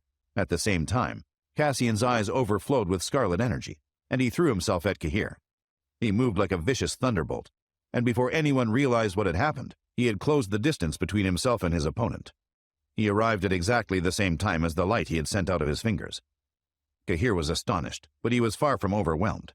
Relying on the ripple steps, he was able to dodge Cassian's first blow, but it was clear that he wouldn't be able to evade his attacks forever. He would have to turn the tables somehow. With a flash of golden light, the golden wings of the great bird formed on Cahir's back. He flapped them and propelled himself backward and upward into the air. He was too slow to escape the light from Cassian's fingers, and they struck him in the shoulder. Fortunately, he was quick enough to create an energy shield, and the attack bounced off him without any real harm. His clothes were slightly torn, and his skin was scratched, but it could have been much worse. Cassian felt an uneasy feeling take hold of him. He had hoped to finish things quickly, but it seemed as if Cahir would be a tougher opponent than he thought. Given the stakes of the fight, it was an intolerable risk. Cahir flapped his wings again, and a surge of golden energy soared out of them. Cassian responded by raising his hands. Claws of red light formed in front of him, and when Cahir's barrage collided with them, both energy formations shattered with a violent burst. As the air between them settled down, the combatants glared at each other. They were more evenly matched than either of them was comfortable with. But Cahir was the only one who was visibly hurt. His shoulder bled slightly, and a slight ache ran down his arm. Using his wings to stabilize himself, Cahir summoned his energy for one more attack. He had seen enough of Cassian, and he knew he couldn't afford to take any more chances. If he couldn't defeat him soon, he was at risk of losing the fight. Cassian watched as Cahir called up his inner power, and he felt his resolve weaken. For the first time in his life, he had realized that a human could be a threat, and he hoped he hadn't learned the lesson too late. Those watching from the ground didn't know what to think. The last exchange between the two combatants had been more intense than any before it, and the Wild Bear King, the Dream Tiger King, and the others could do nothing but stare in awe. When the Dream Tiger King was able to formulate a thought, he fixated on Cahir's shoulder. It was the only indication of how the fight was going, and it seemed that Cahir's power boost hadn't been enough. "It's over," he blurted out. "Cassian needed only one move to do his damage. He's too strong." The Yellow Falcon gave him a surprised look. No, look! Cahir isn't injured at all. Everyone turned to look more closely at Cahir, and what they saw took their breath away. His body was emitting a purple and golden sheen of incredible intensity, and the air around him seemed to sparkle with electrical charges. As his companions watched in dumbstruck bafflement, the wound on his shoulder started to close. The fight obviously wasn't over. Cahir's wound healed quickly, and he was fully restored in a matter of seconds. When the wound on his shoulder was gone, he frowned and turned his full attention back to Cassian. It was time to end the battle. For his part, Cassian was starting to worry. He had given his all to hurt Cahir, and while he had managed to make him bleed, the injury hadn't been nearly as severe as he had hoped. At the very least, he had hoped to rip Cahir's arm out of its socket. Cahir laughed when he saw how worried Cassian was. Another burst of golden light surged out of his eyes, and he flapped his wings. The effects of the Four-Dragon Fury technique wouldn't last for much longer, and he couldn't afford to stay on the defensive. He had to do something to win the fight quickly, but he wasn't sure what to do. While the difference between him and Cassian wasn't that great in terms of power level, Cassian's inherent durability made him difficult to deal with. It seemed nine-headed phoenixes were at least as robust as dragons and phoenixes. Cassian studied Cahir's wings with keen interest. He recognized them immediately as the golden wings of the great bird, and he had no idea how Cahir could have obtained them. "I guess you're less human than I thought," he said scornfully. "Otherwise, how could you possibly have access to the golden wings of the great bird? In order to defeat men, you'd have to be a golden-winged bird." Cahir didn't answer. Instead, he reached into himself and activated the Four-Dragon Fury technique again. He knew that a second time wouldn't boost his powers anywhere close to as much as the first time had, but he needed all the help he could get. He felt the increased energy surge through his veins, and seals started to form over his palms.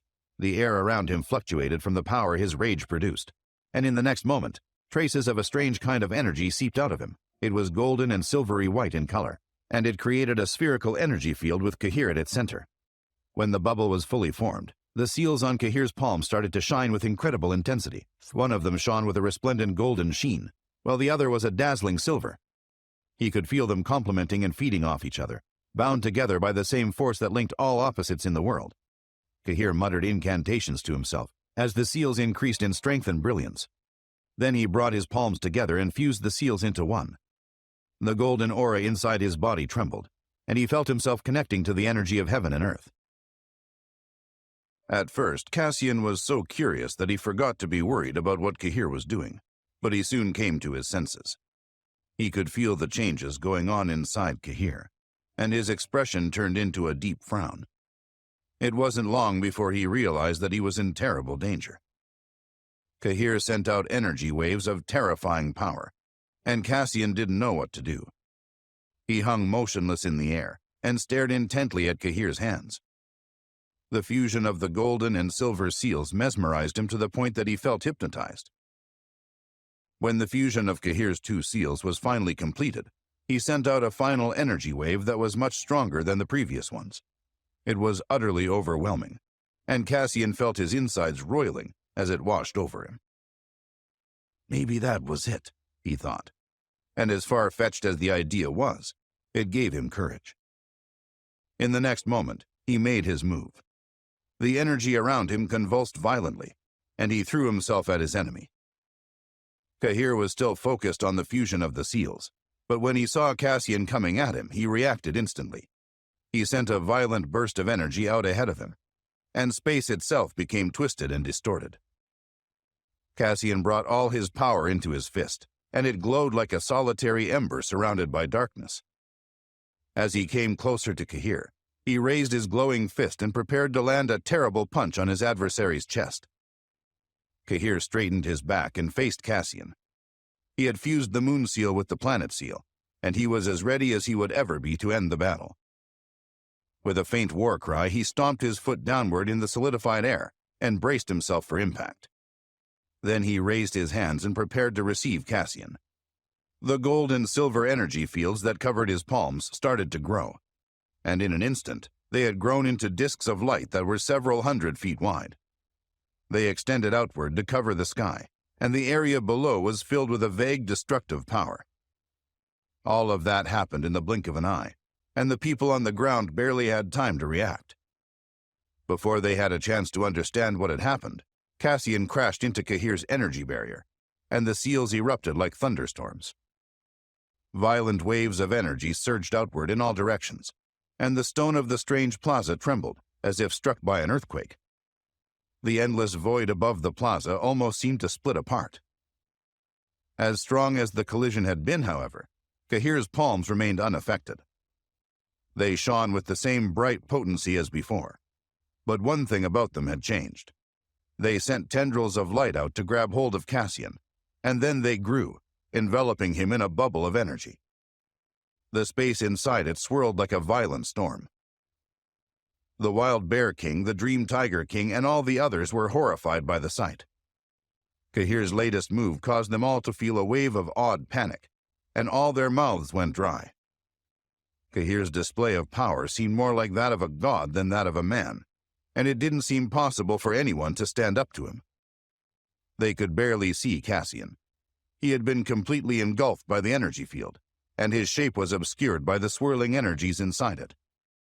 He seemed to be screaming, but nobody could hear what he was saying. Kahir straightened himself and hovered in the air in front of his neutralized opponent. He looked utterly dominant and completely untouchable, but at the same time it was clear that his display of power had drained him.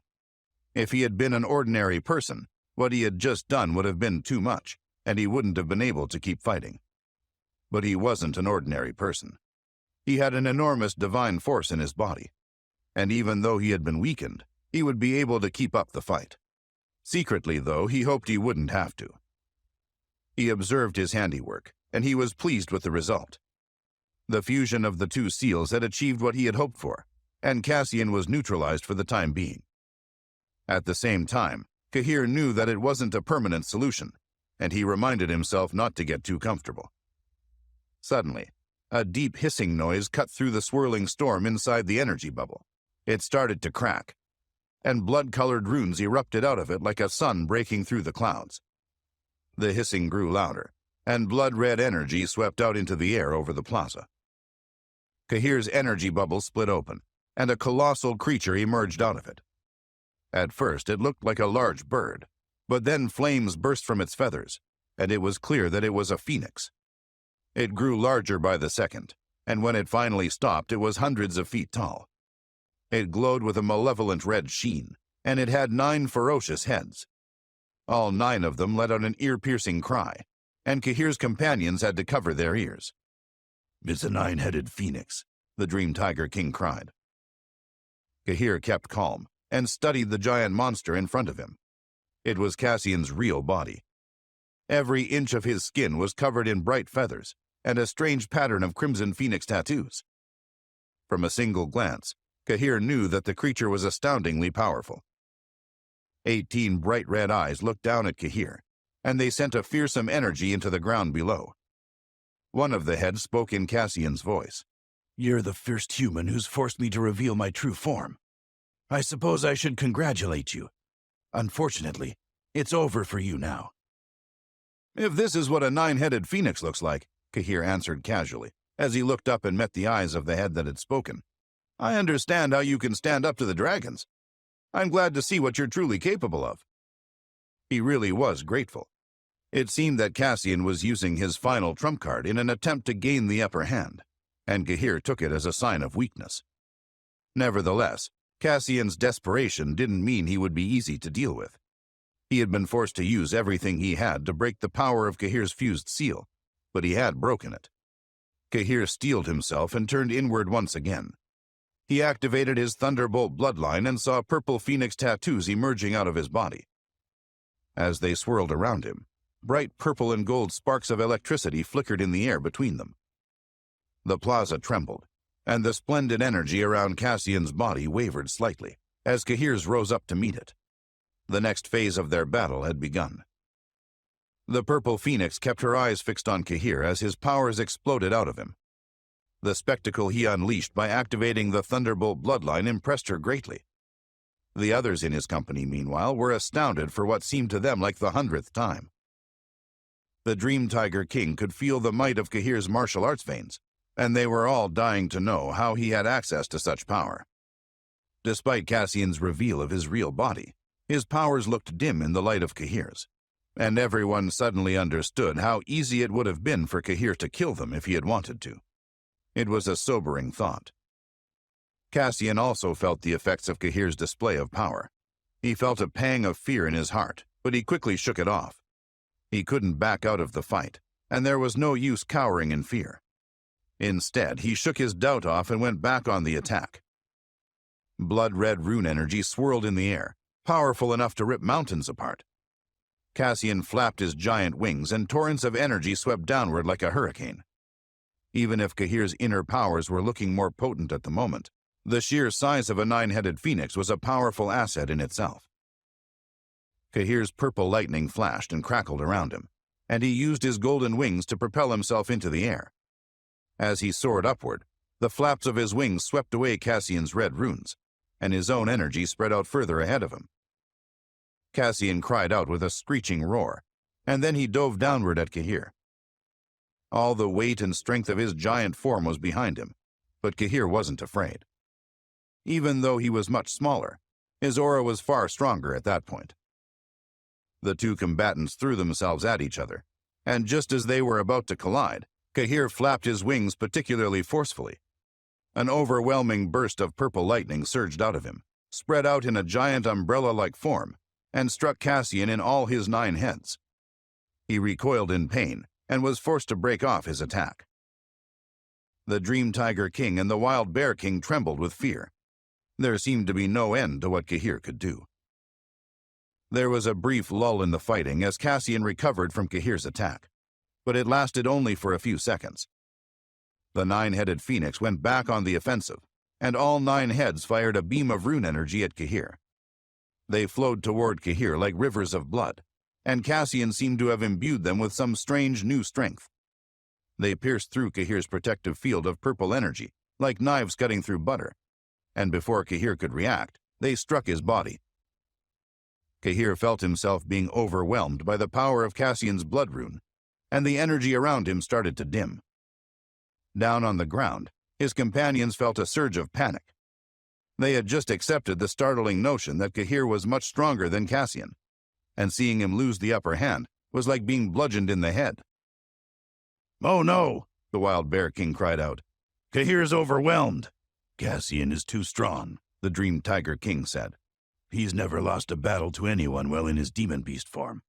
It must be what he used to defeat Prince Leroy." Several of the others nodded reluctantly, even though they hated that the Dream Tiger King was right. Cahir had given them hope in the early phases of the fight, but it had been a false one. Cassian was simply too formidable to be defeated by a human. But there was one dissenting voice. The winged dragon used his keen eyes to see what was happening, and he thought he saw something that gave him hope. "Just watch," he said. "It's not over yet." Just as the words were spoken, a violent burst of purple energy dissolved the red mass of energy that had coalesced around Cahir. The air came alive with a dance of purple and golden arcs, and the red sea of aura was replaced by a resplendent sheen of gold. To the people watching from the ground, it felt as if the sun had risen after 1,000 years of night. As the golden sheen grew brighter and brighter, the enormous shape of a bird rose out of its center. It shimmered in multiple shades of gold and purple, and its large wings lifted it up into the sky. Cahir had summoned the lightning bird, and its huge form had taken shape around him. He seemed to have merged with it, and as it lifted him into the air above Cassian, he seemed to have turned into the golden-winged bird. The lightning bird gave off a terrible cry, and arcs of electricity crisscrossed its giant body. It sent a wave of aura down toward the ground, and all who felt it were stricken with fear. Then the giant bird flapped its wings again and dove downward at its enemy. Cassian's 18 eyes stared intently at the lightning bird. At first he wondered where it had come from, but when he noticed that Cahir was encased inside it, he understood. He tried to estimate what he was dealing with, and he quickly realized how powerful the lightning bird was. Nevertheless, he threw himself forward to meet it head-on. When Cahir saw that Cassian was going on the offensive, he sent beams of energy out of his eyes. His eyeballs shone with the brightness of suns, and right before the lightning bird struck Cassian, he was startled by the relentless blinding sheen. The two enormous bodies collided with incredible force, and the sound of the collision was enough to split the moon in half. Without missing a beat, Cassian and the lightning bird started to strike and claw at each other, wrestling in the air like avian deities. Cahir was in a state of ecstasy. He felt a deep connection to the lightning bird, and he almost started to wonder if he had actually turned into a golden-winged bird. Even though the fight against Cassian had entered its most critical stage, the danger didn't register with him. At that moment, he was utterly and unreservedly happy. Cassian used all his heads to snipe at the lightning bird, and all of them gave off continuous ear-piercing shrieks. Red blood runes covered the sky in a crimson mist of energy as he mustered all his energy to finally destroy Cahir. It seemed to be working, and as his power grew and grew, Cassian seemed unbeatable. But Cassian had never fought Cahir before, and he didn't know what he was capable of. Cahir had defeated dragons and honed his powers on more demon beasts than he could count, and they had all raised his power level as well as his experience. He was just as strong as Cassian was, and while Cassian didn't know how to fight powerful humans, Cahir had become an expert on fighting strong demon beasts.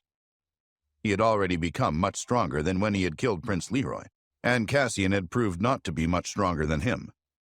Cahir had spent much of the fight trying to test Cassian's abilities rather than win, and even his real form had proved a disappointment. Now that Cahir was using his full strength, the battle would be over soon. A vigorous stream of energy surged through Cahir's body as he used the lightning bird to strike at Cassian. The more they fought, the more brazen he became, and he caught himself shouting and roaring with warlust. Cassian's nine-headed phoenix form hadn't given him enough of a boost. Even though he tried to fight back against the lightning bird's onslaught, he was put on the defensive, and his eyes started to shine with fear. He knew that he was losing, and the only consolation was that his nine-headed phoenix body had allowed him to hold on longer than he would have otherwise. But he had one last trick up his sleeve. "Soul annihilation!" he screamed, and his voice was accompanied by a terrifying burst of energy that seemed to penetrate everyone's eternal spirit.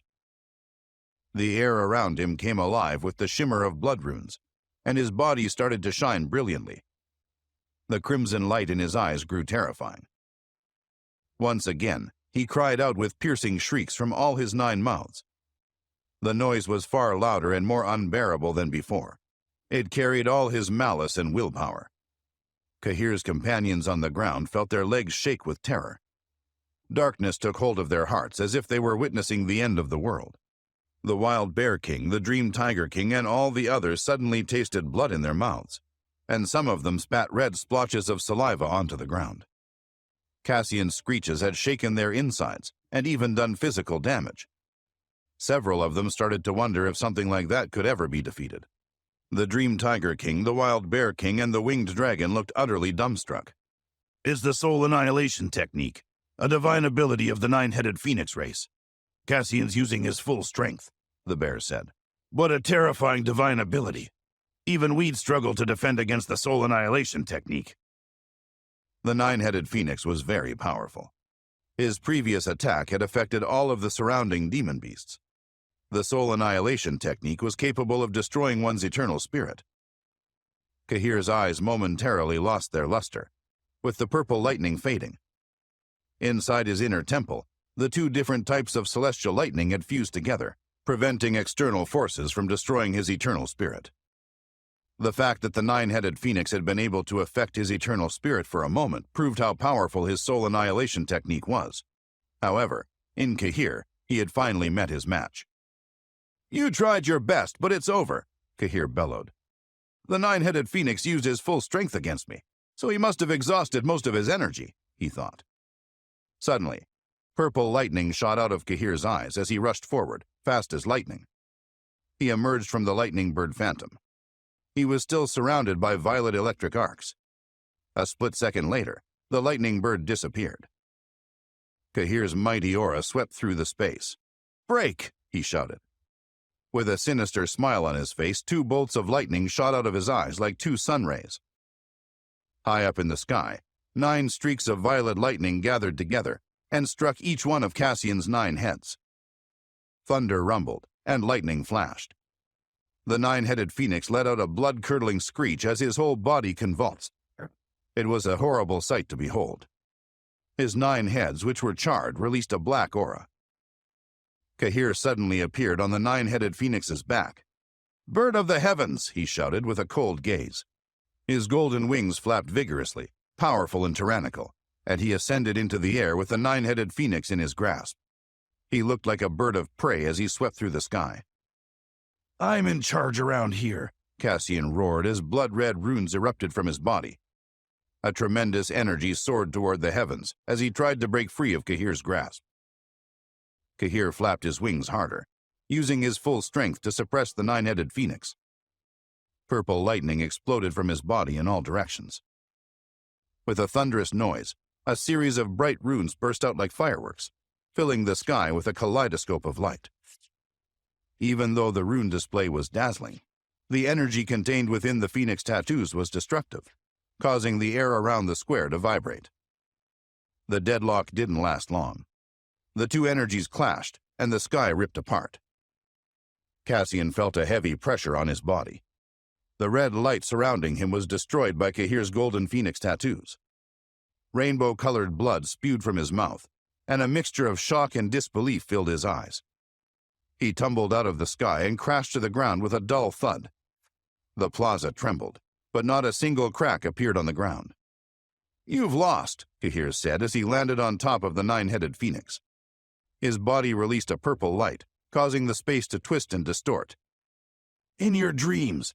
I'm not done with you yet, Cassian bellowed, struggling with all his might. Kahir snorted. He swept his gaze across the crowd of demon beasts and gave a wry smile. Then he made a fist, which crackled with lightning, and struck one of Cassian's heads. His energy surged and red light filled the sky. Cassian's head exploded, with blood and brains flying everywhere. Cassian let out a miserable cry. Even though he had multiple heads, losing just one was extremely serious. "You've lost. Pledge your allegiance to me and I'll let you live. If you ever betray me, you'll regret the day you were born," Kahir warned. He spoke in a domineering manner. He was slightly surprised that he had had to use his most advanced martial arts skills, as well as his full strength, to deal with the nine-headed phoenix. The demon beasts with ancient bloodlines weren't easy to defeat. Among demon beasts, it wasn't just the dragons and the phoenixes that were notoriously difficult to deal with. Cassian hissed, his voice becoming softer and softer. He stared into space, deep in thought. His eyes were filled with a mixture of emotions, shock, anger, and despair. He couldn't accept that he had lost to Kahir. The Dream Tiger King, the Winged Dragon, the Yellow Falcon, and the Wild Bear King weren't too surprised that Kahir had overpowered the nine-headed phoenix. After all, they had all been on the receiving end of his brutal methods. The Dream Tiger King beamed with joy. It's too bad for Cassian. Now he also has to follow Kahir. He couldn't wait for everyone in the Beast Realm to hear of the nine-headed phoenix's defeat, knowing it would divert the attention away from him. Kahir jumped down from the nine-headed phoenix and withdrew his golden wings and thunderbolt bloodline. He looked at the sea of shocked faces surrounding him, and then his gaze fell on the purple phoenix, who was searching for something at the far end of the plaza. In the blink of an eye, he appeared beside her. "This place is very strange. Did you find anything?" The Five-Finger Mountain had sensed energy fluctuations earlier, allowing Kahir and the others to enter, but it couldn't find a way out. The purple phoenix shook her head. "This place is strange." When it had become apparent that Kahir would beat the nine-headed phoenix, she had begun looking for an exit, but to no avail. He looked around. What is this place? Using his pulse soul's power, he studied his surroundings, but he didn't discover anything significant. 2 hours later, Kahir appeared in the center of the square. He had completely given up on finding a way out. The space was too strange, and unlike anywhere he had been before. "What do we do now?" he asked the Purple Phoenix with a concerned expression. She shot him a look. "You're the one who brought us in here. Maybe you should be asking yourself that question." She paused before continuing. "If anything happens to Star, I'll blame you." Kahir gave a bitter laugh. "Don't worry, I'll get us out of here." He looked at Cassian, who had returned to his human form. Cassian was sitting in the lotus position at the far end of the plaza, surrounded by red light. "I need to rest for a while. Keep an eye on things for me," Kahir said. In truth, he was a little worried.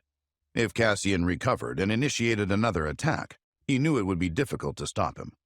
"You better find a way out of here pronto," the Purple Phoenix warned him. Kahir didn't say anything more on the matter. With the Purple Phoenix present, he was confident that Cassian wouldn't make a move. He sat down on the ground and got into the lotus position.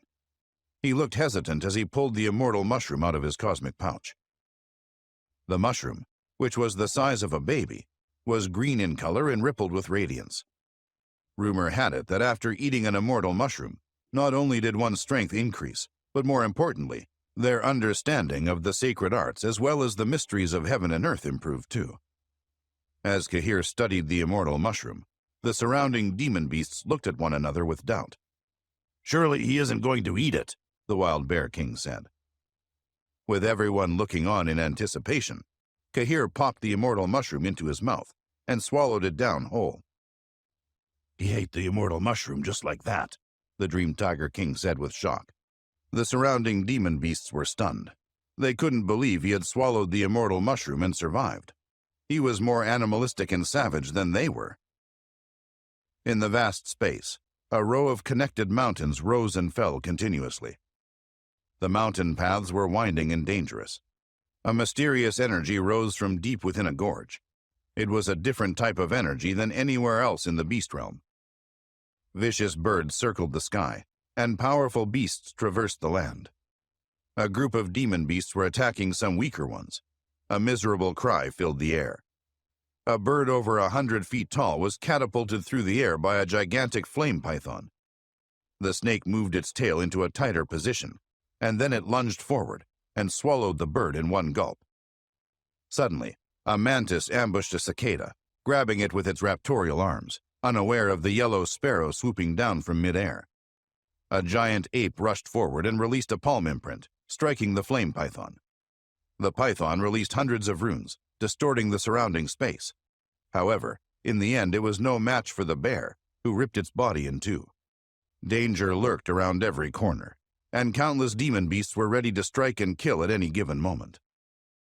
A young man landed on top of a mountain peak. His clothes were as white as snow, and his skin was nearly translucent. He wore his hair loose, which lightly skimmed his shoulders. "There's danger everywhere. I wonder if the heavenly hall's about to open." His eyes seemed to contain the energy of heaven and earth. A demon condor appeared behind the young man. Its invisible aura pervaded the space, freezing the air.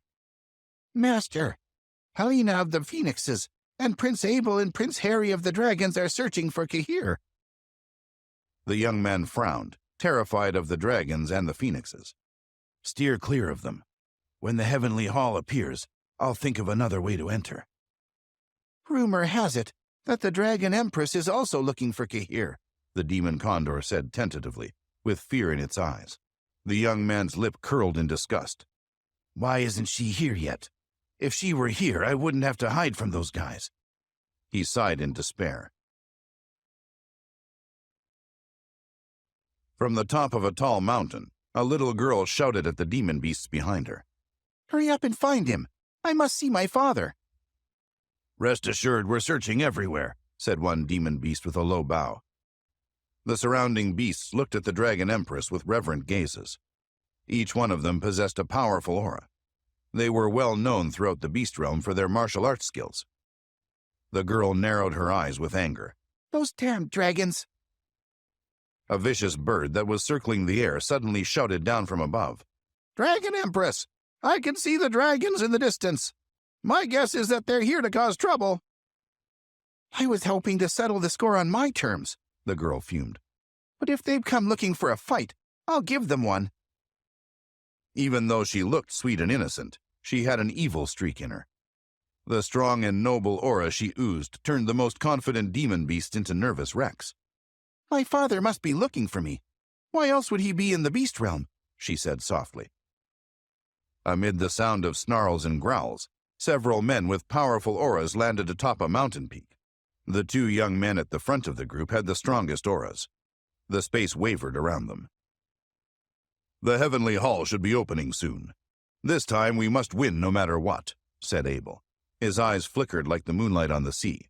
When he spoke, the surrounding air vibrated slightly. The little girl whose true form is a dragon calls herself the Dragon Empress. She might be related to us dragons. Should we go and take a look? Asked Harry in a low voice. His red battle clothes looked as though they were bursting with flames. We'll make our move when the Heavenly Hall opens. There's also Kahir. I'm sure he'll show up sooner rather than later, Abel said. Although he looked poised and elegant in his blue robe, he had a violent and arrogant temperament. From the top of a mountain peak, Helena surveyed her surroundings without blinking. A middle-aged man appeared behind her and gave a polite cough to notify her of his presence. We still haven't found him. Helena turned around. Her beautiful eyes rippled with the colors of autumn. He's more elusive than I imagined. The dragons, the winged tigers, the laughing hyenas, and the heavenly dogs are here, not forgetting the Dragon Empress. If we can capture that guy, we'll have a huge chance of winning. The dragons might not have many good battle servants anyway, the middle-aged man said. He was confident that the phoenixes would do better than the dragons in the Heavenly Hall. You don't know that. We mustn't be complacent. We might as well keep searching for him, Helena said softly. She was so refined and perfect-looking that many people didn't think she was of the mortal realm. She looked into the distance again, seemingly deep in thought. She didn't take any notice of the various demon beasts in the vicinity. The middle-aged man continued to stare at her. After a period of silence, he asked, Do you think there'll be a clear winner this time around in the Heavenly Hall? It's been so long since anyone obtained the treasures left behind by the ancestors. I have a feeling that someone's going to make huge waves this time. Perhaps everything will change, she muttered. Her eyes suddenly fluctuated with multicolored light. As she gazed at the horizon, with the wind blowing in her hair, she looked ethereal and noble beyond compare. The sound of roars and squawks filled the air. The demon beasts battled ferociously with one another as they fought over various opportunities. An eagle swooped down, and with its sharp talons, it tore a hunk of flesh from an injured wolf on the ground. The wolf let out an agonized wail before it got to its feet and hobbled away. Not far away, a tiger with glowing eyes pounced on a sheep, tearing it apart in a matter of seconds. Then it greedily ate the sheep's flesh. An evil warthog battled with a fierce lion. Both of their auras were violent. As they exchanged blows, hundreds of runes filled the air, traveling for miles and miles. Flood dragons roared as they snaked through the sky, batting demon beasts away with their tails. Birds screeched and hissed as they scooped demon beasts up with their claws and tossed them hundreds of yards through the air.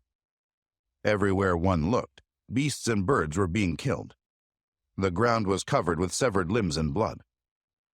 The world of demon beasts was very different from the outside world. In a demon beast battle, blood was always shed, and only the strongest survived. Humans were much more devious and scheming. Time seemed to pass by slowly as the various battles raged on. Puddles of blood and vomit littered the landscape. Whole walls lay in ruins, and mountains had been reduced to rubble. You bunch of reckless morons! If you provoke me again, I won't hesitate to kill you, said a little girl. Although she was small in stature, her voice echoed throughout the space like thunder. The aura of a beast sovereign stage expert engulfed the sky. Under that terrifying aura, the surrounding demon beasts trembled with fear, with some even collapsing to the ground. Behind the little girl were 6 demon kings. On the ground, a 300-foot-tall ape beat its chest furiously. A leopard with metallic scales shone with a terrifying silver light, and a lion stood tall and proud, with an aura that could devour the world. In the air, a huge flood dragon soared toward the heavens, filling the sky with torrents of fire. A condor scanned the land with its beady eyes. Its huge wingspan blotted out the sun. A white wolf with a cruel aura flapped its wings hard. Bolts of lightning pulsed from its body amid the sound of rumbling thunder. The 6 demon beasts dominated the space. They only had to look another demon beast in the eyes to reduce them to a quivering wreck. "It's the Divine Ape King, the Fire Dragon King, and the Silver-Blooded Leopard King," cried one demon beast. "I can see the Cloud Eagle King, the 3-headed Lion King, and the Thunderstorm Wolf King, too," said another demon beast. All of the surrounding demon beasts prostrated themselves on the ground. The Divine Ape King, the Fire Dragon King, the Silver-Blooded Leopard King, the Cloud Eagle King, the 3-headed Lion King, and the Thunderstorm Wolf King were the 6 kings of the beast realm. Although they were quite young, their levels of skill weren't inferior to the Wild Bear Kings, the Dream Tiger Kings, and so on. The Divine Ape King in particular was very strong. Rumor had it that he had already reached the enlightenment level of the Beast Sovereign stage. The demon beasts present were stunned and started to discuss the situation. "I can't believe the Divine Ape King has submitted to the Dragon Empress." The 6 demon kings were loyal to the Dragon Empress. It was only then that everyone realized her strength. A black dog the size of a fire tiger roared as loud as thunder. It had a muscular physique with sharp claws and fangs, and its body emitted a monstrous aura. Beside the black dog was a wolf-shaped demon beast with spiky hair. It too emitted a terrifying aura. The little girl ascended into the air, exuding a supreme aura. Her eyes glowed with a faint golden light. She pointed at the 2 demon beasts. "Heavenly Dog, Laughing Hyena, I'm not in the mood to deal with you guys today. Get out of my way." The Heavenly Dog and the Laughing Hyena were 2 of the strongest demon beasts in the beast realm, and never backed down from a fight. They looked at each other for advice. Then they looked at the 6 demon kings and finally at the little girl. When they felt her supreme aura, they clenched their teeth and started to retreat. The surrounding demon beasts were astonished. They hadn't expected 2 monsters of the beast realm to give in to the Dragon Empress. "The Heavenly Dog and the Laughing Hyena are actually retreating," remarked a flame python in disbelief. Several days later, hundreds of demon beasts gathered again to battle with one another. However, no one was brave enough to challenge the dragons, the phoenixes, or the other powerful beasts.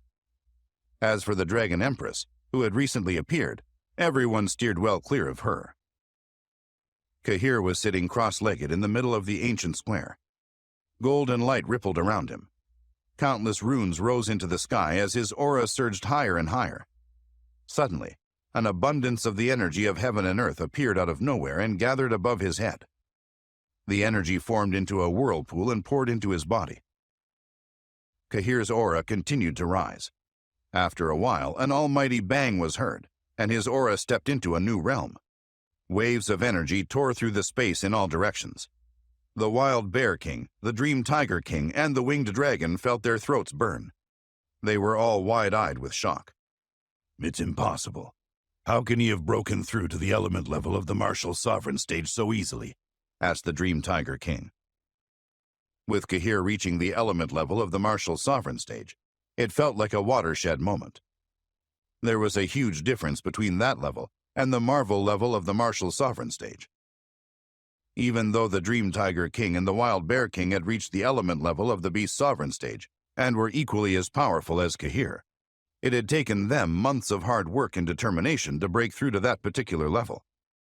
Naturally, they were astounded by how seamlessly Kahir had stepped into the element level of the Martial Sovereign stage. In fact, it had taken him just a few days. The Purple Phoenix watched him with interest. The surrounding energy of heaven and earth slowly dissipated, and the last few waves of energy entered Kahir's body. Once everything had calmed down, he opened his eyes. Unexpectedly, a golden light containing purple lightning shot out of them. His pupils shone with purple flames, and his skin glistened with star energy.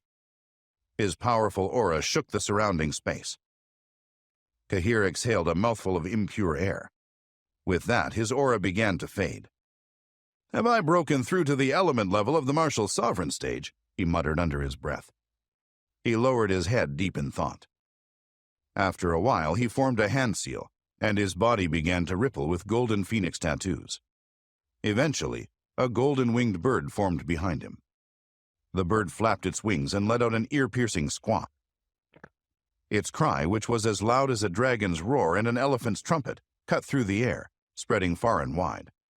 The Dream Tiger King, the Winged Dragon, and the Wild Bear King shook uncontrollably. Its pressure was too powerful for them to resist. They knew they were looking at a true golden-winged bird. The pressure coming from its bloodline and eternal spirit was too much for them to bear. The bird circled the space behind Kahir. Its cry pierced through the clouds, causing the air to vibrate. Feeling Kahir's aura, the surrounding demon beasts felt like they had been touched by a golden-winged bird who had just stepped into the element level of the Beast Sovereign stage.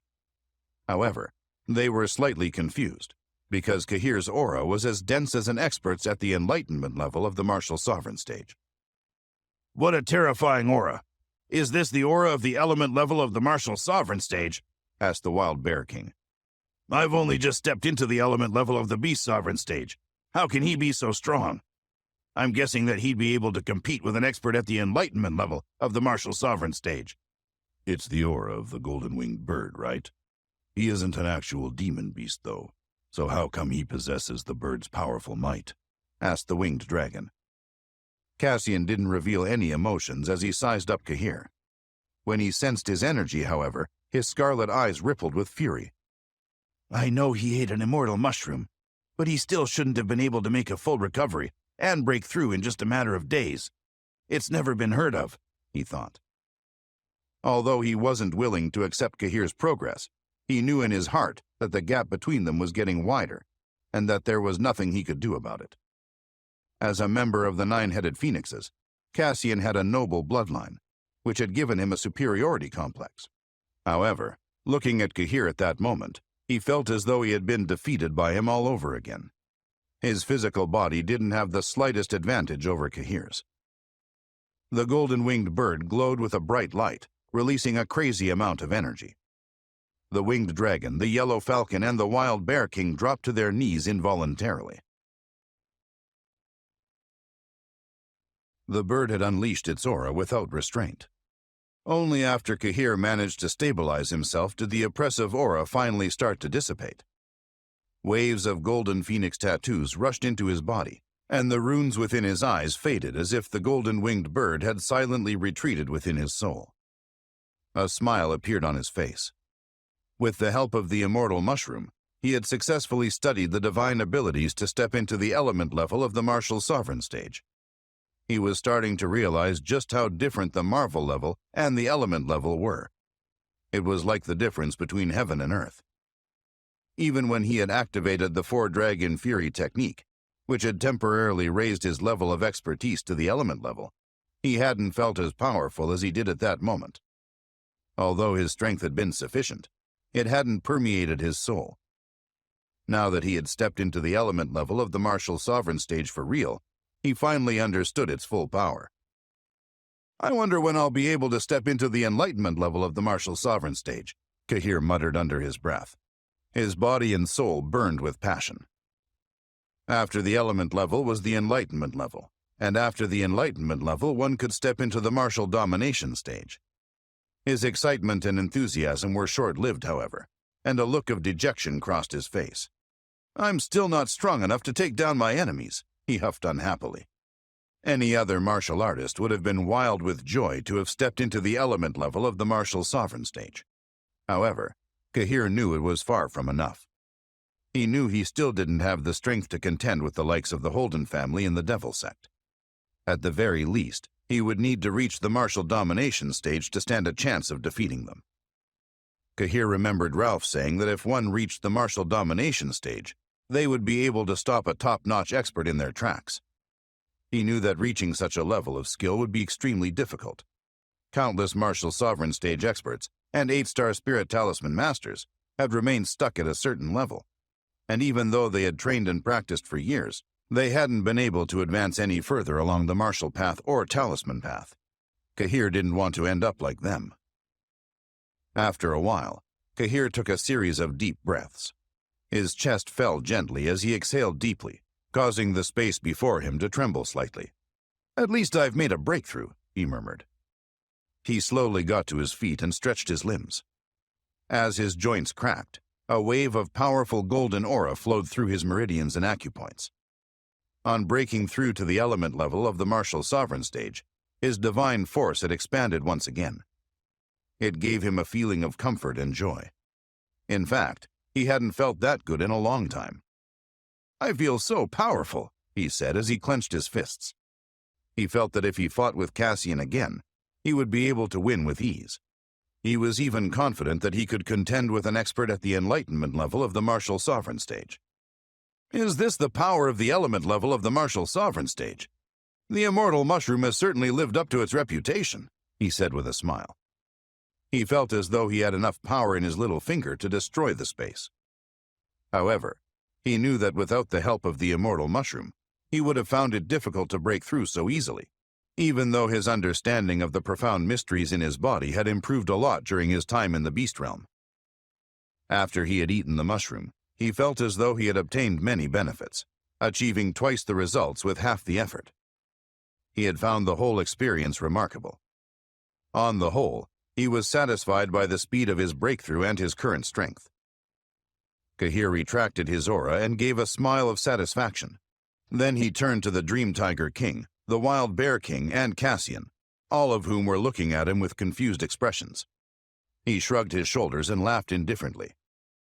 "Now he should be able to contend against an expert at the enlightenment level of the beast sovereign stage," the winged dragon said. The demon beasts looked at one another in dismay. They had been waiting for the right moment to defeat Kahir. However, based on the current situation, it didn't seem that they would ever get the chance to flee. Kahir landed in front of the Purple Phoenix. "Have you found a way out yet?" The Purple Phoenix looked at Kahir, unimpressed. "You got us in here. Now you think of a way to get us out," she said coldly. She had spent hours trying to find a way to escape, and she was out of ideas. Kahir furrowed his eyebrows. "This place is very strange, but there's got to be a way out. Let me have a look around." "I can't get trapped here forever," he thought. "Star's still out there, and with her temper, I don't trust her to stay out of trouble. There are many demon beasts just as powerful as her. What if she needs me?" He began to study the plaza. After a while, he turned to the Winged Dragon, the Wild Bear King, the Yellow Falcon, and Cassian. "Help me look. Let me know if you see anything significant." The golden aura in his body gathered within his palm. The energy, which flickered with a faint golden light, condensed into a waterfall and landed on the plaza with a whooshing sound. He wanted to trigger some kind of reaction. Following Kahir's lead, the Wild Bear King, the Winged Dragon, the Dream Tiger King, the Yellow Falcon, and a dozen or so people started bombarding the plaza with their energies too.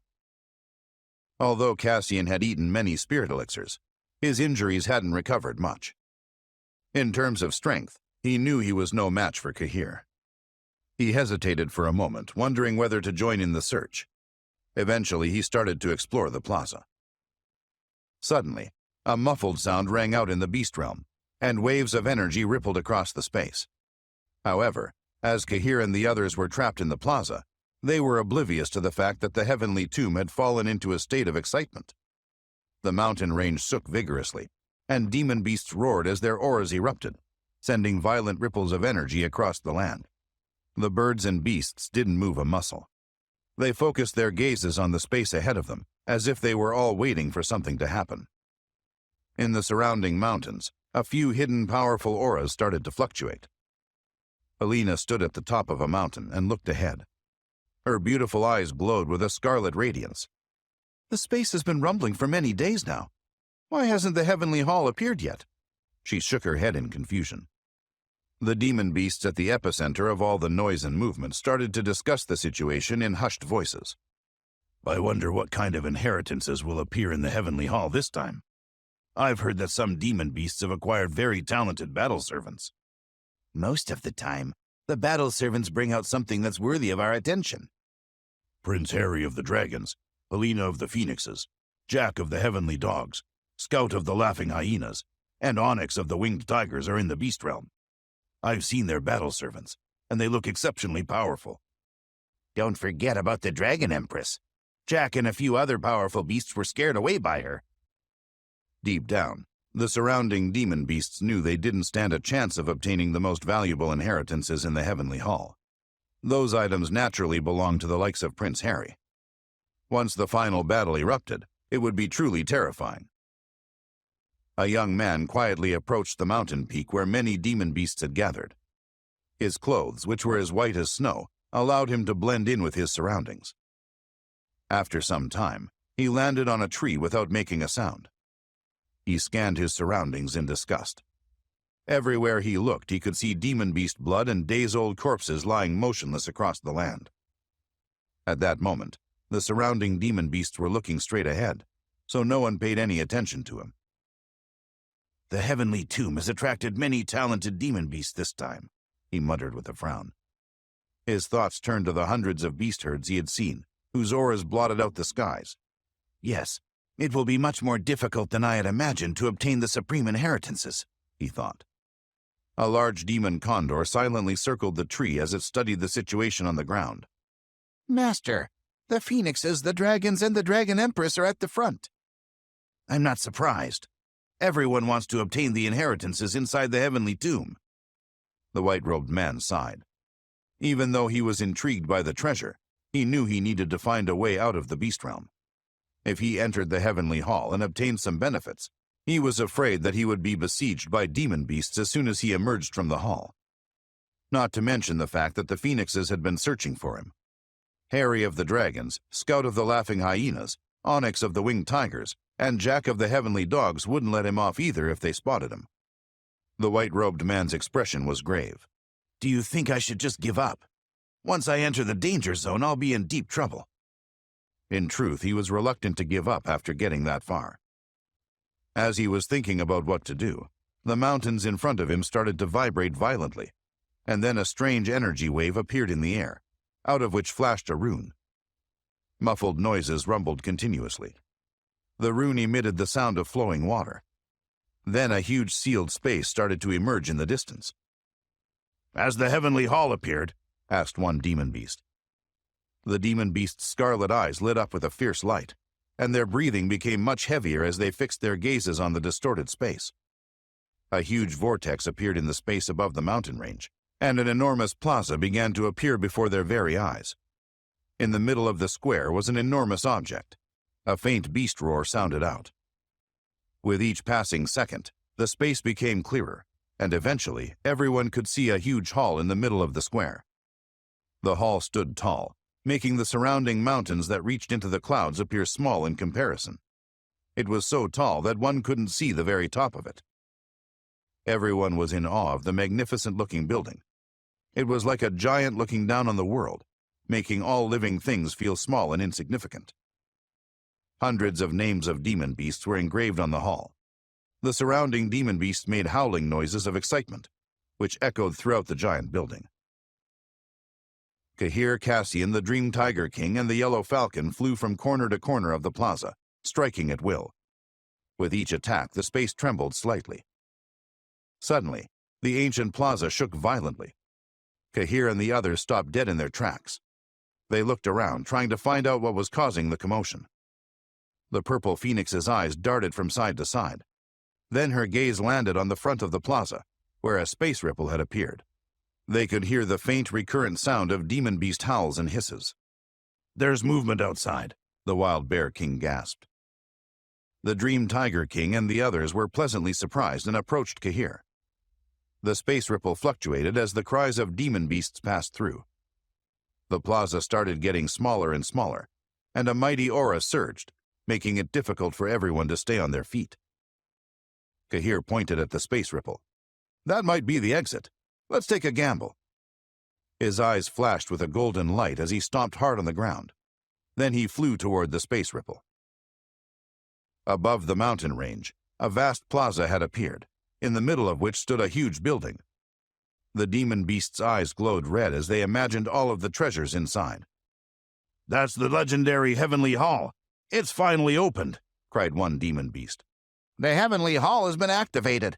Battle servants, prepare to enter and seize the benefits, said another. With that said, A wave of battle servants rushed out at once. Their eyes also glowed red as they ascended into the air and flew toward the hall in the sky. Those with the strongest auras were at the front of the crowd of people. They were the battle servants of demon kings. Some of them were happy to participate, while others had been forced against their will. On a tall tree in the distance, the young man in snow-white clothes gritted his teeth. "Let's go all out," he muttered under his breath. Even though he knew it would be dangerous, he couldn't resist the lure of the heavenly hall. From the peak of a mountain, a middle-aged man pointed to the white-robed man in the distance. "Look, Helena, it's the guy we've been looking for. He's over there." His eyes flickered with runes as he spoke.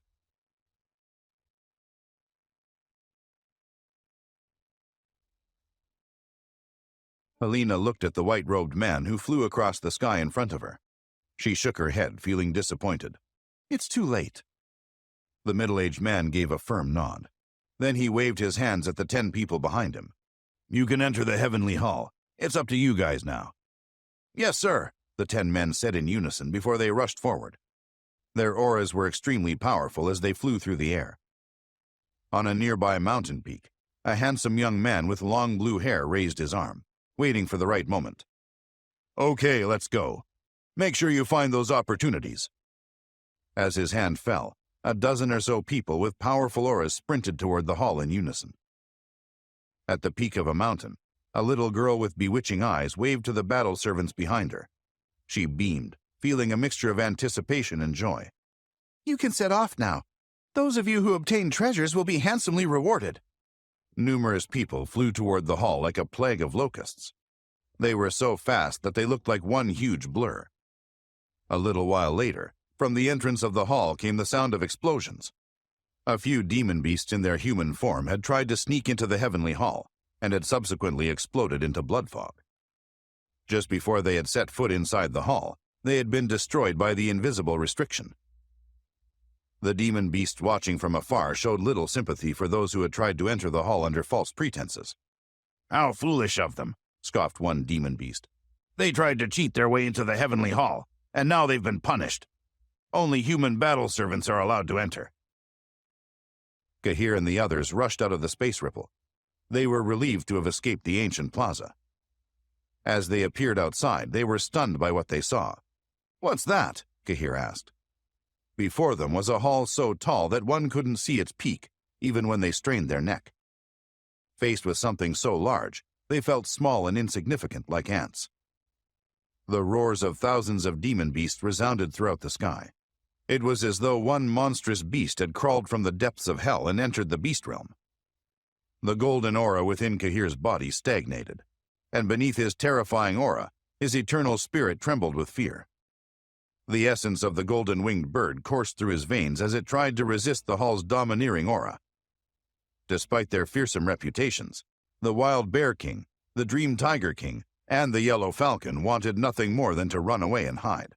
Even Cassian's face was etched with fear and shock.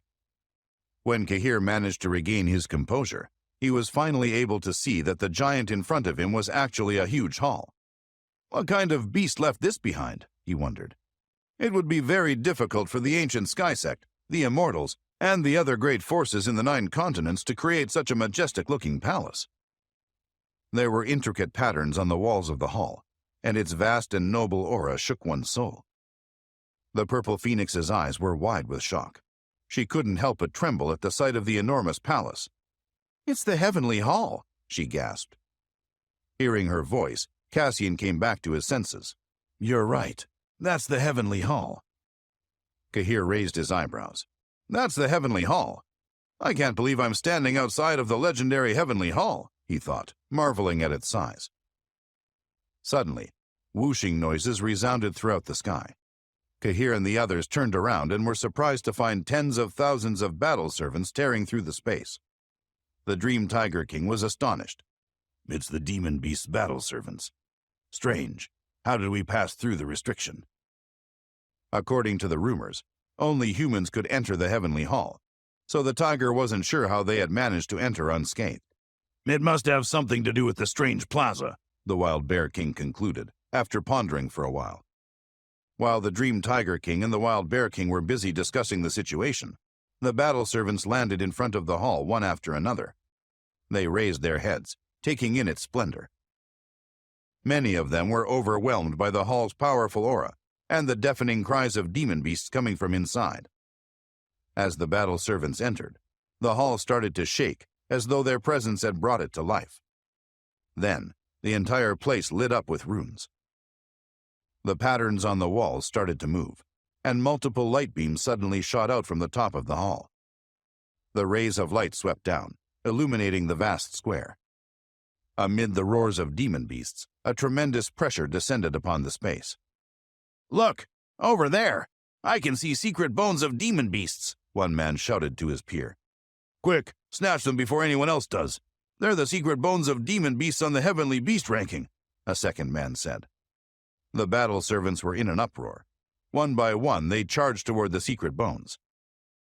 None of them noticed Kahir and the demon beasts beside him. Even if they had, they wouldn't have paid them much attention.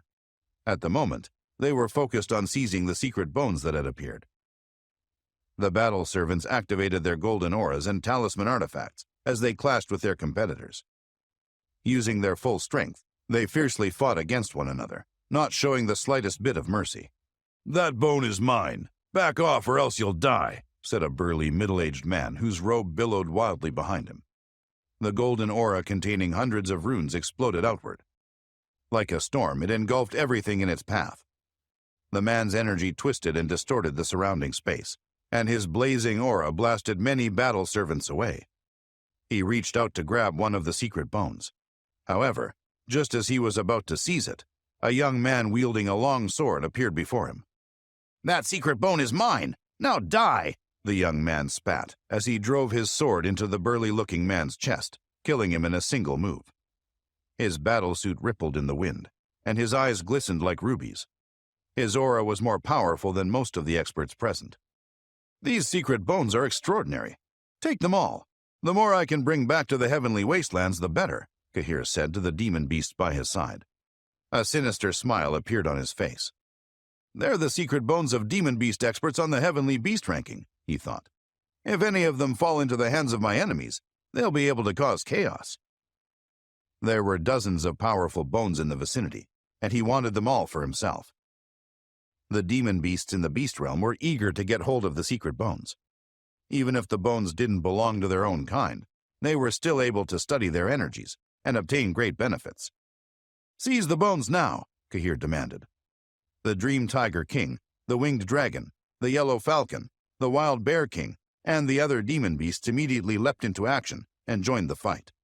Although the demon beasts that followed the Wild Bear King and the Dream Tiger King didn't possess their mighty strength, they were by no means weak. Cassian's eyes flashed with a cold light. After suffering a crushing defeat against Kahir, he didn't have a good impression of humans. He looked at the battle servants fighting over the secret bones, and anger raged inside him. Without hesitating, he charged toward a group of men. The Winged Dragon, the Wild Bear King, and the Dream Tiger King tore through the crowd of battle servants. Even though the demon beasts were in their human forms, no one could stop them. Everywhere they went, they left behind a trail of blood and destruction. This secret bone is mine, raged the young man who had just killed the burly-looking expert. He was feeling very satisfied with himself and looked around with haughty eyes. Although he was a battle servant, he held a high position among his peers. If he were to leave the beast realm and return to the outside world, his name would shake the 9 continents. Following his warning, everyone kept out of his way. He bent down and grabbed the secret bone. As he went to put it into his cosmic pouch, he saw a golden light out of the corner of his eyes. A split second later, a golden claw imprint snatched the secret bone from him and dropped it into Kahir's hands. The young man spun around and shot Kahir a look of murderous intent. You have a death wish, he fumed. His eyes blazed with anger as he pulled out his sword. A dazzling sword light tore through the space like lightning, sharp and deadly. The young man's sword made straight for Kahir at lightning speed. To everyone's surprise, it came to a sudden stop just inches from his body and looked as if it had been frozen in midair. The young man's eyes widened in shock. The only one who's going to die here is you, Kahir shouted. as golden light erupted from his hands. In a flash, he appeared in front of his opponent. Without missing a beat, he stretched out his hand and placed it firmly on the young man's sword. A terrifying wave of golden light poured out from his fingertips and traveled along the blade. As soon as it reached the young man's hand, he was instantly turned into blood fog, which promptly disappeared. "It's all mine now," Cahir shouted. Not wanting the sword to go to waste, he added it to his cosmic pouch. Then he headed toward the nearby secret bone that many were fighting over. Cassian, the Dream Tiger King, the Wild Bear King, Blaze, and the Yellow Falcon were all attacking ferociously. They rushed at the enemy with an incredible force. No one could stop them. Some battle servants who recognized the Dream Tiger King and the Wild Bear King were shocked. "Why would those demon beasts come here?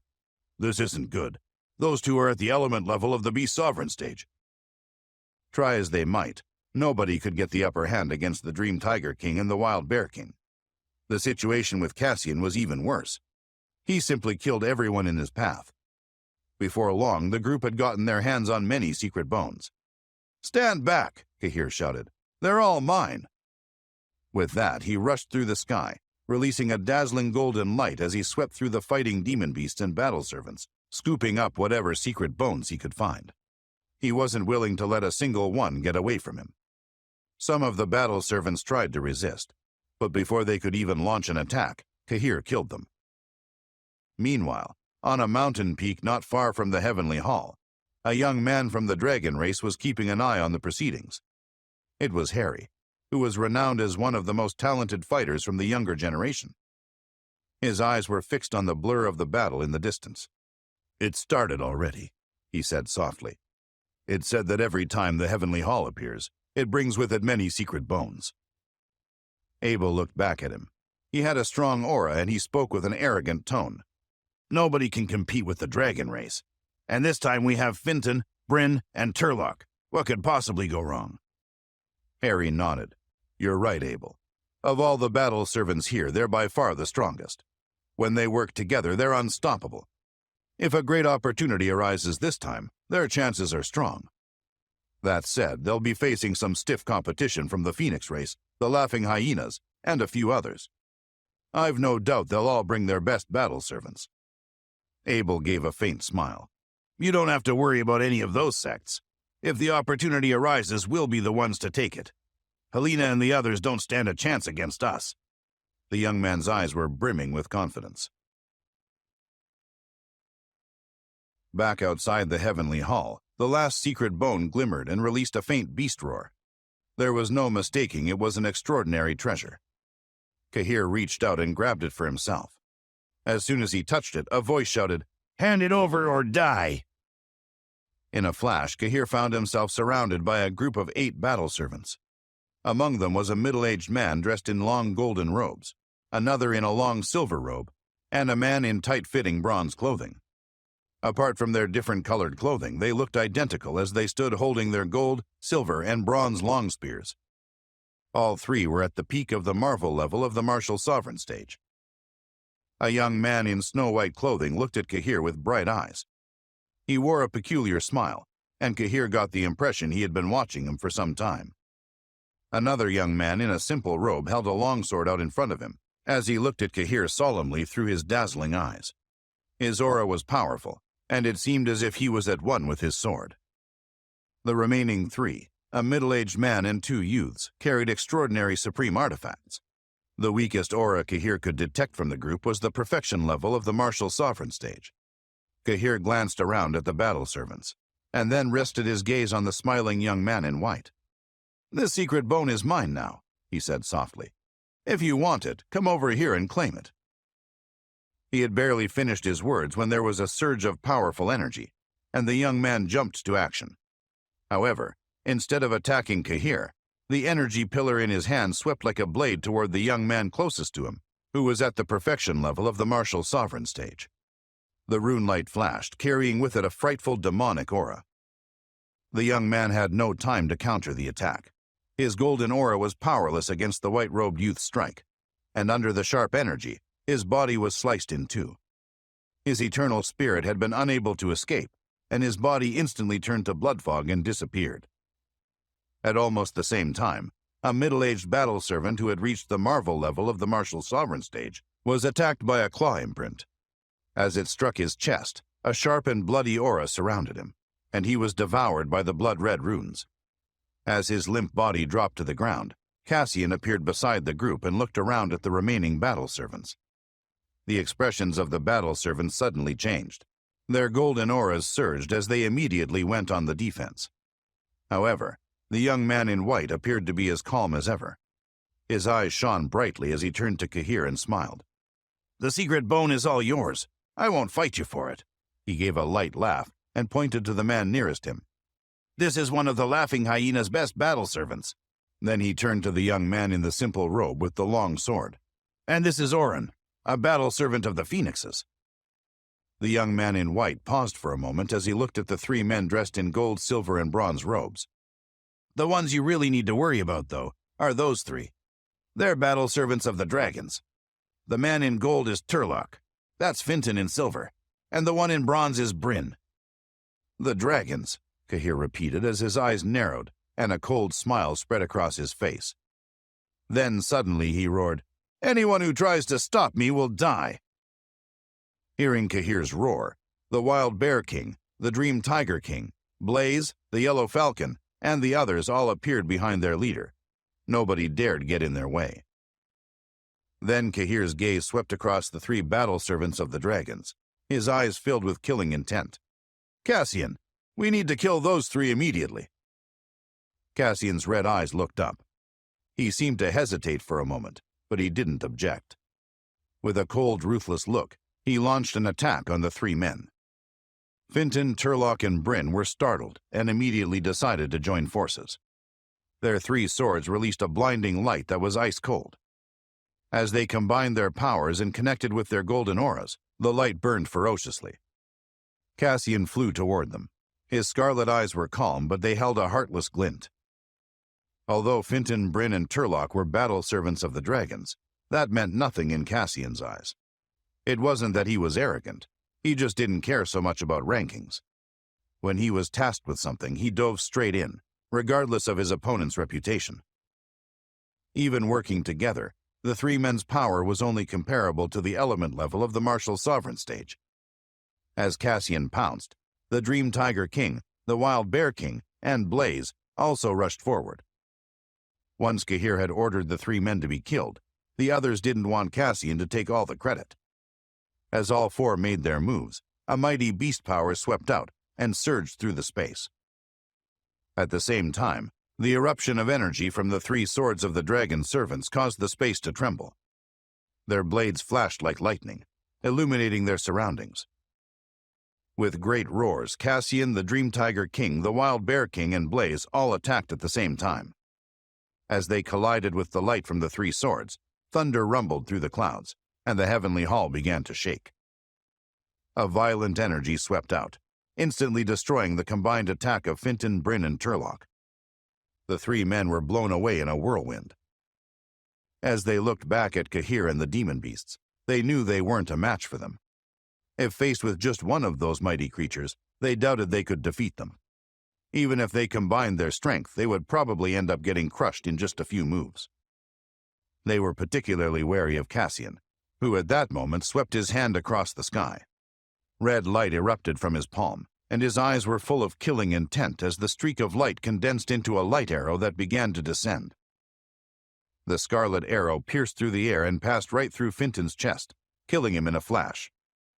Just then, Blaze's body erupted with runes as his beast aura surged and killed Bryn and Turlock.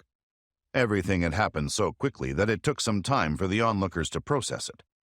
Once the battle servants realized that the trio of dragon servants had been killed, they began to retreat. Orin, the young battle servant of the Phoenixes, stared at Cassian, the Dream Tiger King, and the others. He could feel their terrifying might and sensed they were at the element level of the beast sovereign stage. "What are they doing here?" he wondered.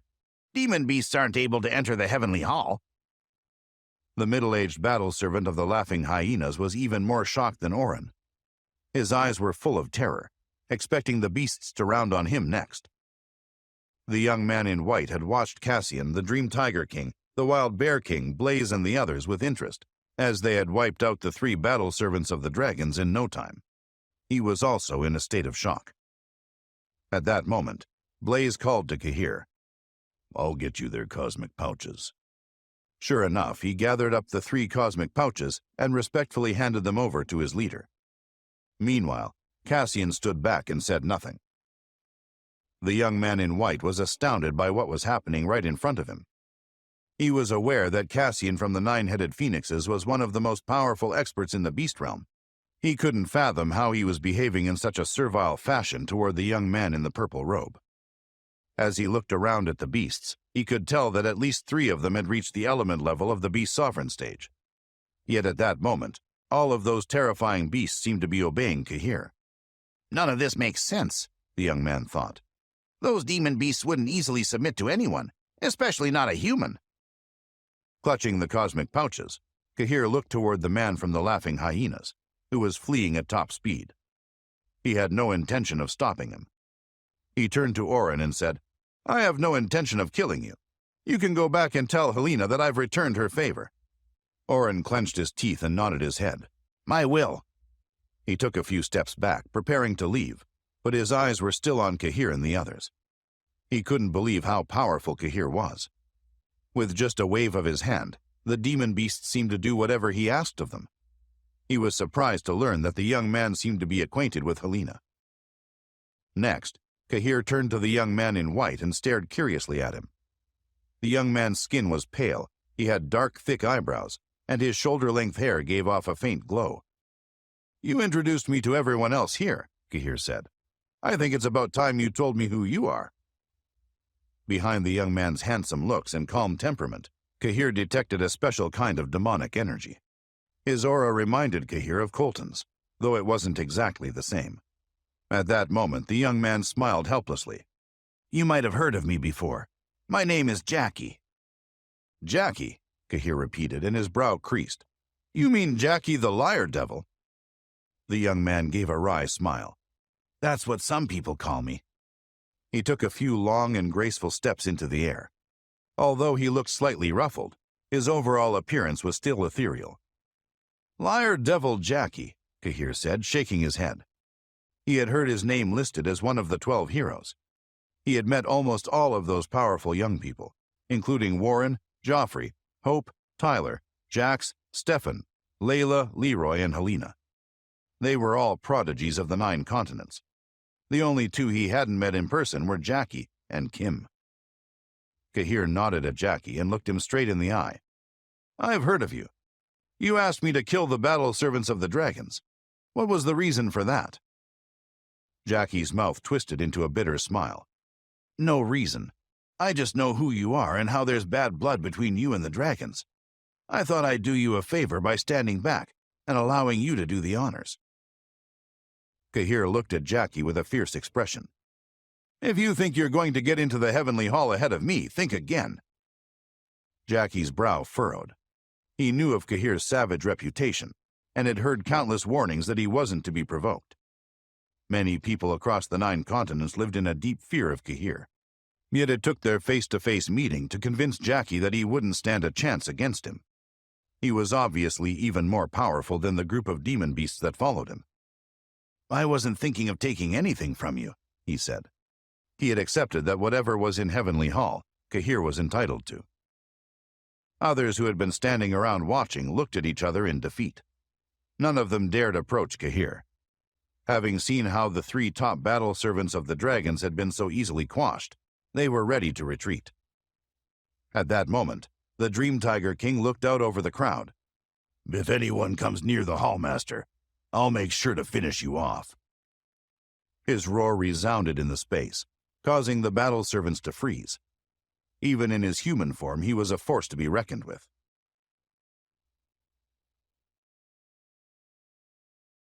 Outside the Heavenly Hall, the battle servants' eternal spirits trembled. After hearing the Dream Tiger King's warning, they didn't dare approach the entrance. They had all come to the Heavenly Hall on their master's orders, ready to fight for whatever opportunities presented themselves. If they returned with something valuable for their leaders, they would be able to obtain more of their sect's resources in the future. But as they watched Kahir and the other demon beasts, none of whom appeared to know how to get inside the heavenly hall, they were at a loss. It didn't take them long to realize that they had better bow out. It wasn't worth risking their lives. After seeing the 3 powerful battle servants of the dragons being annihilated, they knew they didn't stand a chance.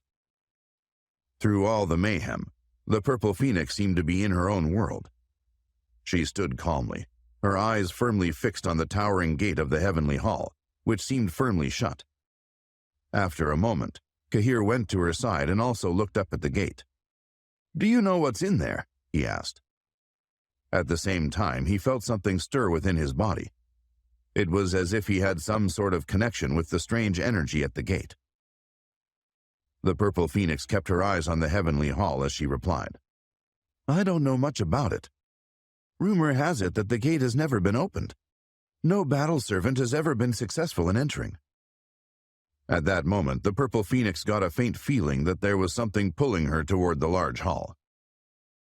As soon as she finished speaking, the heavenly hall began to tremble. Suddenly, 4 dazzling rays of light radiated from above it. Each of the rays was a different color and carried a hissing sound. Although it wasn't very loud, it penetrated everyone's ears and was enough to make their eternal spirits tremble. An explosion resounded as the space around the heavenly hall shook, and the 4 terrifying auras descended. Everyone looked on in horror as 4 massive skeletal creatures appeared in front of them, surrounded by dense runes. The first creature was like an enormous python. Above its long, bony frame, its eyes were cold and it flicked its tongue. The second skeleton had 3 heads. Its 6 eyes peered down over everyone. The rune on its body gave it the appearance of a massive dragon. Its 3 heads were like those of a flood dragon, and it made everyone shudder. The third skeleton's body was covered in dazzling black vein patterns. Its ferocious eyes darted around the crowd, and a bloody glow emanated from its body. The fourth skeleton looked like a dragon with the head of a python and had an ancient aura. Its tail was like a giant hook, which seemed capable of tearing the space apart. Under the flickering rune lights, the 4 massive skeletons looked like actual living creatures. The Purple Phoenix gasped. Her eyes rippled as she whispered to Kahir, "That's the ancient viper, the 3-headed sea dragon, the black water snake, and the ancient hook snake." At the same time, the battle servants, who were keeping a good distance from Kahir and the others, were gazing at the 4 creatures in astonishment. I don't believe it. That looks like the complete skeleton of the ancient viper. The sea dragon snake is so frightening. It looks like they still have their secret bones. I knew there would be something frightening out here, but I never expected to see these terrifying creatures from the snake race. Kahir sized up each of the 4 skeletons that were coiled in midair. Each one had an extremely powerful aura. Surrounded by resplendent runes, their eyes shone with a deep and terrifying light. "They're all complete skeletons and they have secret bones," Kahir said as he tried to keep calm. At that moment, even he couldn't help trembling slightly. Each of those 4 skeletons of the snake bloodline was a force to be reckoned with, and he wasn't about to rush into anything. Suddenly, he sensed something shift, and his pupils contracted. Then, from the lifeless eyes of the 4 skeletons, he saw killing intent rushing out. It sent a shockwave through the crowd.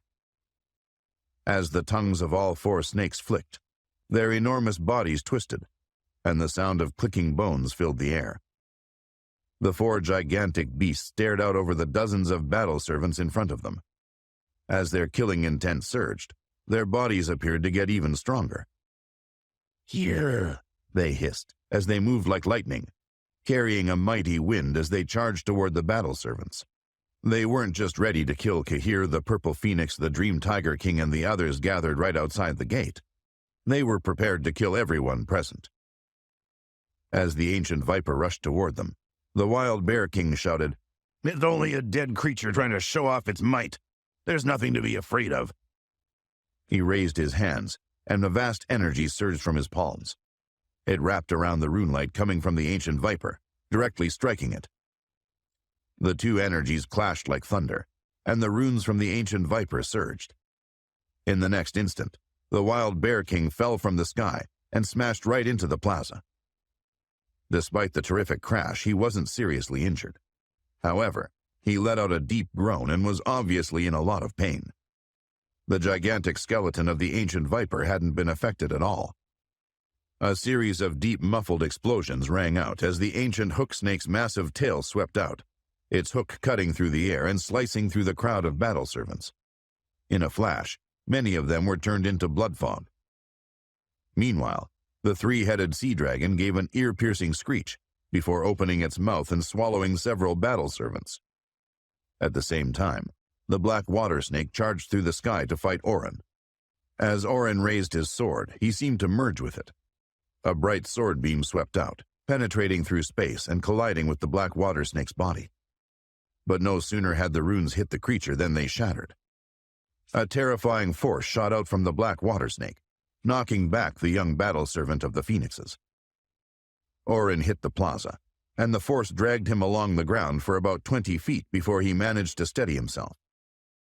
Although blood dripped from his mouth, his efforts hadn't been entirely in vain. His sword beam had destroyed the runes on the surface of the black water snake skeleton, leaving behind a trace of swordlight. However, it was barely felt by the enormous creature. He must be using some kind of sword intent, Kahir thought as he watched Orin with interest. Although it hadn't been very obvious, Kahir sensed the intent had been about to take shape. He quickly turned his attention back to the four giant skeletons. Their aura was shocking, and he figured they were all at the enlightenment level of the Beast Sovereign stage. The fact that they were skeletons made them more difficult to deal with. Then, all together, the four beasts roared, "Anyone who steps foot in the heavenly hall will die." Their auras continued to surge as they attacked the remaining battle servants. As the four massive skeletons swept through the space, another group was killed. The battle servants had been trying everything to defend themselves. Their sacred arts, supreme artifacts, pulse souls, and more. Many of them had even joined forces to protect themselves. But the four skeletons were unstoppable. They twisted their bodies and swept across the sky in all directions. Within just a few minutes, countless battle servants had been brutally killed. Those still standing decided it was time to retreat. "Run! Those skeletons are far too strong." As they ran away from the skeletons, many of the battle servants tried to get behind the Wild Bear King, the Dream Tiger King, Cassian, and the others, hoping they could rely on Kahir's mighty followers to deal with the terrifying creatures. Hissing filled the air as the tongues of the four giant snake skeletons flicked out. Once again, the creatures pounced toward the crowd of battle servants. "These snakes need to be taught a lesson," the Wild Bear King said. He had been surprised to suffer a minor injury, and he wasn't prepared to go down again. The rune light on his body flickered, and he transformed into his demon beast form. The Dream Tiger King and Blaze quickly followed suit. Then, in a flash, the three gigantic demon beasts flew up from the ground as their auras erupted. Cassian still hadn't fully recovered from his injuries, and sensing the might of the four ancient skeletons, he didn't want to take his chances. He quickly transformed into the nine-headed phoenix. Of course, one of his heads had yet to recover from Kahir's attack. Despite that, his middle head, which was the core of his being, was in full health. As long as that remained strong, it would be difficult to destroy him. As the four gigantic beasts jumped up from the ground, their auras spread through the area, shocking the group of battle servants. "Look, it's the Dream Tiger King, the Wild Bear King, and the Winged Dragon." "Who's the other one?" "That's Cassian from the Nine-Headed Phoenixes." The crowd looked on in awe, but when they felt the auras of the four giant skeletons above the heavenly hall, their shock quickly turned to horror. "I've had enough of you," the Wild Bear King shouted as he threw himself at the ancient viper, stamping his foot and causing the space to shake. The runes on his body were bright as he attacked like lightning, his massive fist smashing like a meteorite at the ancient skeleton. The ancient viper began to twist and turn as its huge tail swept out, drawing an arc behind it as it blocked the incoming punch. The collision caused a deep explosion. Once again, the Wild Bear King let out a groan. That time, a trace of blood appeared at the corner of his mouth. At the same time, the Dream Tiger King, the Winged Dragon, and Cassian were all pushed back. Even though he had suffered some bruising, Cassian wasn't badly injured. However, both Blaze and the Dream Tiger King flew backward and spat out mouthfuls of blood. The ancient viper, the three-headed sea dragon, the black water snake, and the ancient hook snake all came together again and began to hiss. An astonishing pressure swept upward. The battle servants could clearly see that Cassian, the Dream Tiger King, the Wild Bear King, and the Winged Dragon were at a disadvantage. Even attacking together, they were unable to stop the ferocious beings from the snake race. Cassian and the others were also aware that they were no match for the skeletons. If they approached the creatures again, they would only be asking for trouble. The runes that gave life to the skeletons were insanely powerful. It seemed that nobody could escape their wrath. A wave of terror spread through the crowd. Even Kahir had to admit that the four creatures were extraordinary. When those snakes were alive, they had all reached the beast sovereign stage, he thought.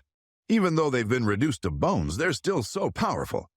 I wonder what it is that gives them the power to kill. Although he hadn't spoken aloud, the purple phoenix seemed to know exactly what he was thinking. I believe their energy is somehow related to their secret bones, she said softly. If we can dig those out, we should be able to destroy them. Kahir's eyes burned with passion. I could certainly take advantage of those bones. Secretly, he felt the bones would be far more powerful in his hands than in anyone else's. The four giant skeletons hissed again. Their eyes were full of killing intent as they charged toward the Wild Bear King, Cassian, and the others. Let's go all out, Cassian shouted, letting out a mighty roar. Blaze nodded. I'm in. His eyes were full of rage as he prepared to give his all.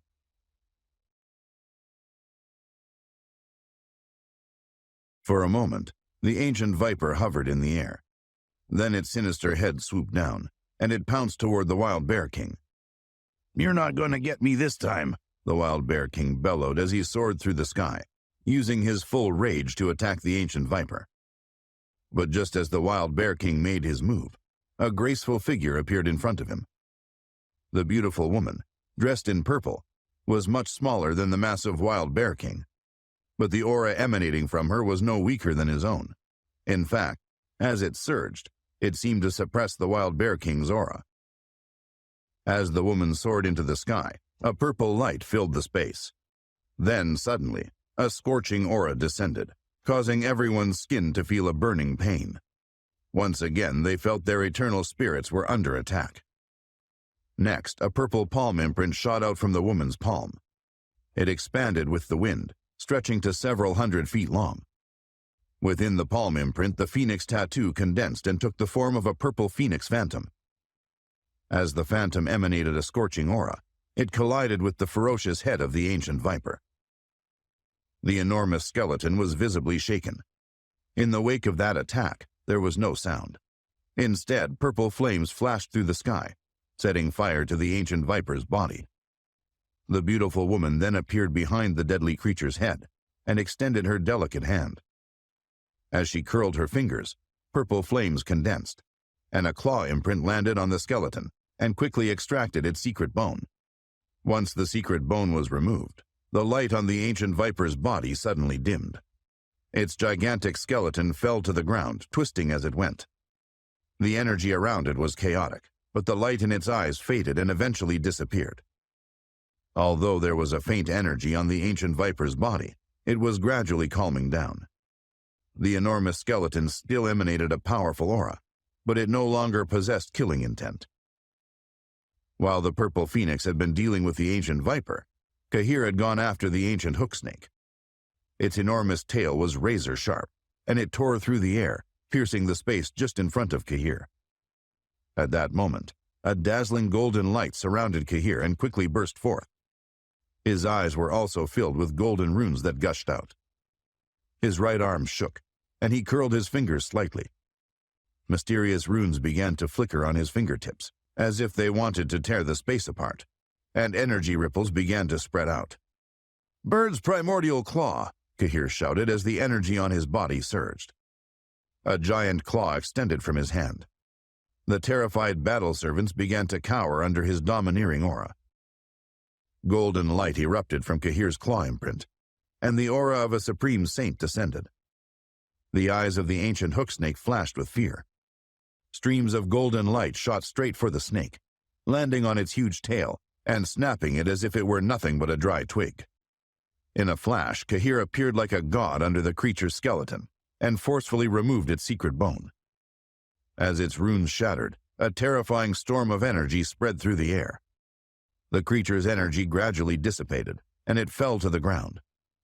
Like the ancient viper before it, it twisted and turned as it plunged through the air, but it was no longer a threat to anyone. Everyone's eyes were suddenly fixed on Kahir and the beautiful woman in purple. Knowing that the 4 skeletons had been too strong for the Wild Bear King, the Dream Tiger King, and the others, the battle servants were shocked. Those 2 young people seemed to have been able to destroy the ancient skeletons with minimal effort. Everyone's minds were blown.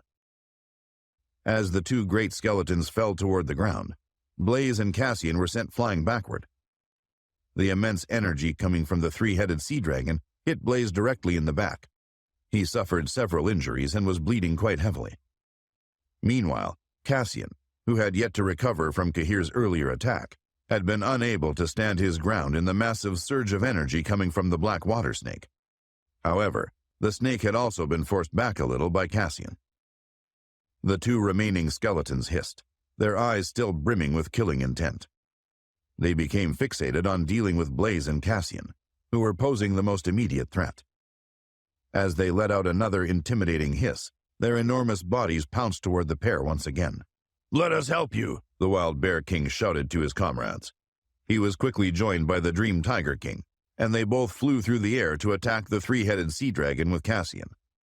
Suddenly, above the hissing, Kahir's voice boomed. "All of you back down! You're not to touch those skeletons!" In a flash, he appeared between Blaze and the skeletons. He had grown afraid that his followers, in their effort to take down the giant snakes, would damage their frames. Aside from the secret bones, he felt that the skeletons themselves would be of some value, and he wanted to keep them in one piece. He figured it was unlikely that the Dream Tiger King, the Wild Bear King, and the others could inflict too much damage on the mighty creatures. At the same time, he couldn't take that risk, and so he had decided to intervene in the attack. A golden light exploded as Kahir struck out with his hand, activating the heaven's wings. A storm of light swept out and smashed into the heads of the 3-headed sea dragon, causing him to sway unsteadily. A split second later, a golden light appeared under the enormous creature's head. Kahir extended his hand, and a golden arc shot upward and extracted the creature's secret bone. As soon as the bone was removed, the 3-headed sea dragon began to drop, and the dazzling light in his eyes faded. Meanwhile, Cassian and the black water snake clashed once again. 2 sets of runes shook, and there was a massive surge of energy.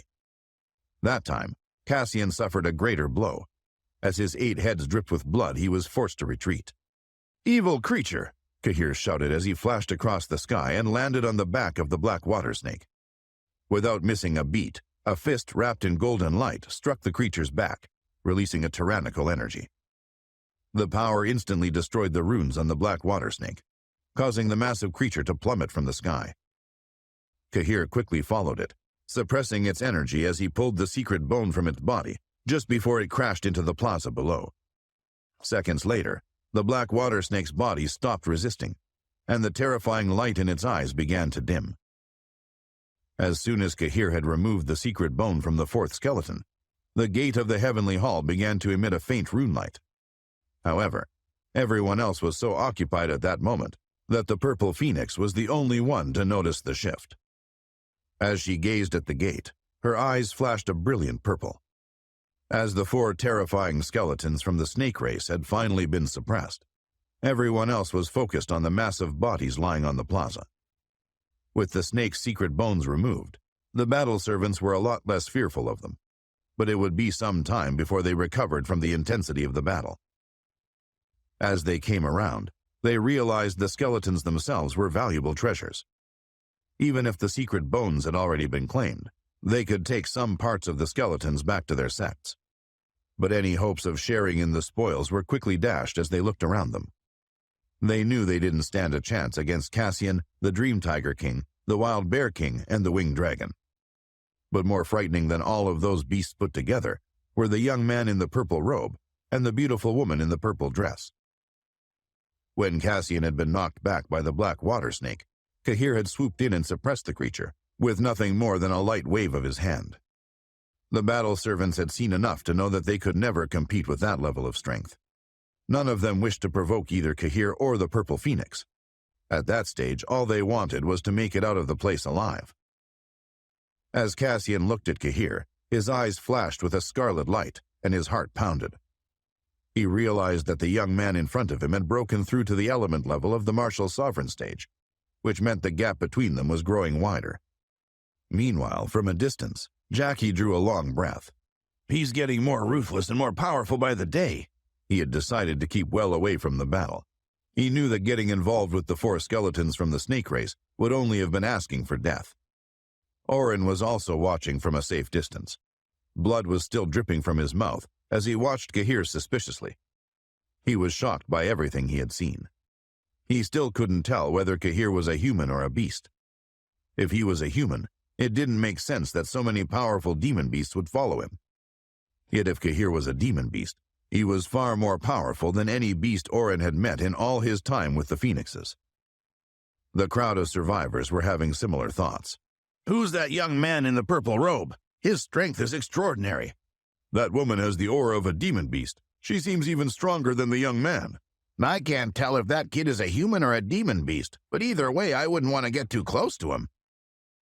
After Kahir had taken the secret bone from the black water snake, he turned to look for the purple phoenix.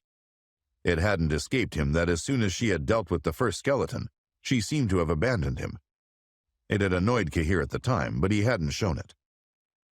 Looking up, he followed her gaze to the gate of the heavenly hall and was instantly surprised. He saw that the gate was becoming brighter, and the area of runelight seemed to be expanding. Finally, the runelight dispersed, and a massive door appeared. Almost instantly, the door opened, unleashing the roars of countless beasts. The aura swept out like a raging tide, causing the battle servants to stumble backward. What a terrifying aura, Cassian exclaimed. He, the Wild Bear King, Blaze, and the Dream Tiger King had switched to their human forms. As the heavenly hall's door opened, they began to tremble. The powerful roars were impossible to defend against. Following the cacophony of deafening roars, a voice boomed from inside the door. Anyone who trespasses will die. The power behind the words caused everyone to take a few steps back, and the area fell into an eerie silence. Meanwhile, the world behind the door had also quieted down. The runes had dissipated, and all that anyone could see was a deep black space. The silence continued for some time. The battle servants had only just gotten over the frightening skeletons. They couldn't imagine what other surprises the heavenly hall might hold. Although they hadn't retreated, most of them only hung on out of curiosity. They had given up any notion of entering the hall, knowing they would likely never return. Kahir squinted as he stared straight into the depth beyond the great doors. He felt a strange connection to the golden aura that was seeping out. While everyone watched in silence, the purple phoenix tapped her foot on the ground. Then she flew in a graceful arc, landing right in front of the door to the heavenly hall. As soon as she landed, a purple ray of light flashed from deep inside. Like lightning, it pierced through space and shot through the door, heading straight for the purple phoenix. Her expression quickly changed as she formed a hand seal, and a burst of purple fire burst forward, clashing with the purple light from the depths of the heavenly hall. The collision made no sound, but the purple phoenix was knocked back. Her feet scraped along the ground as she was forced along, her face as white as a sheet. "This can't be happening," she said as she kept her eyes on the deep space beyond the door. She looked as if she had witnessed something truly shocking. As the purple runelight faded from the door, another wave of purple energy pierced through the air. "Be careful," Kahir shouted. His eyes flashed and he tapped his feet on the ground. Seconds later, he flew up into the air like a great bird spreading its wings. When Kahir appeared in front of the purple phoenix, who had yet to stabilize herself, there was an explosion of brilliant light. A ray of golden light then spread out from the tips of Kahir's fingers. It was quickly destroyed by the purple light emanating from inside the heavenly hall. Kahir looked concerned. He realized why the purple phoenix hadn't been able to resist the energy from the light pillar a few moments ago. It emitted a scorching heat, and had an extremely strong destabilizing effect. Even the strongest of martial artists would have had a difficult time defending against it. Kahir opened the golden wings of the great bird as far as he could, releasing a mighty aura as he did so. The sky was flooded with dazzling golden light. He then wrapped the wings tightly around his body. The golden light grew even stronger, and a phoenix tattoo flickered. A huge golden-winged bird phantom circled around Kahir as it prepared to soar into the sky. Suddenly, and to everyone's surprise, a sinister aura spread out from inside the heavenly hall. Everyone trembled in fear. A blaze of purple light hit the golden wings of the great bird and destroyed the phoenix tattoo. A tsunami-like torrent of energy rushed toward the golden-winged bird phantom and destroyed it as well. The impact caused the dazzling rune to shatter and erupt, sending Kahir flying backward. Kahir sat dazed, like a bird that had accidentally broken its wings flying into a moving object. His golden wings were covered in small black scars where they had been burned by the terrifying heat of the purple light. The temperature of the light had been so high that even someone at the enlightenment level of the martial sovereign stage would have been unable to withstand it. Kahir wiped away the blood that was trickling from his mouth and stood up. The expression on his face was one of shock and astonishment. Beneath the blazing purple light, he had sensed a familiar aura, one that was very similar to that of the purple phoenix. "The power of the heavenly hall isn't something you can resist," the purple phoenix said. "What were you thinking jumping in front of me like that? Do you want to die?" Kahir sighed unhappily. She didn't appreciate my good intentions, he thought angrily. "Did you think I would sit by and watch you get hurt?" he replied. "What do my injuries matter to you? Wouldn't it be better for you if I die? You'd be safer with me dead," she responded. Kahir was silent for a moment, thinking. "Star thinks of you as her mother. If you die, she'll never forgive me. She'd hold it against me for the rest of her life," he finally said. The purple phoenix looked at him quizzically. Remembering how he had leapt in front of her to protect her from the purple light, she couldn't help feeling touched. Until recently, she had felt completely indifferent to Kahir. However, since the appearance of Star, her feelings had become more complex. A confusing, ambiguous kind of relationship had gradually developed between them. During the years that Star had traveled with her, the purple phoenix had become quite fond of the young girl. During their time together, Star had often mentioned Kahir. At times, the purple phoenix had felt jealous of how much Star adored him. However, it also meant that he wasn't a complete stranger to her. Through Star, she knew something of his character and qualities. She had always had a very low opinion of humans in general, considering them all to be greedy and selfish creatures who would do anything to get what they wanted. However, what Star had told her about Kahir had challenged those ideas. Although he was definitely fierce and rough at times, it was clear that he was also capable of being tender and loving, and that he cared a lot for Star. Although her opinion about humans in general hadn't improved much, she was willing to admit that there might be exceptions among them, and that Kahir might be different from the other humans she had come across. The purple phoenix stared at Kahir for a while before speaking again. "I don't need your help," she said. "But you should know that some of my ancestors are inside the heavenly hall. If we try to enter, we'll be attacked, and the attack will be too much for you. You won't be able to defend yourself against it." She looked away from Kahir and toward the heavenly hall. There was a questioning expression in her eyes as she did so.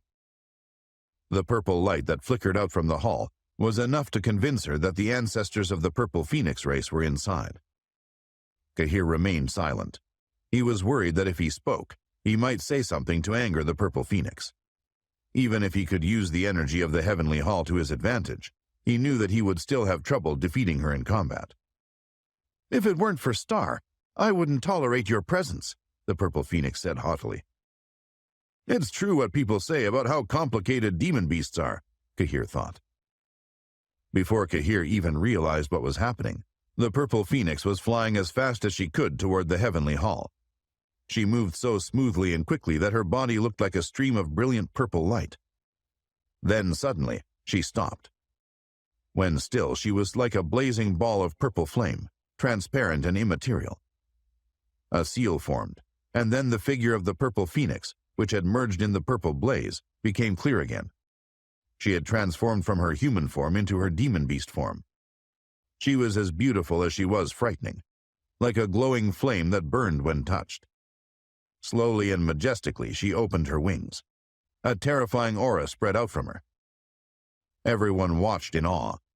Cassian, Blaze, Jackie, and the others were all shocked. "She actually is a true purple phoenix," they muttered among themselves in amazement.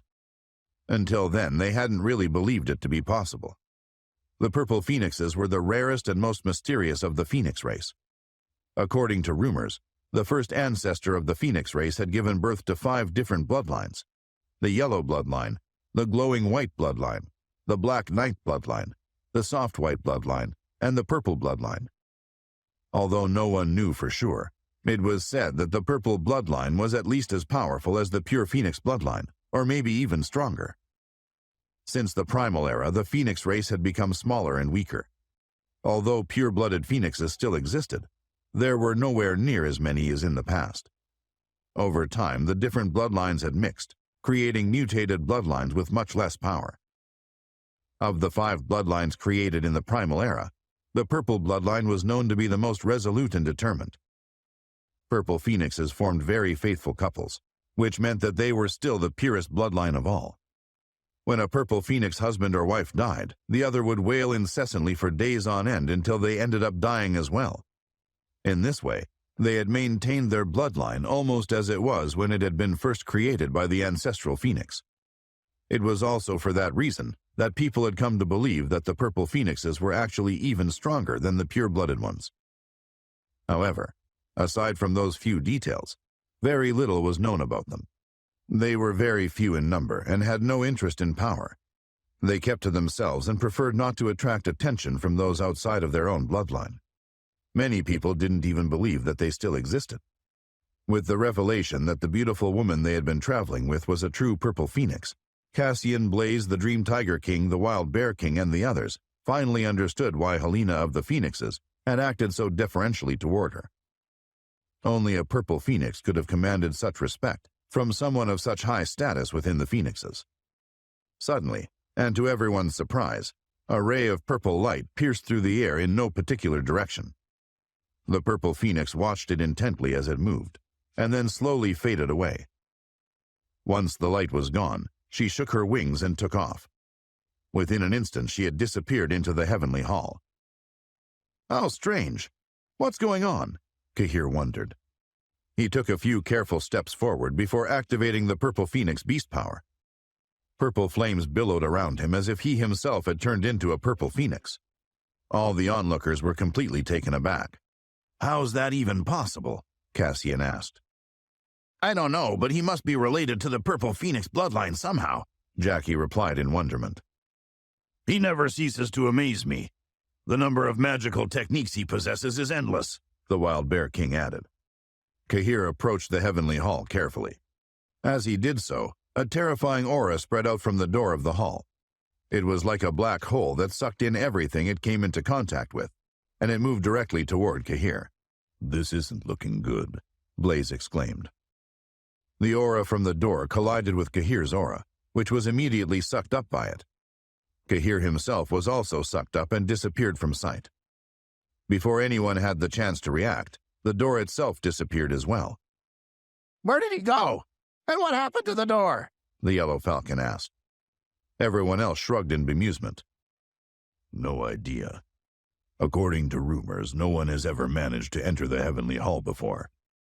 I don't know why Kahir and the Purple Phoenix were allowed in," Blaze said. "That's assuming that Kahir has really been taken to the heavenly hall. Though I guess he has, since that's where the door is supposed to lead," Cassian chimed in. "According to the old legends, entering the heavenly hall has huge benefits. It's said that those who manage to get inside can even gain control of the beast realm." "Maybe the legends are true," Blaze said doubtfully. "But then again, maybe they aren't. It's just as likely that Kahir will die inside." Everyone stood discussing the topic of the heavenly hall with a mix of excitement and fear. However, no one among them dared approach the place where the door had been. None of them had the least desire to enter. The Heavenly Hall was something they didn't understand at all.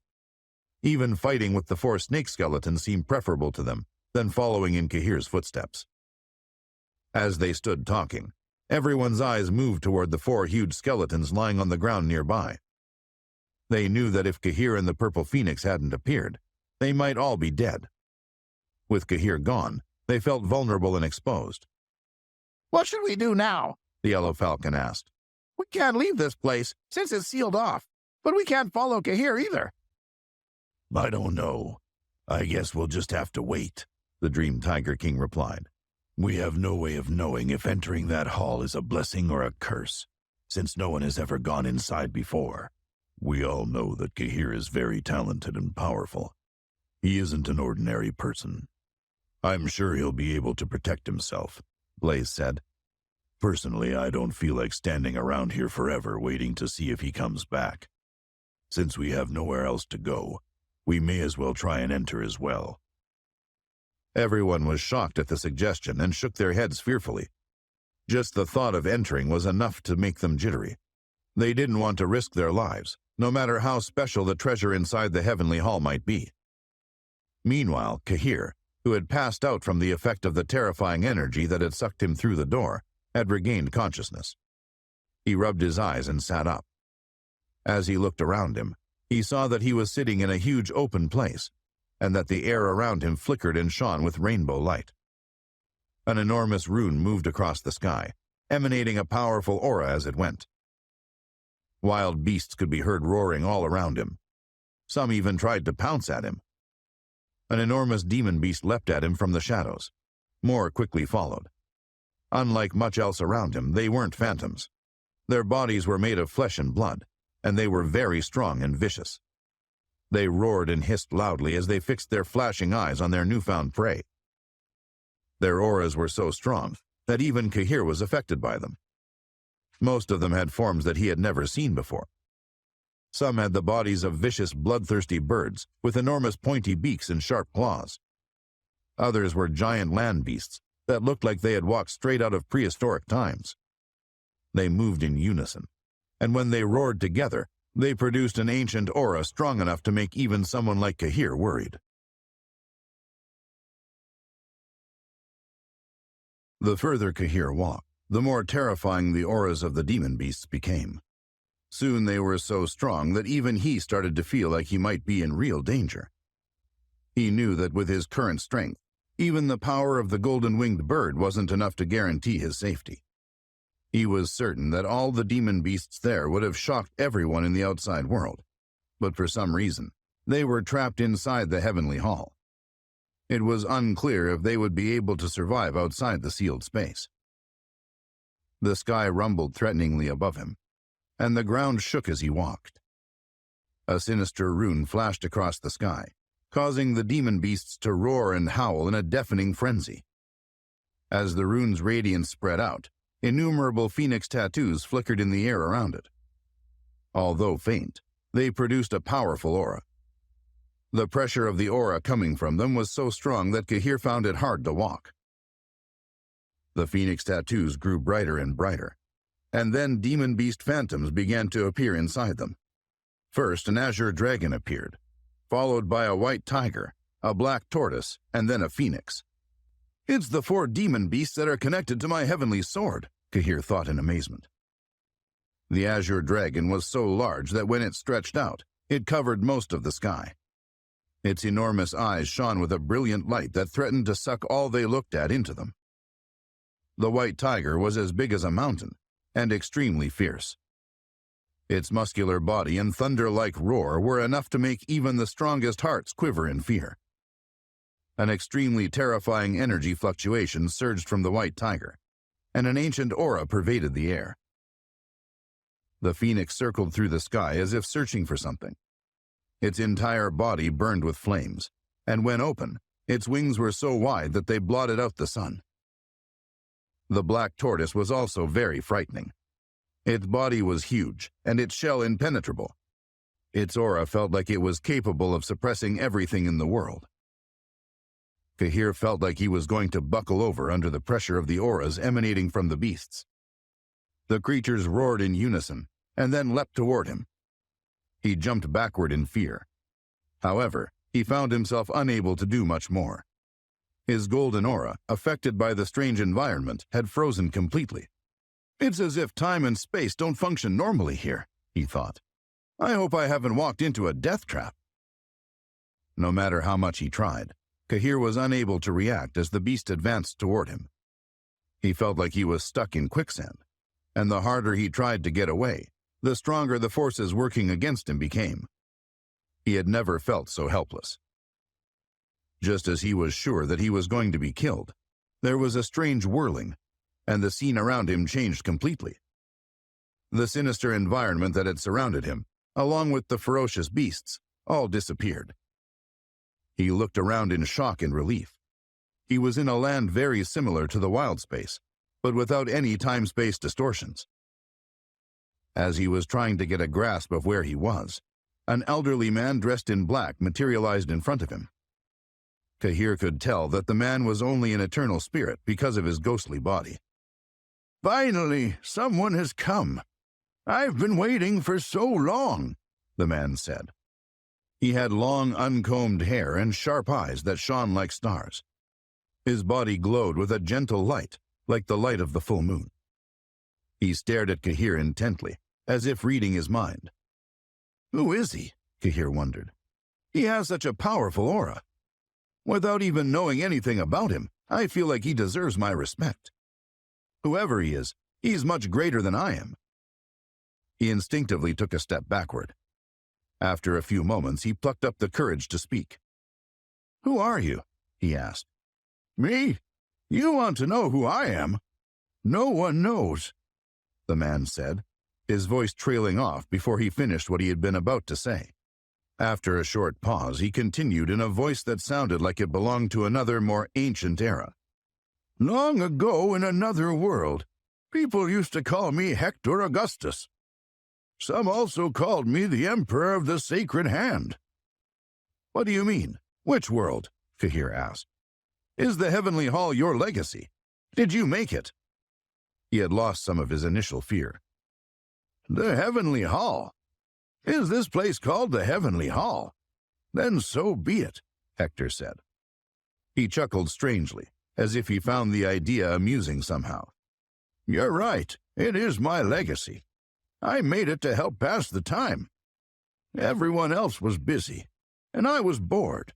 So I collected together all the demon beasts and brought them here. I then left behind a few other things for the Fated One, in case he ever comes along. Kahir was a little confused, since he didn't know who the Fated One was. He was also shocked by how casually Hector spoke about the creation of the Heavenly Hall, as if it had been the easiest thing in the world to do. Bringing so many beasts all the way here must have been very difficult, he thought. The journey through the Heavenly Tomb is long and dangerous. Even someone from the ancient Sky Sect wouldn't have been able to do it. This man must be very powerful indeed. I'm very impressed.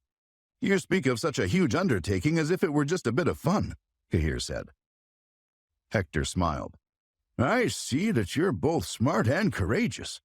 You remind me of my last disciple, he said.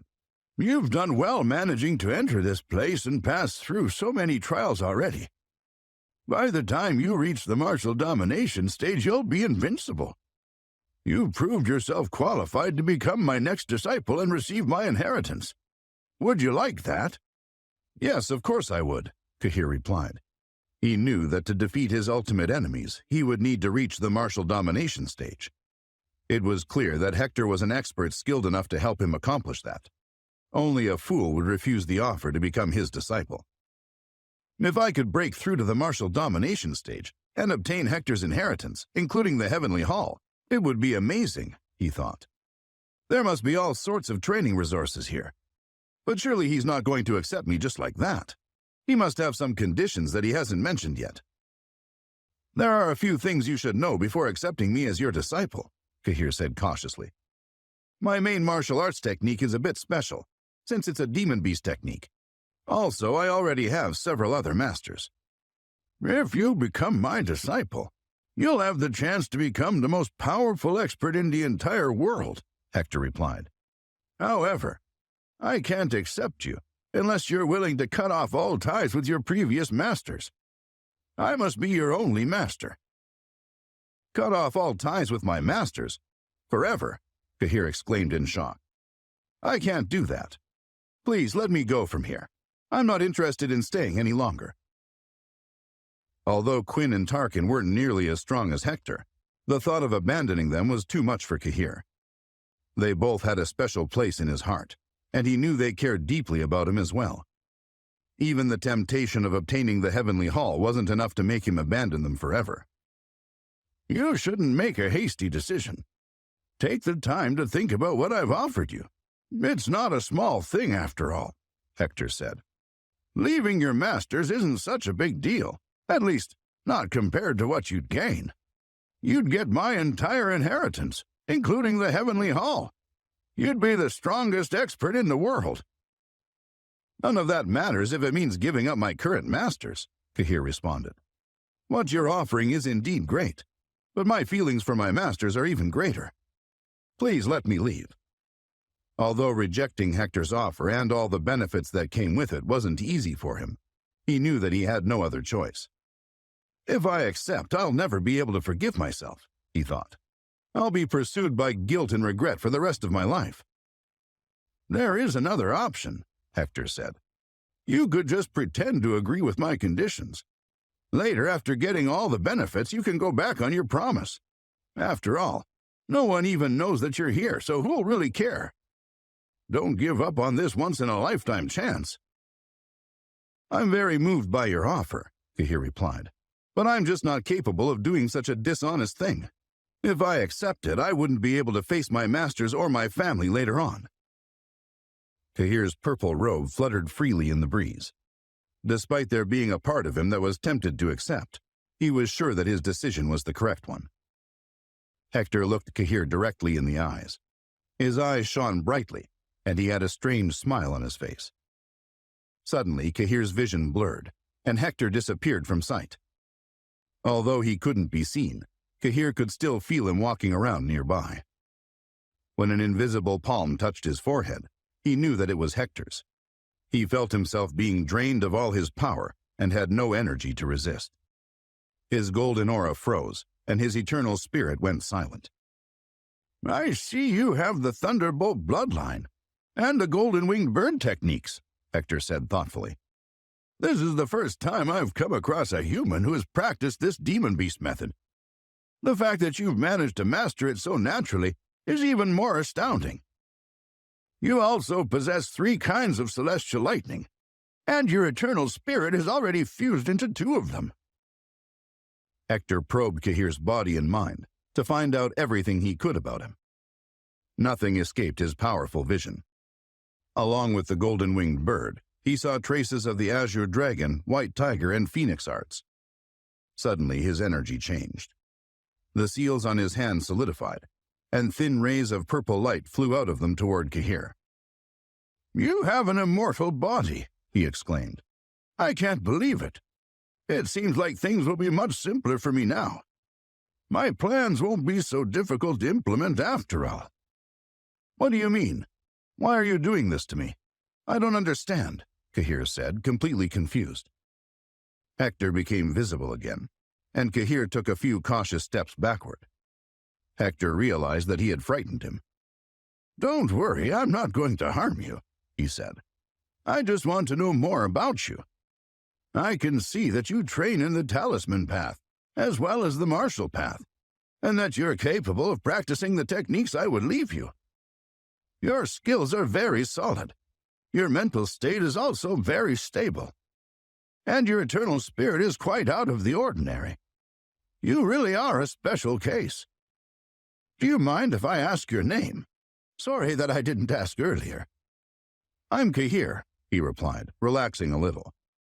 He felt sure that Hector didn't have any malicious intentions, and that if he had intended to hurt him, he probably would have done so already. Hector smiled. "Pleased to meet you, Cahir," he said. "Now come here and let me accept you as my disciple.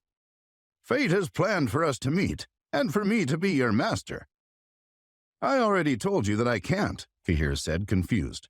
I'm not ready to cut off ties with my other masters. They mean too much to me.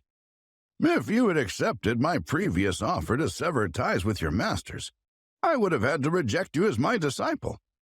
Someone who would have been tempted to do such a thing for the sake of gaining more power would never have made a suitable disciple. By remaining unmoved by my offer, you've proven yourself ready." Cahir was shocked and took a deep breath to calm himself. What a clever trick, he thought.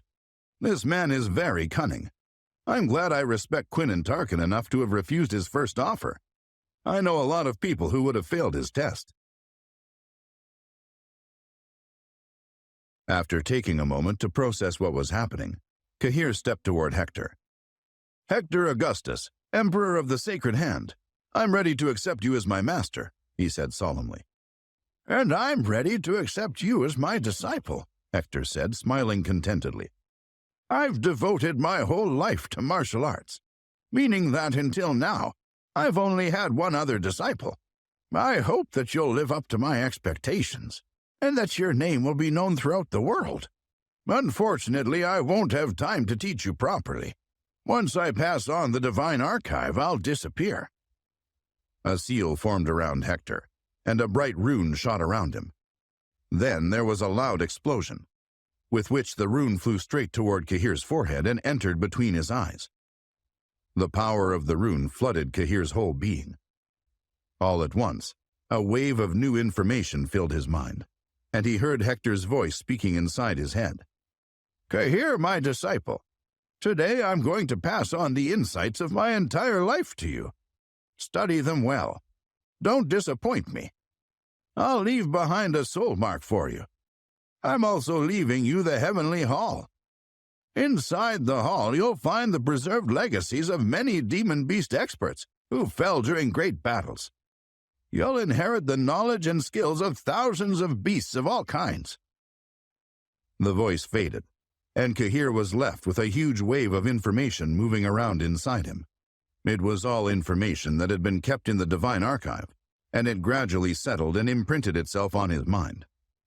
Very soon he had remembered almost everything, although he would need quite a lot of time to actually understand the huge quantity of information he had received. When the process was over, he realized that Hector was gone and that he was standing alone in a vast empty space. Elsewhere inside the Heavenly Hall, there was a flash of purple light, and a huge purple phoenix phantom appeared in the sky.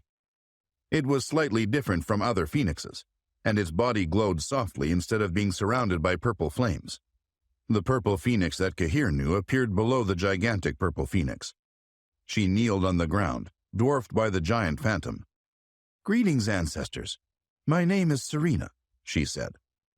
As she finished speaking, the purple flames around her grew stronger, and she grew in size, although she was still much smaller than the purple phoenix that was floating in the sky above her.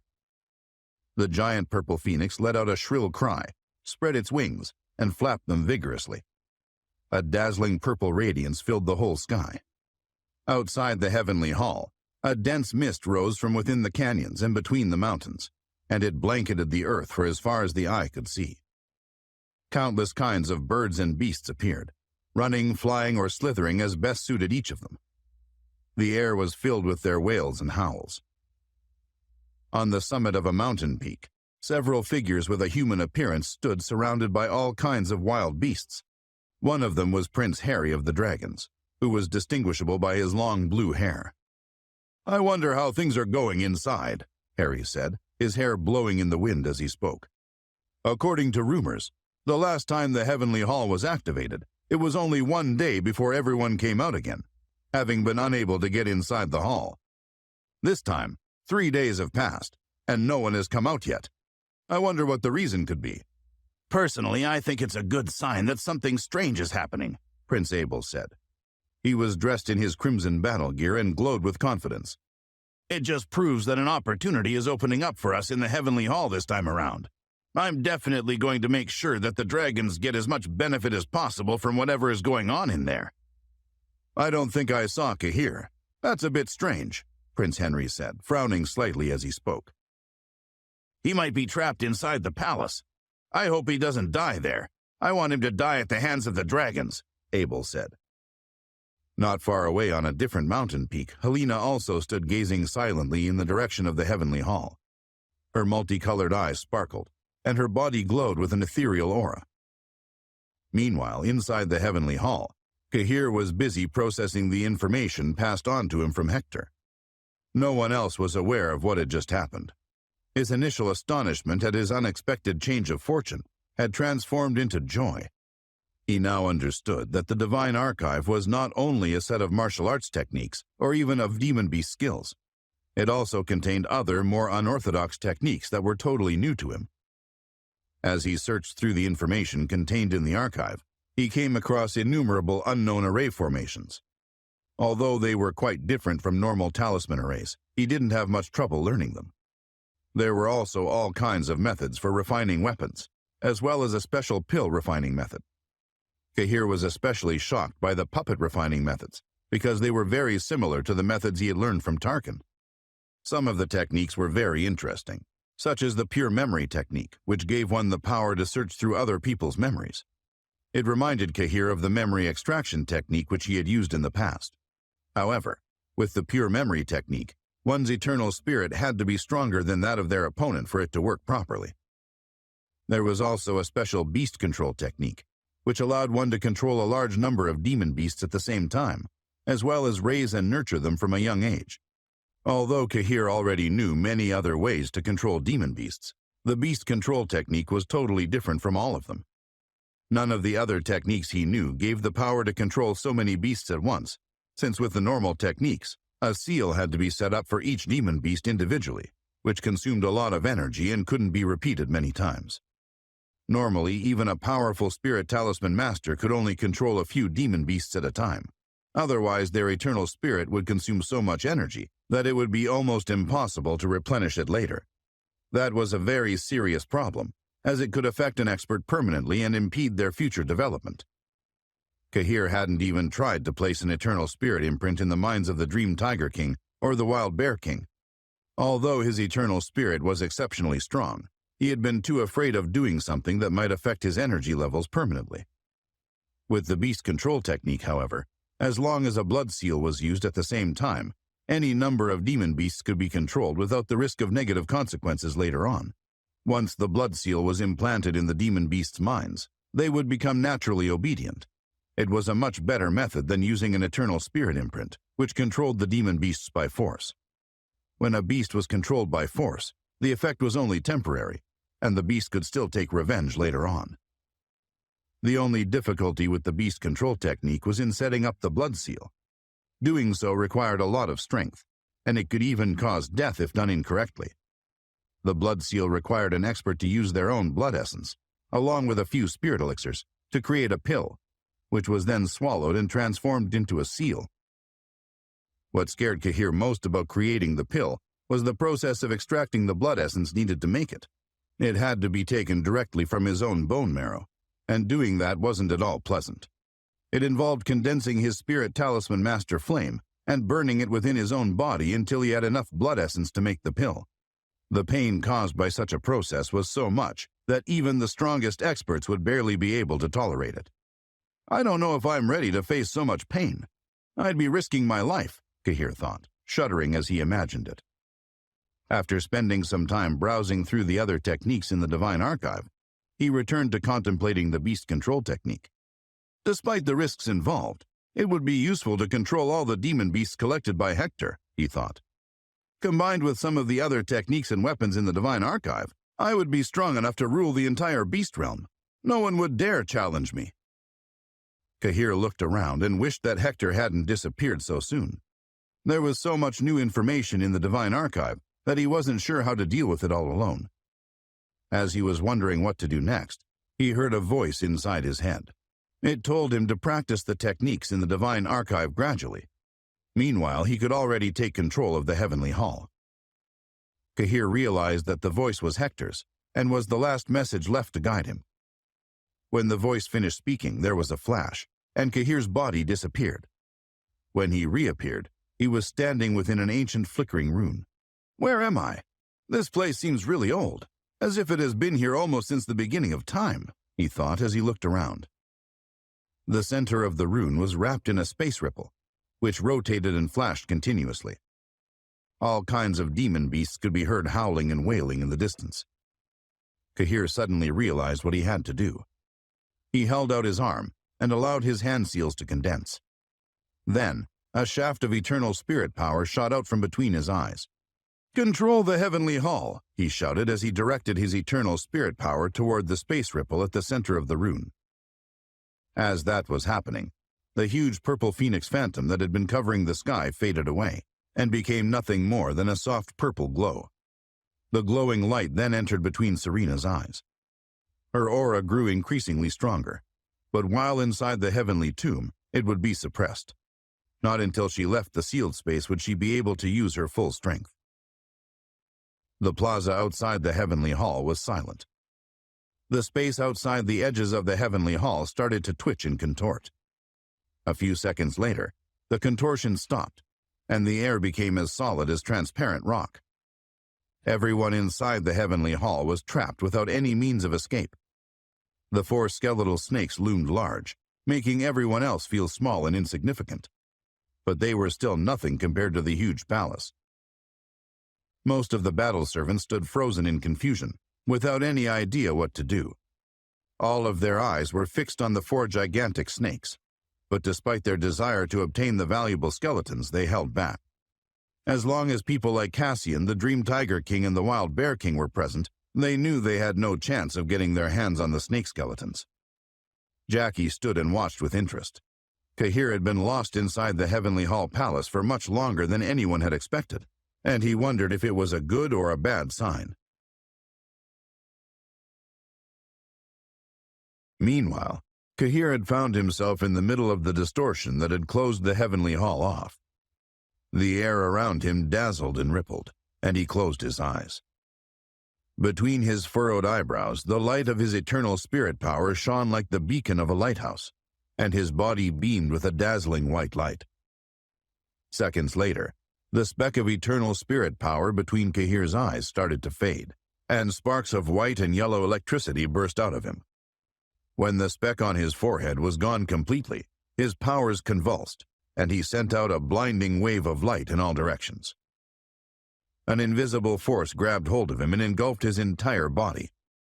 It couldn't be seen, but he felt it swirling violently around him, and it emitted a mighty aura that frightened every beast around him. Kahir kept his eyes closed, but his body trembled.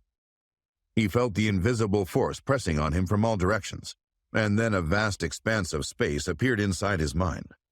He knew instantly that the new space wasn't physically connected to the rest of reality, but somehow it was possible for him to enter it. Outside the Heavenly Hall, the ground and the surrounding mountains started to shake. The edifice of the Heavenly Hall looked to be on the verge of collapse, and the gate seemed to twist open once again. Everyone who stood watching in the vicinity was forced to take several steps back. On the other side of the entrance, Kahir's company and the battle servants tried to make sense of what was happening. The Heavenly Hall shook more and more violently, and before long it became clear that the exit was opening. Many of the battle servants cried out with joy, and they all started making for the door. "What's going on?" the Wild Bear King cried out, taking a step forward to brave the surrounding mayhem. "Kahir is still in there." While the battle servants approached the exit in increasing numbers, the Dream Tiger King and Kahir's other demon beast followers were roused by the Wild Bear King's words. They all tried to stand firm, but the chaotic energies that roiled through the Heavenly Hall were too strong. They were forced toward the exit, despite their best efforts to remain inside. The only beings who seemed unaffected were the ancient viper and the other snakes. They remained standing in the same place, unaffected by the calamity around them, as if they had been made of stone. Kahir's vision of the space he had found expanded by the second.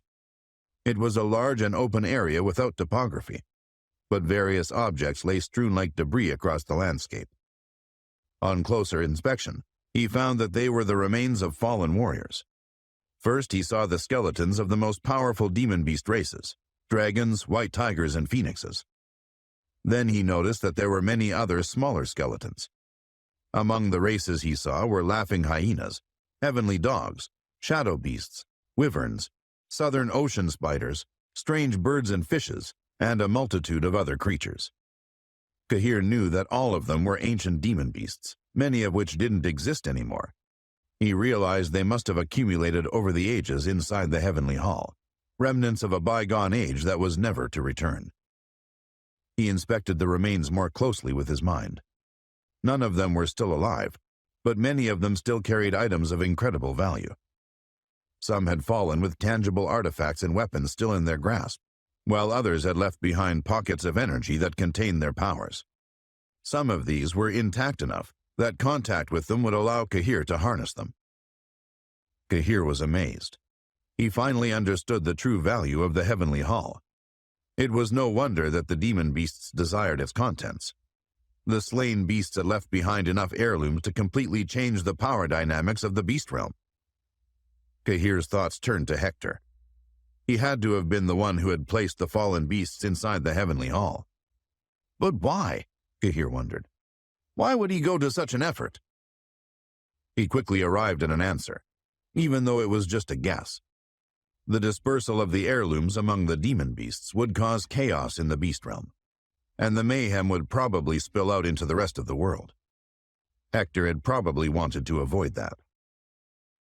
Kahir continued using his mind to explore the heavenly hall, and he conducted a thorough examination. He investigated every crevice he could find, and before long, he was content that his mind had touched every inch. At that point, he opened his eyes, and they flashed with vigorous power. He was excited by his discoveries, but he was also intrigued and slightly confused. He still wasn't sure what Hector's motivations were, but above all, he wondered just how powerful the man was. Whether he had created the heavenly hall on top of an ancient battlefield, or moved the bodies into his own location, creating such a structure required immense power. Kahir reached a conclusion. Whoever Hector was, he had to be from the primal era. He was probably thousands of years old, if he had an age at all. After all, the only version of Hector that Kahir had met was his eternal spirit, and based on what he had said, his physical body could have been from another reality. If that were the case, it might not make sense to talk of Hector's existence in terms of time or space. Thoughts and questions swirled helplessly in circles inside Kahir's mind. It was obvious that he wouldn't clear any of them up by thinking to himself, so he decided to put his queries aside.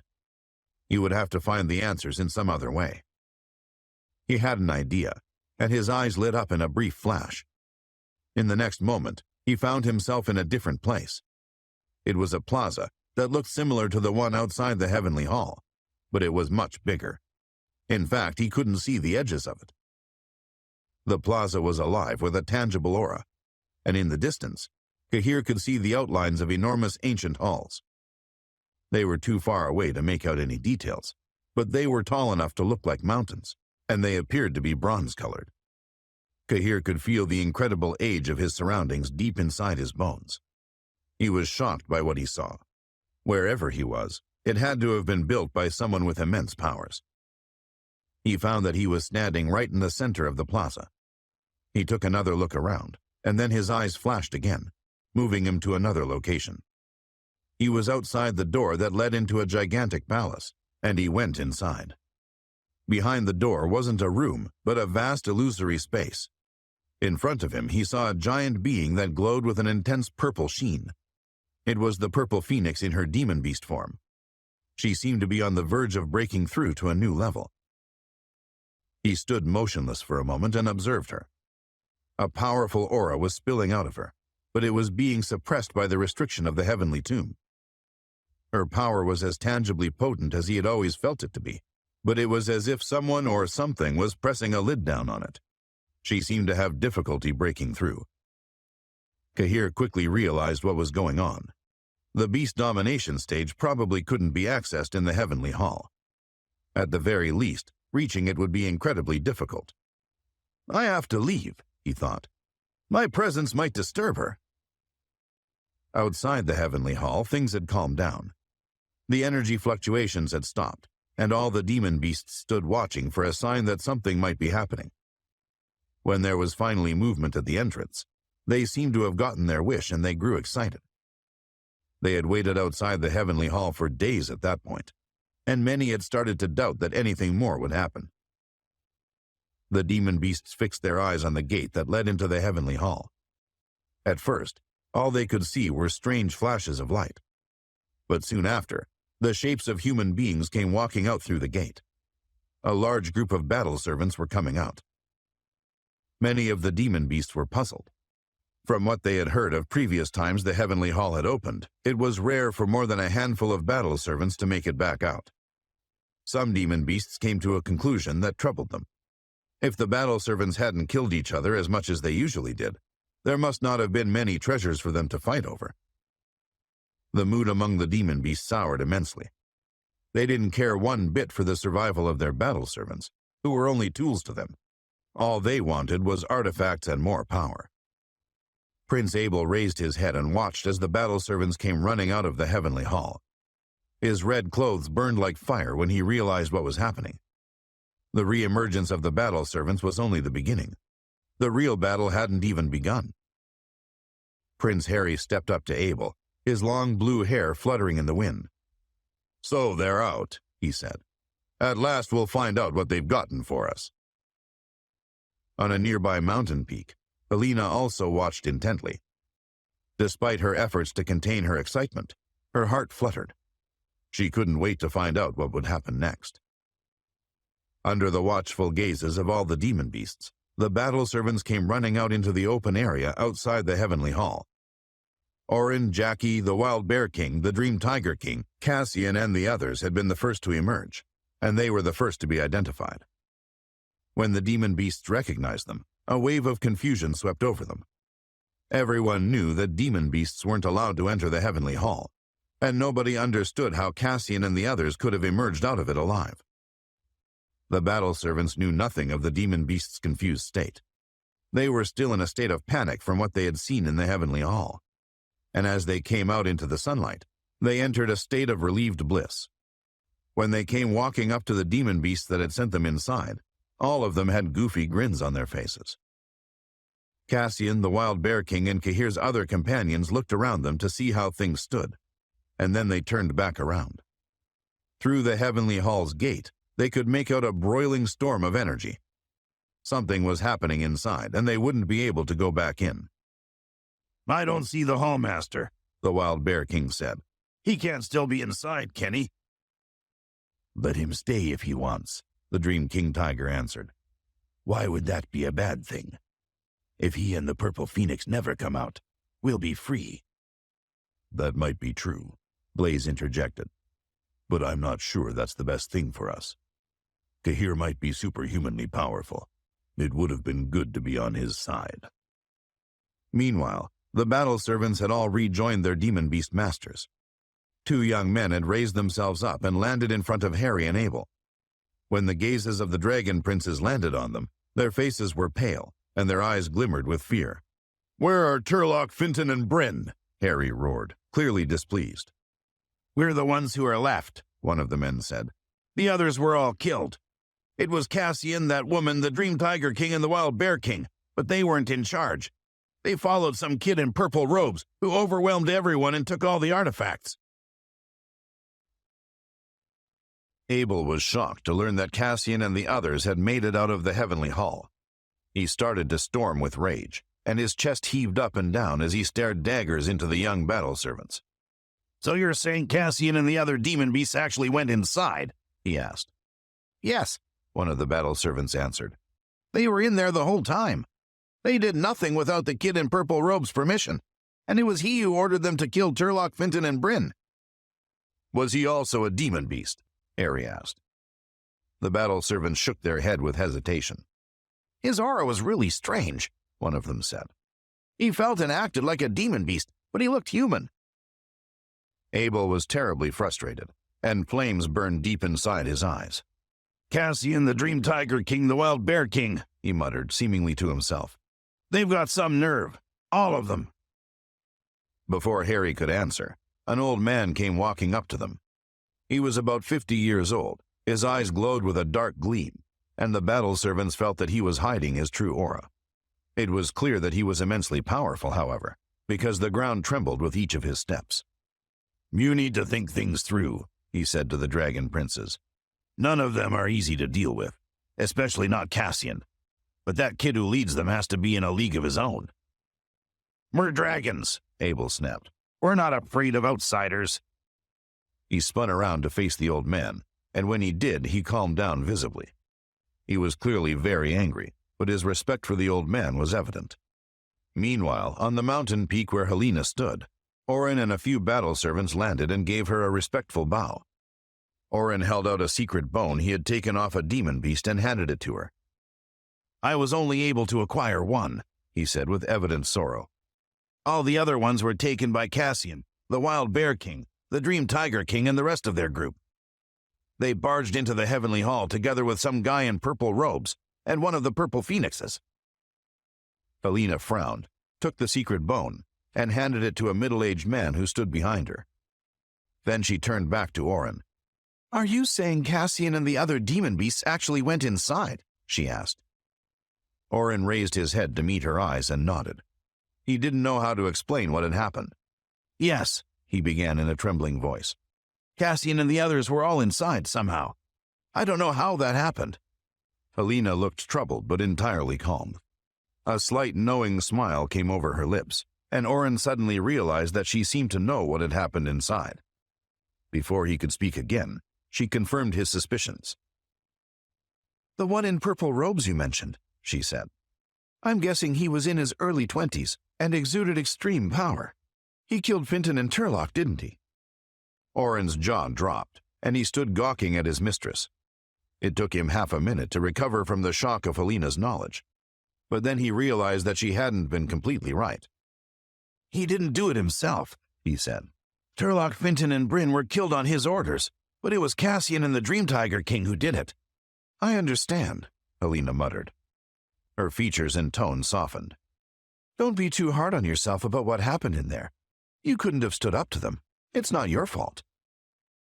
Orin didn't get the chance to thank Helena for her generosity. Almost as soon as her words faded, a great clamor broke out in the sky. Many demon beasts had raised themselves into the air, and it was clear that they were enraged by the actions of Cahir's group. Many of them shouted taunts, while others demanded explanations for what had happened in the Heavenly Hall. A few demanded revenge. Helena looked around.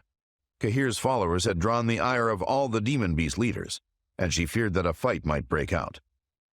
Her worries were compounded when she saw that Scout, Jax, and Onyx had raced to the head of the angry mob. The other demon beasts were emboldened by that fact, and the calls for explanations and retributions grew more intense. Suddenly, Helena gave off a faint laugh. The commotion around her was none of her business, and she decided that there was no reason to worry about the outcome. She crossed her arms and sighed. Looks like we're in for a show, she muttered, and everyone around her gave her a curious look. Cassian, the Dream Tiger King, Blaze, the Wild Bear King, and the Yellow Falcon had all stood and watched the Heavenly Hall as the demon beasts approached. When they realized that the commotion behind them was directed at them, they spun around and found themselves beset by an angry mob. They all frowned and prepared to take their attackers on, but the demon beasts didn't dare make good on their threats. The beasts that followed Cahir were all famous in the beast realm, and no one would attack them without thinking twice. Up on an adjacent mountaintop, Star stood watching. When she realized that the fight wouldn't break out immediately, she turned around to speak to her battle servants. Did I hear them mention a purple phoenix? She asked. And that man in purple clothes, was he very young? One of the battle servants stepped forward with his eyes fixed on the ground. Yes, Dragon Empress, he answered. The man was young, and the woman who was with him was a purple phoenix. She was very beautiful. The battle servant seemed overcome by a memory, and he trembled as he continued. The man's powers were overwhelming. No one could match him. And Cassian, the Wild Bear King, and the Dream Tiger King helped him grab all the treasures in the Heavenly Hall. The little girl flashed a brilliant smile. Her followers and battle servants saw it and bowed before her. They mistook her innocent glee for gratitude at their service, and they were determined not to sour her mood. They knew enough about her to understand how badly she could punish them if she wanted to. Over in the air above, Cassian and the other beasts, Scout, Jack, and Onyx, had come closer. Listen up, all of you, Scout roared. You killed my battle servants. I demand that you answer for your actions. Blaze watched them with a fierce gaze. He was less well known in the beast realm than the Dream Tiger King and the Wild Bear King, but he was just as dangerous. He was a winged dragon, and even though he expected to be underestimated, he was determined to teach his enemies who he really was. Jack moved forward. He had taken his true form, about the size of a tiger covered in a dark sheen. He snarled and roared furiously from his huge mouth, and his sharp teeth glimmered in the faint sunlight. Scout had an even stranger shape. His head was shaped like that of a wolf, but his teeth were as long as those of a lion, and the hair on his head stood straight up like the back of an angry cat. The rest of his body was typical of a laughing hyena. They all had long necks, 4 gangly legs, a ferocious nature, and an unquenchable appetite. They ran like the wind, and were known to devour anyone they could get their hands on. Onyx, meanwhile, looked somewhat atypical of his kind. Despite being a winged tiger, he had snow-white fur, 2 horns the color of pale gold, and an eagle-like beak. The wings on his back were pitch black, in sharp contrast to his fur. Together, they represented the very best of the heavenly dogs, the laughing hyenas, and the winged tigers, 3 races who were among the most ferocious in the beast realm. When their auras spilled out over the surrounding areas, everyone felt it and trembled at least slightly. Dream Tiger King, Onyx roared. Explain yourself. You too, Wild Bear King, Scout added. Satisfy us, or we'll make sure you pay. After those taunts, some of the demon beasts who had followed the 3 warriors forward became more animated. Many of them were trying to seem more powerful than they really were, but their confidence got the better of them. Scout, Jack, and Onyx made them feel as if they couldn't lose. This won't end well, Jackie whispered to Cassian and the others. He had tried to keep calm in the face of Scout, Jack, and Onyx, but it was getting difficult. He felt worried, and a hint of panic seeped into his heart. By contrast, the Dream Tiger King, the Wild Bear King, the Yellow Falcon, and Blaze knew who they were dealing with. Even though they took the threat seriously, they saw no reason to panic, and they stood with furrowed brows and stared their assailants down. After a little while, however, they felt that something had to happen, and they looked to Cassian for guidance. Cassian surveyed his surroundings with a calm and clear mind. In the end, he set his gaze on Scout, Jack, and Onyx, and his red eyes flickered with a sinister coldness. Then he cried out, There must be something else you really want. You're all just trying to seem noble. Why do you bother hiding your real intentions? As his voice echoed against the mountainside, Cassian remained calm and collected. He raised himself off the ground, and as he rose toward the sky, his aura made his companions tremble. Seconds later, all the demon beasts followed suit. The ones who floated behind Scout, Jack, and Onyx looked to their leaders and wondered what they would say. By that point, everyone had heard that Cassian and his group had obtained all the treasures from the Heavenly Hall. That knowledge made them want to take him down a peg, but it also made them hesitant. Jack, Scout, and Onyx stared at Cassian. They tried to look as fierce as they could, but there was fear in their eyes, and they were stunned into silence. They hadn't expected him to call them out like he had, and they didn't know what to say. On top of that, they weren't sure what they should do. They couldn't afford to look weak, but they also knew they couldn't count on the beasts behind them to back them up.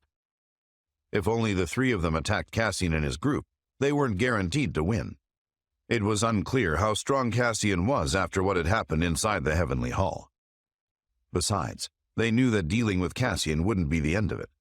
There was still the rest of Cahir's group, the dragons, the phoenixes, and the Dragon Empress. If a fight for treasures broke out, it would become a free-for-all, and the chances of winning would be low. The last thing Scout, Jack, and Onyx wanted to do was help another faction gain ultimate victory. All 3 of them threw sideways glances at each other. Their thoughts about everyone else reminded them how little they trusted each other. They had joined forces to defend against the Dragon Empress, but it was an alliance of convenience.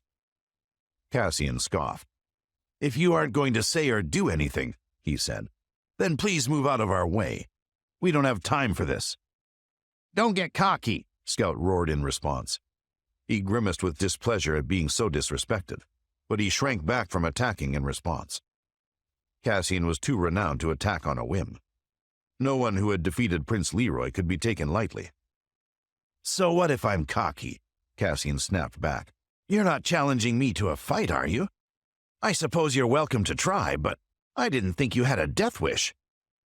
His words resounded in the empty space, but no answer came. No one wanted to risk fighting him, and if no one did, Scout, Jack, and Onyx would look like impotent fools. His taunt seemed to have worked. Cassian was right. Everyone knew that any demon beast who had fought him had either died or been horribly injured. Sometimes his anger had caused him to destroy several demon beasts at once, and he dealt with his enemies brutally. Scout, Onyx, and Jack looked at each other. They hadn't expected Cassian to stand up to them the way he had, but it seemed he didn't care about all the demon beasts they had behind them. They had counted on safety in numbers, but that strategy had melted away in the face of Cassian's savage and arrogant personality. The Wild Bear King, Blaze, the Dream Tiger King, and the Yellow Falcon realized what was happening, and they smiled sheepishly. It was starting to look as if Cassian would get them out of the situation without a fight, and they had to admit it was good that he was on their side. But then, a cold and sinister voice cut through the air. You're an overconfident fool, Cassian, it roared. You need to learn a lesson. Everyone looked upward to see who had spoken. In the sky, a scarlet-colored figure raced forward like a comet, and its fiery aura bent and twisted the space around it. Everyone cowered in fear as it passed them, but it was clear who its target was. It was rushing straight toward Cassian at breakneck speed, and when it reached him, it morphed into the shape of a person. It was Prince Abel. Abel raised his hand, and a claw imprint tore through the air and grabbed onto Cassian's neck. The claw imprint was lit up by blazing runes. Cassian felt a burning heat against the skin of his throat.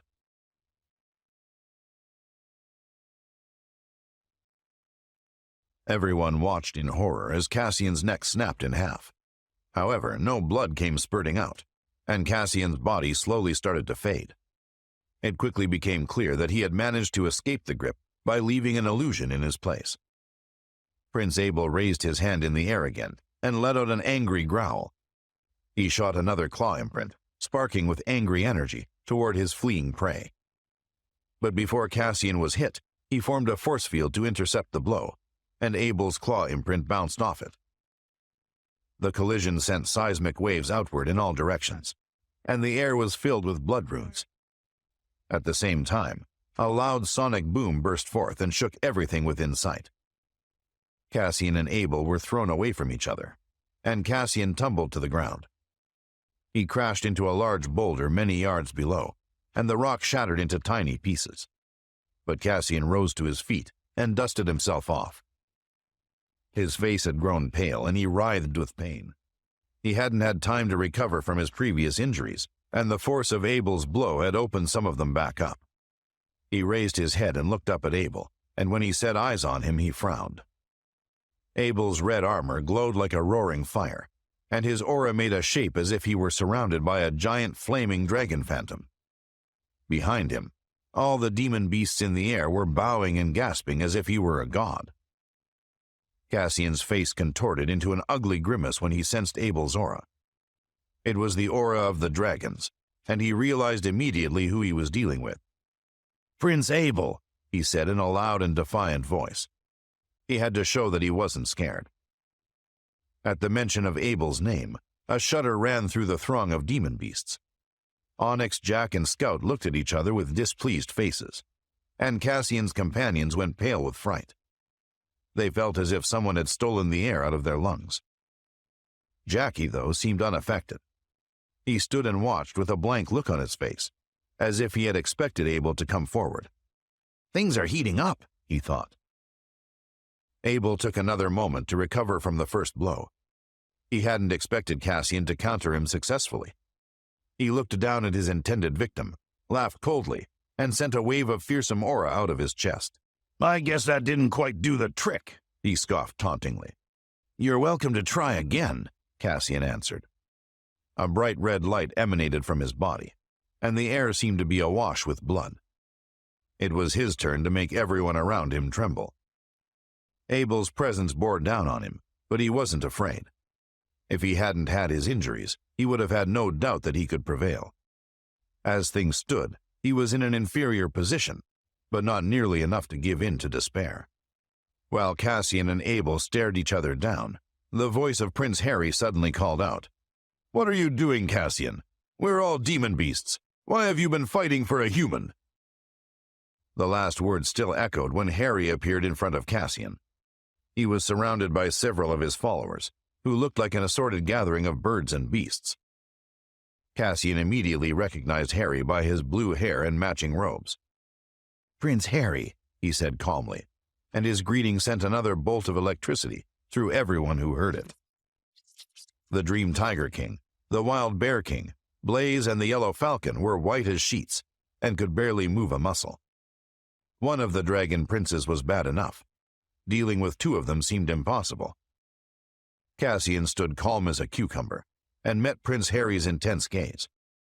He knew who the two dragon princes were.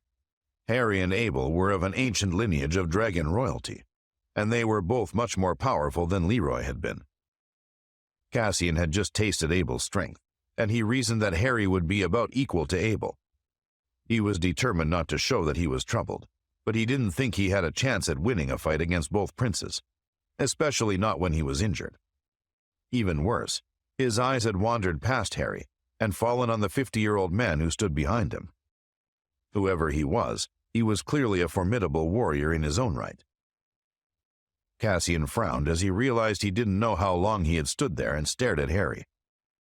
Determined not to show any weakness, he decided to say something and regain the initiative. "Forgive me, Dragon Prince," he began, "but I don't think I understood what you were saying just now. Please explain yourself." Harry scoffed and flashed a vicious smile. It was almost enough to make Cassian regret having asked the question. "I was just surprised, that's all," Prince Harry answered. "I never thought Cassian of the Nine-Headed Phoenixes would turn lackey to a human. I figured there had to be some mistake, but I guess you've become a shadow of your old self." He flashed another vicious smile. "And I think you know that I'm right." Everyone listening realized that Harry and Abel held particular ire toward Cassian, and the tension in the atmosphere increased to an unbearable level. Cassian didn't back down, and he sent a burst of defiant aura out into the air. He kept his gaze fixed on Harry's eyes, and his own burned with a deep, violent red. Then all of a sudden, he smiled from ear to ear and said, "What's it to you? My actions don't concern you. Just ask Prince Leroy what happens when you meddle where you don't belong. He couldn't even withstand a single blow from Cahir." Prince Abel exploded with fury at the mention of Leroy. His aura increased the temperature around him by several degrees, and the fiery dragon phantom around him spread out its wings and roared. "Shut your mouth, Cassian," he bellowed. "You're asking to be killed." Cassian turned to him and gave him a cold look. "Prince Abel, please don't threaten me," he said. "It's all well and good walking around threatening ordinary people, but it won't work on me." "Cassian's the same as he's always been," the Wild Bear King muttered to himself. "He'd never back down." The others spun around and looked at the Wild Bear King. As their eyes met, they immediately recognized the shame they all felt. Cassian had shown them how to stand up to the dragons, and in that moment they all felt like cowards.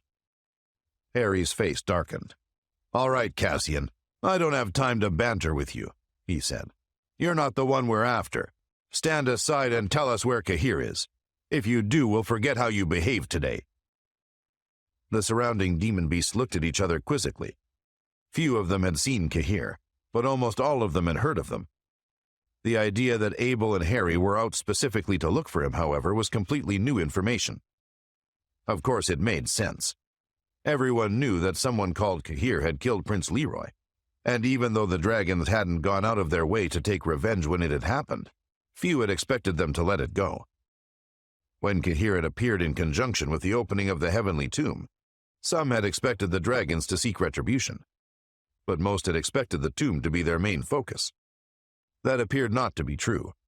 Abel and Harry had shown that they would never let Cahir go. The Dream Tiger King, Blaze, the Wild Bear King, and the Yellow Falcon understood that just as well as all the demon beasts did. They didn't know how to feel. They were relieved that Cassian might be getting out of the immediate danger he was in, but in order to do so, he would have to give Cahir up for slaughter. Besides, there was no guarantee that the dragons would let them all live once they had Cahir in their clutches. Cassian was ready to answer.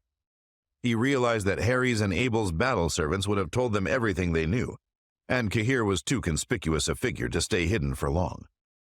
Harry and Abel would find him soon enough, no matter what he told them. But they won't do it with my assistance, he decided, and he spoke up with determination in his voice. Cahir's whereabouts are none of my business. If you want to find him, you can go look for yourselves. Harry fumed. Cassian, I'll give you one last chance, he snarled. Tell me where Cahir is. If you don't, I'll make sure that the nine-headed phoenixes fall into ruin. Cassian's eyes glowed like jewels. At first, he looked as if he was about to lunge at Harry, but then he smiled and started to laugh. If you want to start something with my people, I can't stop you, he said, but I'd advise against it. If you think you could get away with it, go ahead. Harry's threat had backfired. Cassian never gave in to intimidation, and the dragons wouldn't make him bow his head. Their arrogance only made him more likely to be defiant.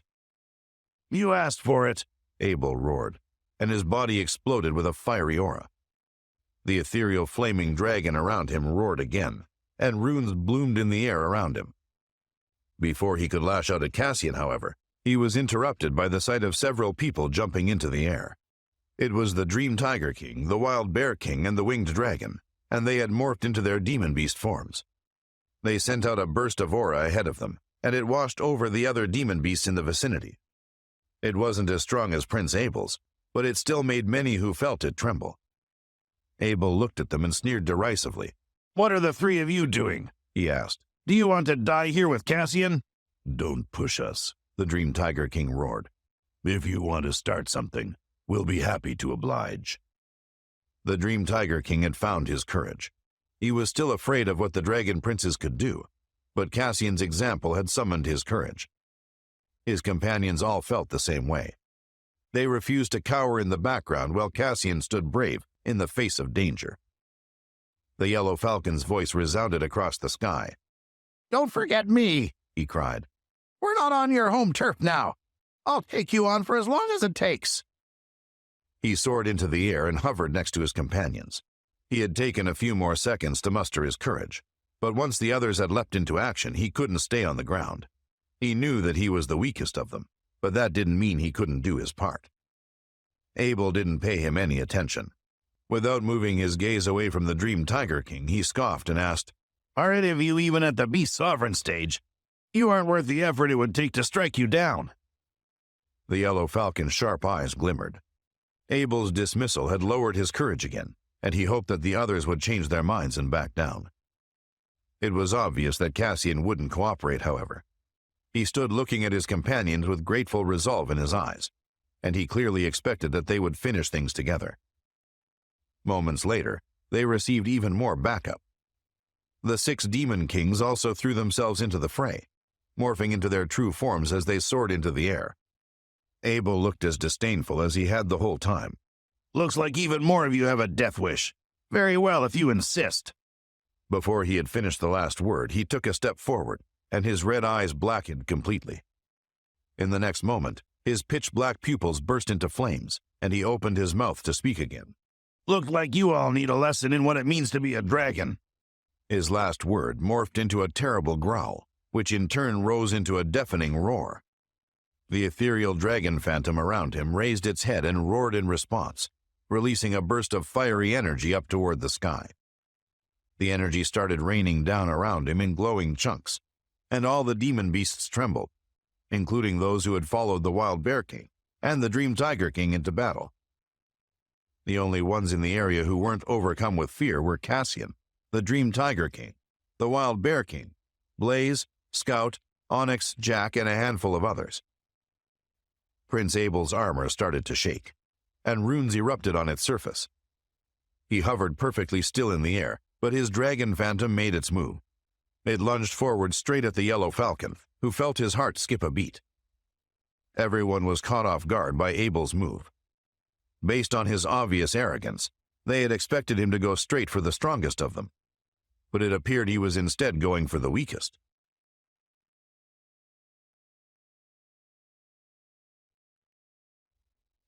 Prince Abel's fiery dragon phantom roared and pounced toward the yellow falcon, carrying with it the might of a real dragon. The yellow falcon knew that he wasn't strong enough to go up against someone like Abel, and he stood frozen in terror. He felt like a small and defenseless ant in front of his fierce opponent. But before Abel could squash him, a booming voice thundered down, "Leave him alone!" With that, a figure dressed in scarlet floated down in a ghost-like manner before the yellow falcon. It was Cassian. Everyone could feel a monstrous aura sweeping out like a rampant storm from his body, and a sharp hissing sound could be heard. Cassian didn't waste any time in making a move. His blood-red eyes glimmered as he launched a claw attack at Abel. It was as fast as lightning, and extremely powerful as it twisted the space around it. It then tore through the air until it landed mercilessly on the flaming dragon phantom. The crimson-colored runes from the attack clawed violently at the phantom creature, but Abel managed to resist. He broke free from Cassian's hold and rushed toward him. Horrified by his opponent's strength, Cassian leapt back. "The nine-headed phoenixes are no match for the dragons," bellowed Abel, and a blazing rune erupted forth. It was accompanied by a terrifying force that rippled and spread out in the form of a ring. A palm imprint covered in fire then raced toward Cassian at an alarming speed. But there was another interruption before his attack landed. A childlike but stern voice could be heard admonishing them all. "How dare any of you claim to represent the dragon race?" In that instant, a small figure appeared in front of Cassian, and a fist wrapped in golden light crashed into Abel's palm imprint.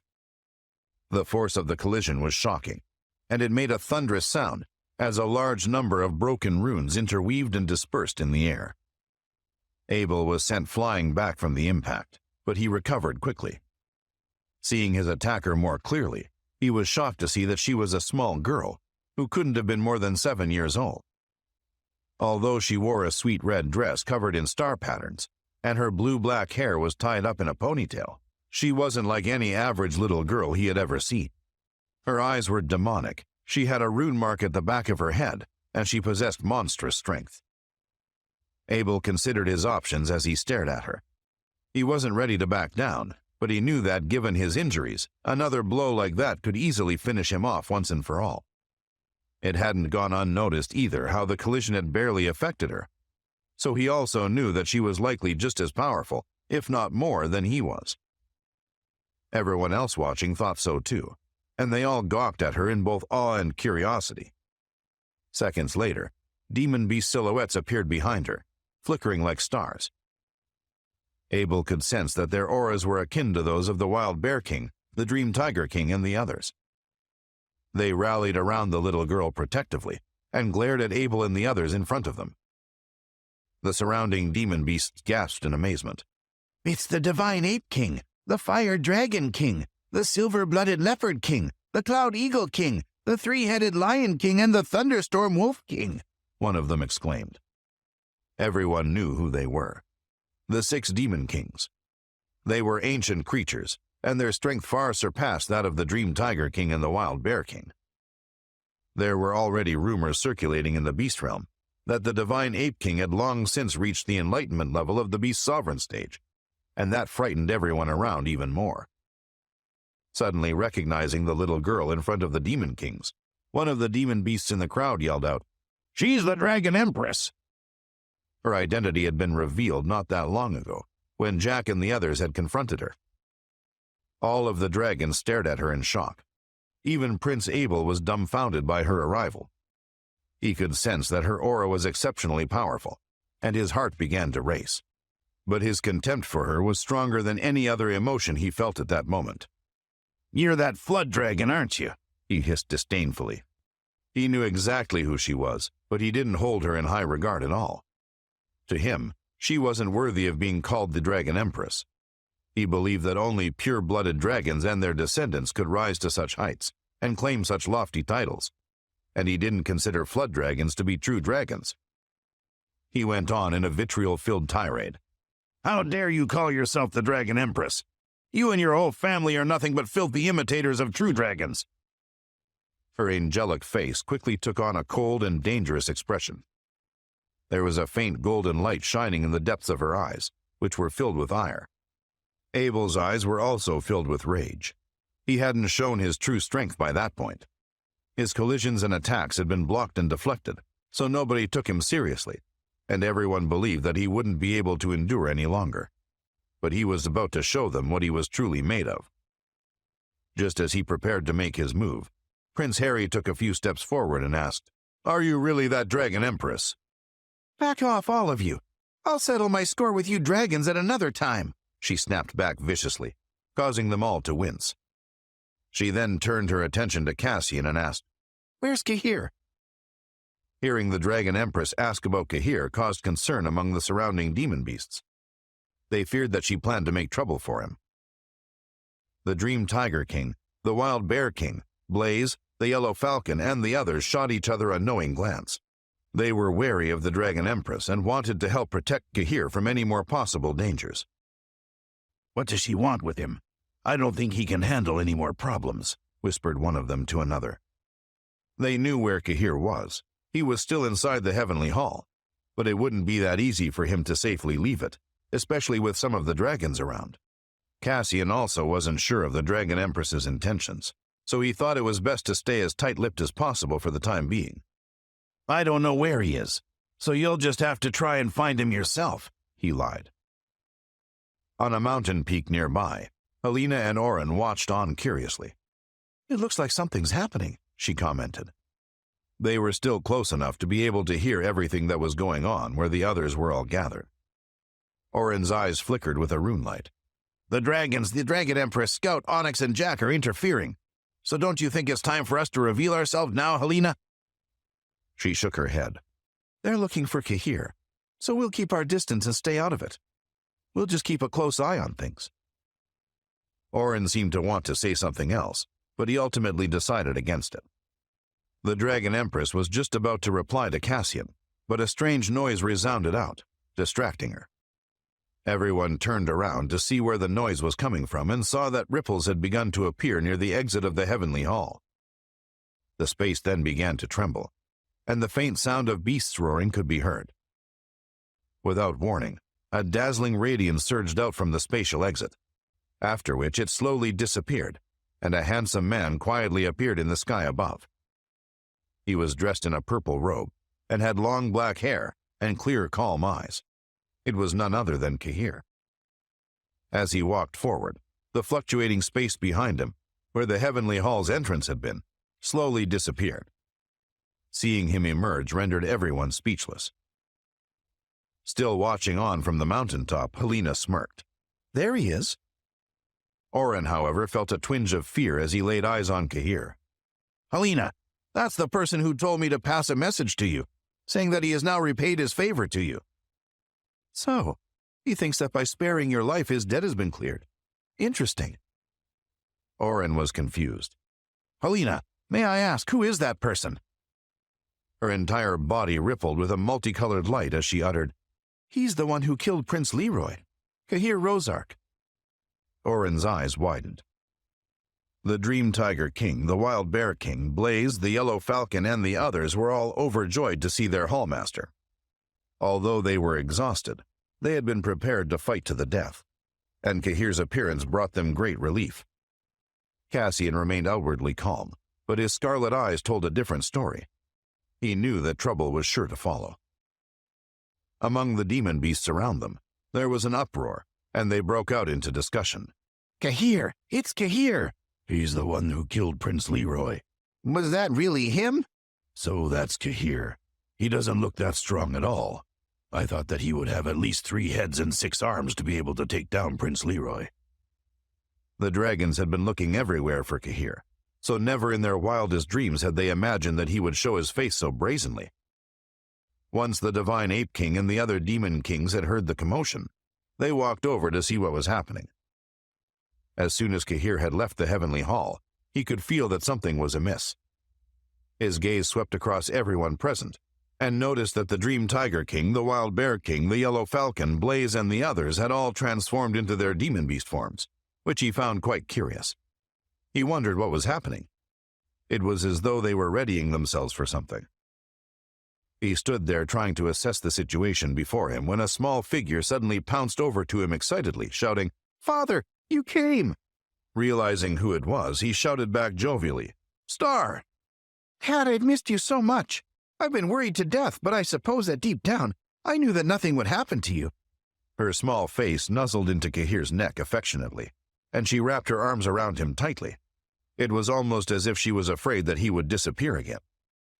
Hugging her back just as tightly, Cahir let out a sigh of relief and said, "I've missed you too, Star. I'm so glad that you're okay." "But Dad, where's Mom?" she asked, her large eyes boring into his. "Don't worry about her for now. She's fine."